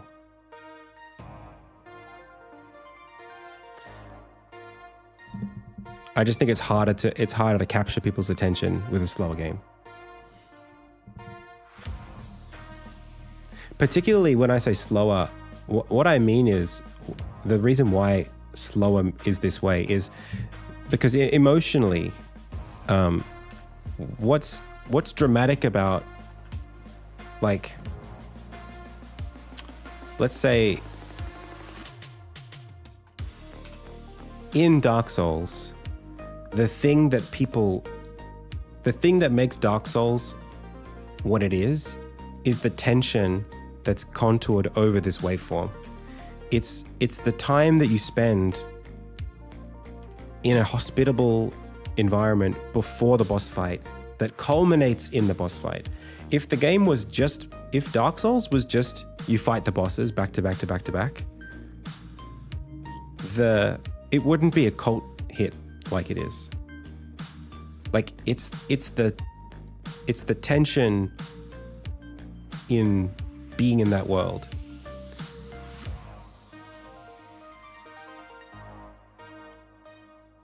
I just think that, and I'm really talking about, like, if you go to Steam and you look at the games that do well, I think there's a lot of, and we're talking about trends here as well. Like, I mean, I wouldn't be making a slower-ish game if I didn't think that they were viable. Obviously, I think they're viable. What I'm saying is, I think that the market forces right now that encourage people to make games when they're starting out push people, they trend in favor of people making games that happen to be a bit more about systems and feedback than about emotional experiences. I think that's the case. So, like, if you go to Steam and you look at the statistics on the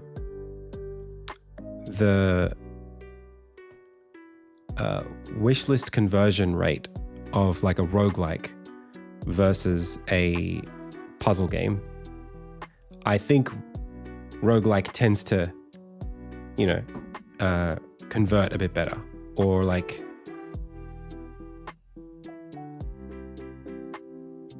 maybe I'm biased. But I mean, certainly publishers think this way.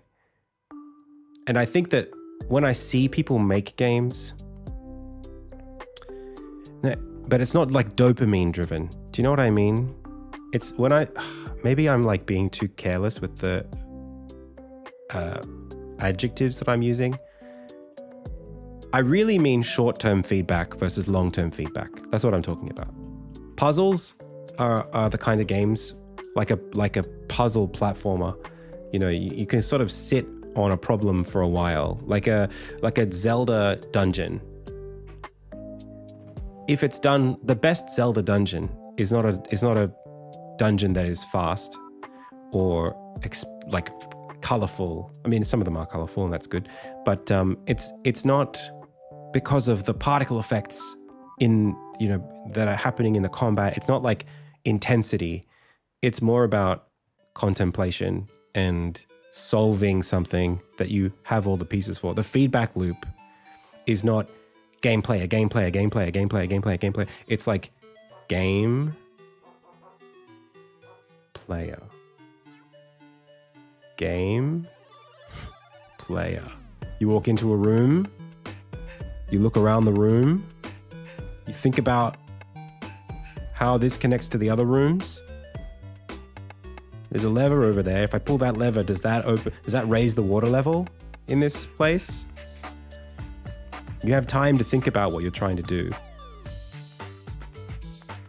That's very different to Vampire Survivors.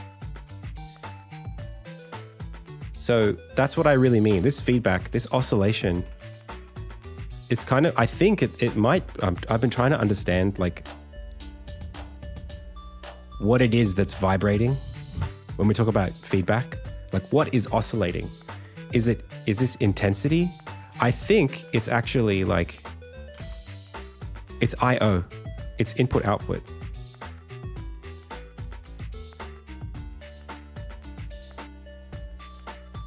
I think that's what the waveform is of a game, of pacing. And I think lots of games have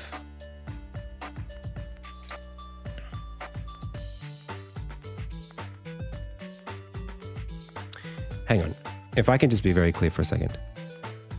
I'm not saying that these games don't sell well. I'm saying all masterpiece, like I'm saying that your favorite games do this. And they might do this as well. But there are games that don't have to do this quite as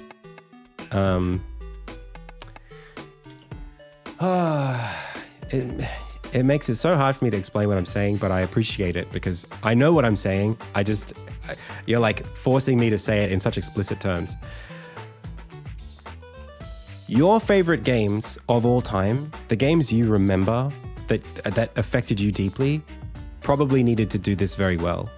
And the games that win Game of the Year probably do this very, very well. And there are games that you will play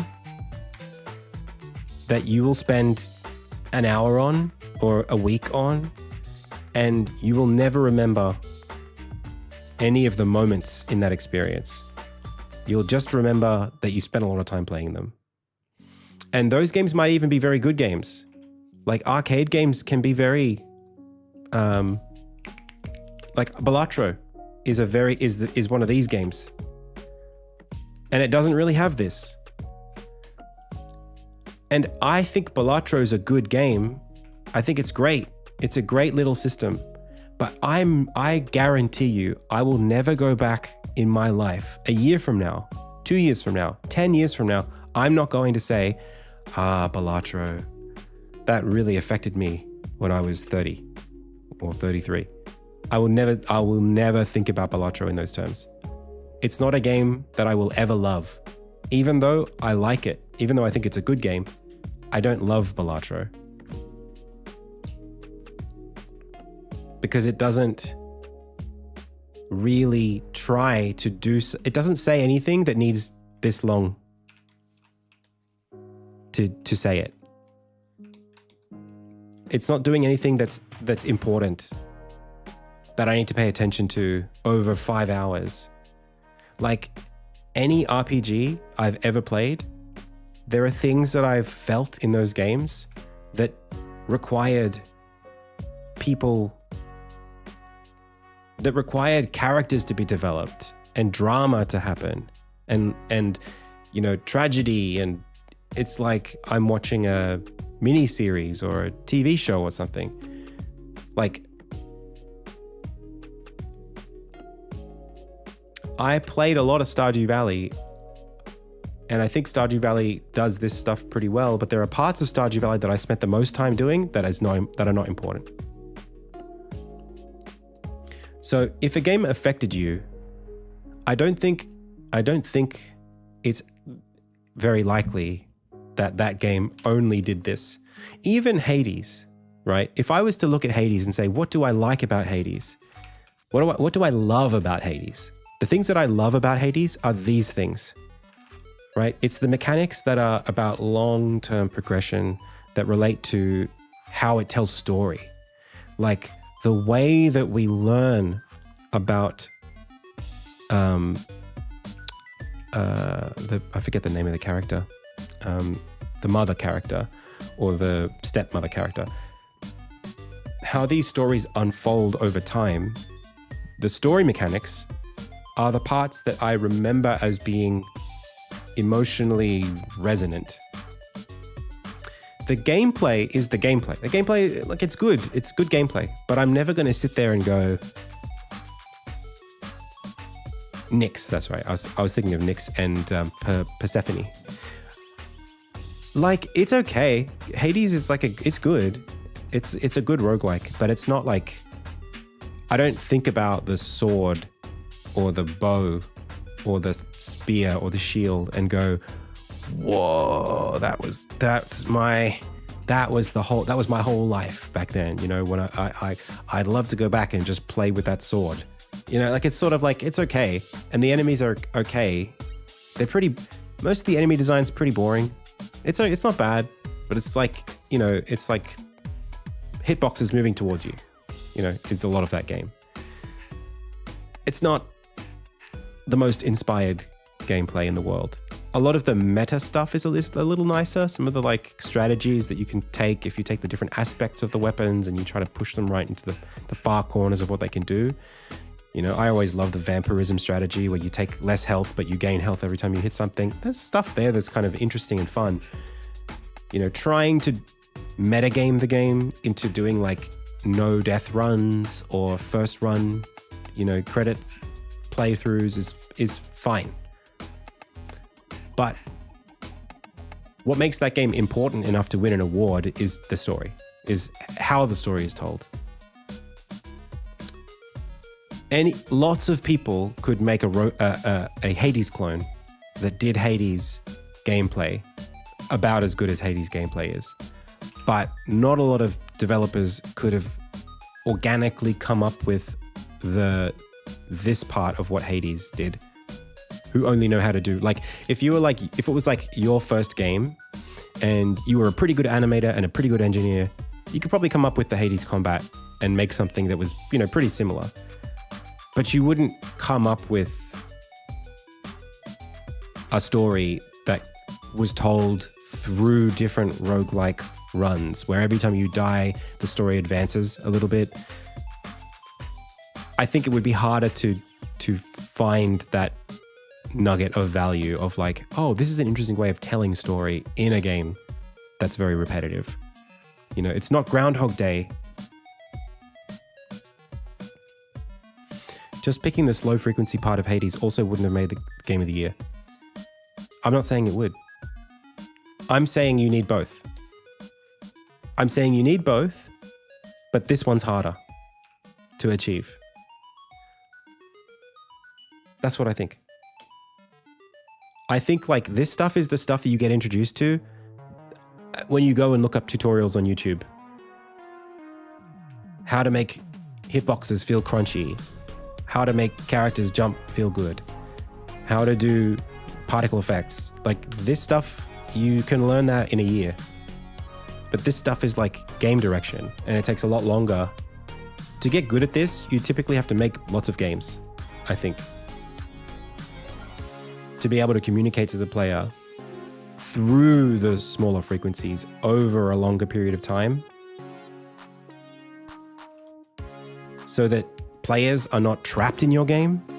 They're like choosing to spend the time. And if you want to go slower oscillations, you know, it's like, I think it requires more confidence in direction to have a game that is primarily slower. Because slower, again, it's easier to fall off that kind of game.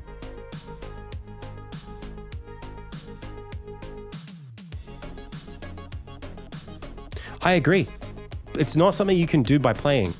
I sucked. Insignia was not a well-directed game through any of its past. And it might still, I'm only just learning how to direct this game confidently. And even then, I don't know if it's going to result in a game that other people think is confidently directed. Like, telling a story is not straightforward if you're trying to do it in a way that weaves gameplay together. Like, if you write a visual novel, then you just need to be a good writer.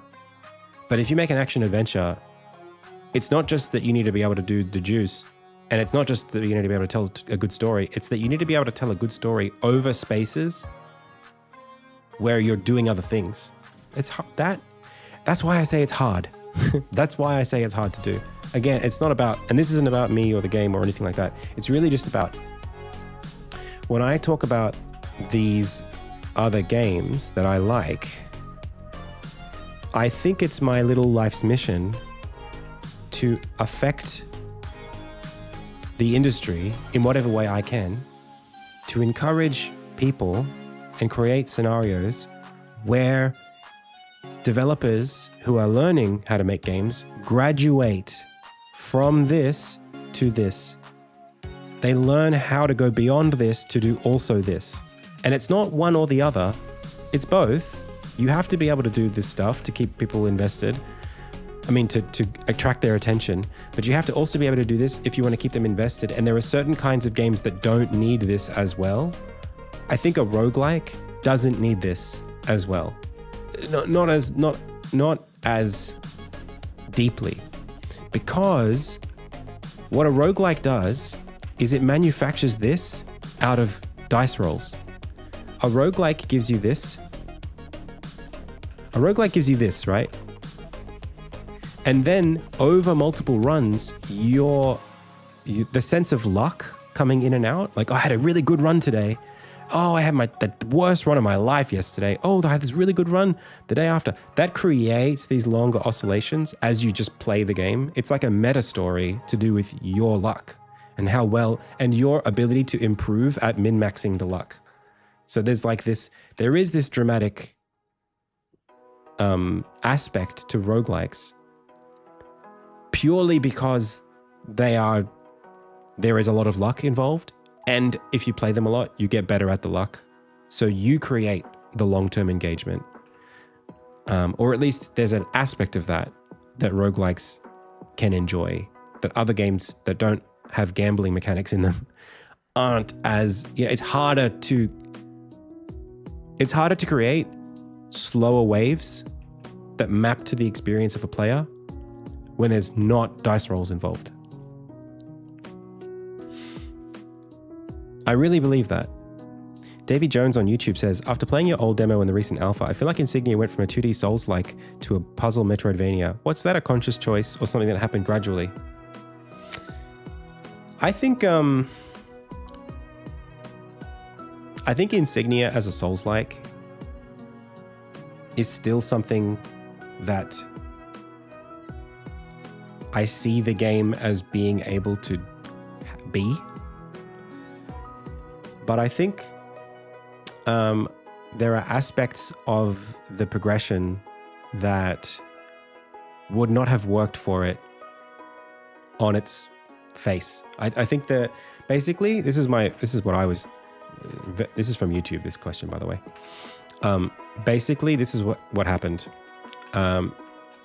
If I want to make a game that has rich gameplay, that makes use of a lot of different variety, that variety has to come from verticality, because otherwise the game is one-dimensional, as in literally like 2D side-scrolling, one-dimensional, right? The vertical aspect of the vertical axis needs to be valuable in the game. And especially if you're trying to make a game that's sprawling the way that Dark Souls is, you need to be able to go in lots of different directions, and for that to be meaningful. And when you boil that down, the mechanics that let you do that, for me, I wanted that to be intrinsically about the player's relationship with enemies. So to make enemies meaningful, I needed for the player's ability to get around the levels to be based inside of the enemies and in combat. So for me, the big moments of dodge rolling past a huge hitbox, those can still be in the game. But I felt that rather than do an RPG progression system where you've got just like a health bar and you're doing damage and you're just trying to get the health down as fast as possible, I wanted it to be more about puzzles. I just thought it was a better fit for the game. I just thought it was a better fit to make it to create more synergy around the navigation of the game, and to make more variety in the enemy designs and make the enemy designs matter. I felt like puzzle Metroidvania was a better fit than pure just gear progression, leveling up, that kind of thing. So I just didn't think RPG was a good foundation to build the kind of game I was making in other ways. And that's why it shifted. Sports-focused games are the other example, I guess. Of course, you could view the improvement as... That's right. Yes. I'm halfway through editing a video and I might not upload it, but I found myself saying this, right? I said, there's a reason why Street Fighter has cutscenes. And it's because players don't want to just fight back to back to back to back to back without any kind of diversity or engagement. And I noticed myself, as I said it, saying, well, that's not true because people grind ranked all the time in those games. But the difference is a competitive player gets their story from their competitive journey. A casual player gets their story from the game story. Like, if you casually play Tekken, there's a story mode and you can have a good experience learning the characters, being introduced to them, fighting some of the characters as bosses, watching cutscenes. That's a whole experience that feels complete and full because a casual player doesn't have the long journey of getting competitive at the game to sustain their interest. They're not interested. They don't have the time to do that or the interest to do that. So yes, I agree. I think sports games and luck-based games can keep you invested for a long, long time for reasons that don't have to do with extrinsic story or stories that are in the game, because there's an intrinsic story that you're having, just grinding at them, right? And the same with multiplayer games like MMOs. Like an MMO, as long as like you and your friends are enjoying playing them, there's still things to chase, you can grind for hours on those games and not have a single meaningful in-game experience because you're having a meaningful social experience. Hey Glyco, thank you so much for the sub. Like, it becomes a place to hang out rather than a place where you expect story to be delivered to you.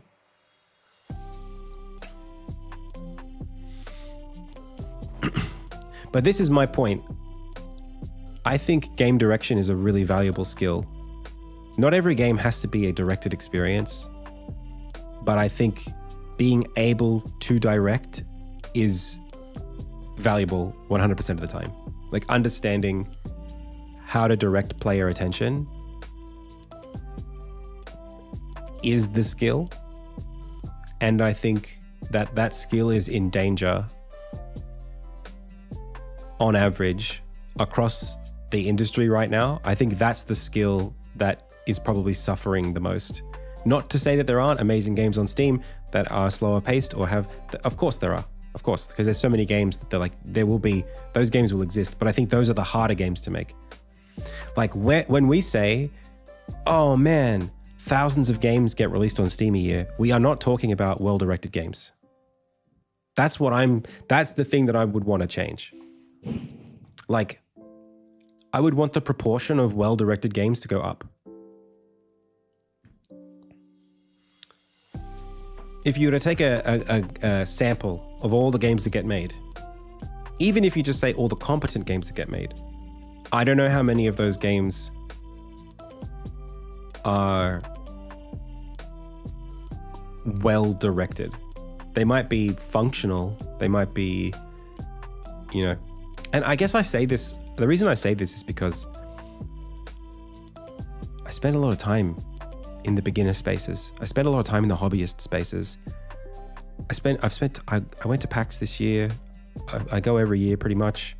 I go and I see the indie booths. I play those games. And most of them are not well directed. That's just it. Like, most games are not well directed. Like, straight up. And I'm not saying my game's not well directed yet. That's the reason why I'm not sending demos to publishers, is because I'm still working on aspects of the game direction that create these waves that are satisfying, even though they are hours long. And the games that I love growing up that affected me the most are games that did that well. And so for me, the magic stuff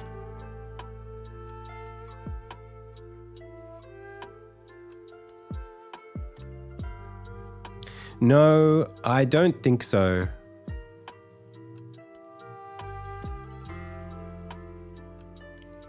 Well, they're just words, so we can use them however we want to use them. You could have a different definition to me.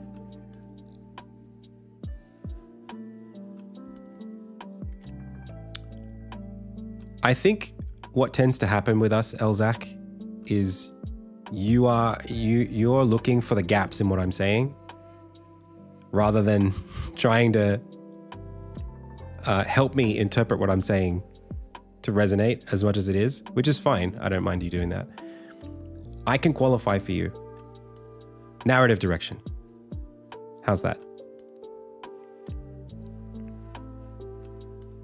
But I think narrative, by that extension, I think narrative goes a lot further than just story. So like Battlefield 6 has a single player campaign, right? Or if it doesn't, it still has like a progression system. It still has onboarding. It still has a tutorial. So narrative, when I say narrative, what I really mean is, well, when I say direction and how that relates to narrative is there's this like, you install the game and then, hang on a second, I'll get this right. You install the game and then sometime later you hit the credits.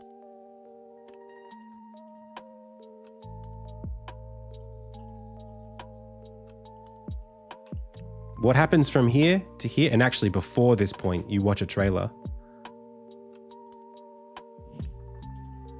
And the marketing is a part of it.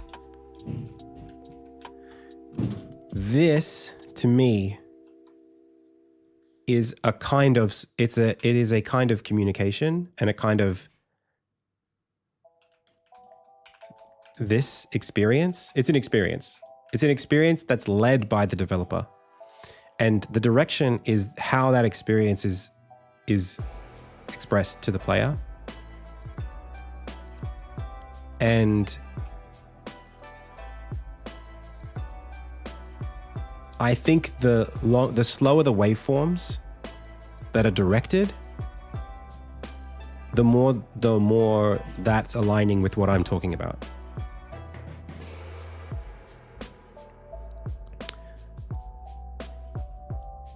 So, for example, if you're playing Skyrim,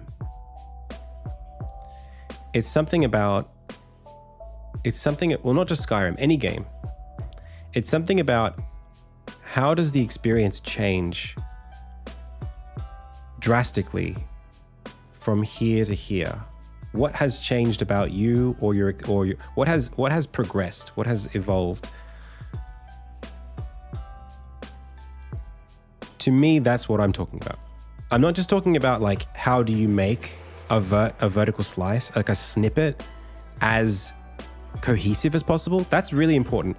That would be like some intersection of like art direction or like gameplay or something like that. There are like very real things that when we say direction, and obviously there are multiple directors in a game with big enough games, but I'm not talking about, and I think that's what you're saying. You're saying, hey, Adam, direction is also this thing that makes a screenshot work, or a match of Battlefield feel good. The balance in that game, the way that even the HUD, the way it all comes together to make something that feels well directed, right? The direction of that experience. Sure. Yeah, that's fine. I'm not saying that's not hard to do. I'm not really even talking about that today. What I'm saying is I think that this thing I'm talking about is a skill set that there are how many people on TikTok do you see making their own, I'm making my own game. I'm making all by myself. I'm making a AAA shooter, and they look good. Like, again, I think like this is like a higher frequency, lower oscillation skill set. Again, it's not easy to do. Hey, I'm coming out in a sec. It's not easy to do it, but it's easier to learn it. Like I think it's whatever it is. Let's separate the things. You can call it whatever you want. You can call this whatever you want. You can call that whatever you want. I'm fine with you doing that. But I really think that like this thing of like, how do I intentionally make an experience where it takes an hour to enjoy what's good about this? You have to really sit through this cutscene and enjoy and watch the cutscene because it matters. And you have to go and walk from this place to this place because it matters. And you have to fight this enemy and that matters. And then you have to walk back this way and all of those things matter. And then you get to the next thing, and it all clicks and you have this big, amazing experience that was designed for you.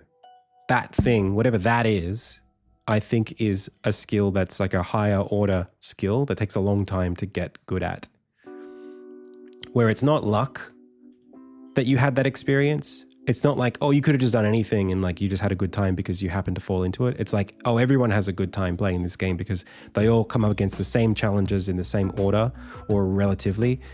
Like it's the game opens and closes in a way that guides you into an experience that was designed for you.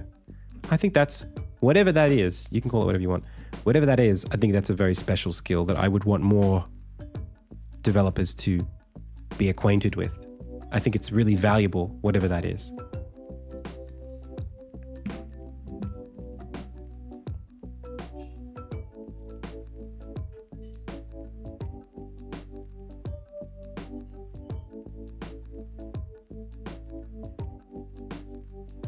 Right, a sequence of feelings is drama. That's what you're describing, right? Like, that's what, if in movies, you would just call that like pacing. But pacing is, I think, it doesn't say enough. It's more like storytelling. But because games are an interactive medium, it's not always about characters and words. The story is in the play experience. So you could call it dramatic experience design or dramatic direction or something like that. I don't know what you'd want to call it, but it's in that space where you're thinking about how the player should be feeling at this moment, at this moment, at this moment, and you're making conscious choices to speed things up or slow things down. Like, if someone was making Dark Souls today and they said, I want this game to be slow. I'm turning the dial, slow. Hitboxes, slow. You swing at an enemy, clang, you hit your sword on the wall, and it takes 2 seconds before you can swing again. Slow. And we're gonna trust that the player isn't gonna get frustrated and stop playing. We're actually gonna just hold that tension for like an hour, 2 hours, 3 hours. That kind of confidence. It might have been luck in Dark Souls' case. Genuinely, it might have been luck that they just found that kind of cadence and that people liked it. But like, it's also, it's not intuitive. If you're learning games for the first time, you don't go slow. You go, I want to make this feel good. I want it to feel responsive. And you do this. You do high frequency. To me, this is like self-evident. Do you guys not, does it not make, is what I'm saying not, does that align with how you think about this stuff or how you feel? Pedantry aside, is this resonating with you?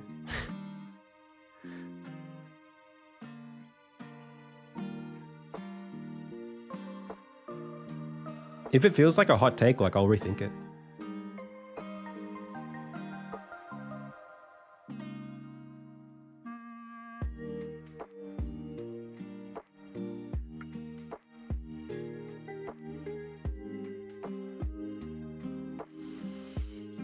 But I'm not really describing taste, am I, Elzak? I'm not really talking about slow is good. I'm not saying anything about what I like. I'm just saying that it's intentional.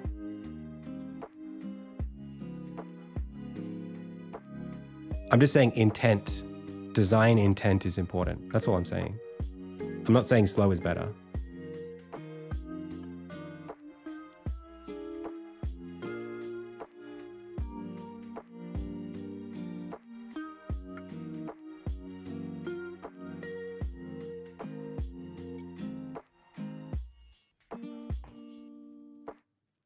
Anyway, I gotta go.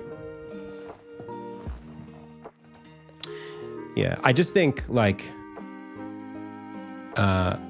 the difference, if I can, the last thing I'll say is when we were talking about games like Balatro and like Street Fighter and like competitive games, the difference is the story of a Balatro player, the story of someone who plays Blueprints. There's a reason why Blueprints won't win Game of the Year and Expedition 33 will win Game of the Year. It's because a lot of people who play Blueprints had a bad time with it. And they had a bad time because this oscillation is very chance-based. And so people's experiences are very different. Everyone has a different experience playing Blueprints because the pacing design is harder to do, or it's not hard. The game does not support for that because it's chance-based. And so like Balatro is, well, they're trying to do different things. Blueprints is trying to do something that's very difficult. It's trying to do linear story and chance-based gameplay. Really hard to do. Like, I respect what Blueprints is more than Balatro, but I think Balatro succeeds because it's trying to do less. But both of those things have to do very specifically with the play experience over time. That's what I care about in this conversation. I'm not talking about the game being well directed in the moment or that it's not hard to make a game that looks good.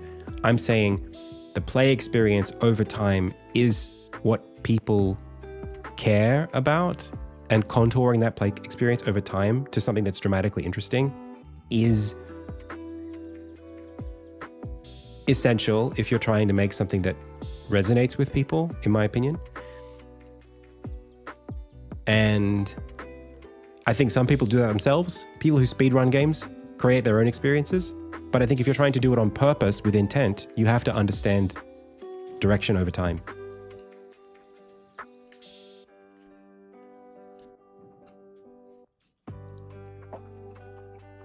I think that's the hard problem of games is direction over time to create dramatic resonance, not just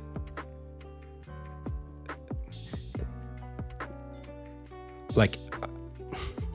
Anyway, that's all I'll say. I gotta go. Thanks, pals. This was fun. I'll see you all tomorrow.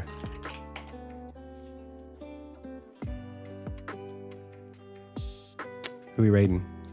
Booyah again. Lucky Booyah.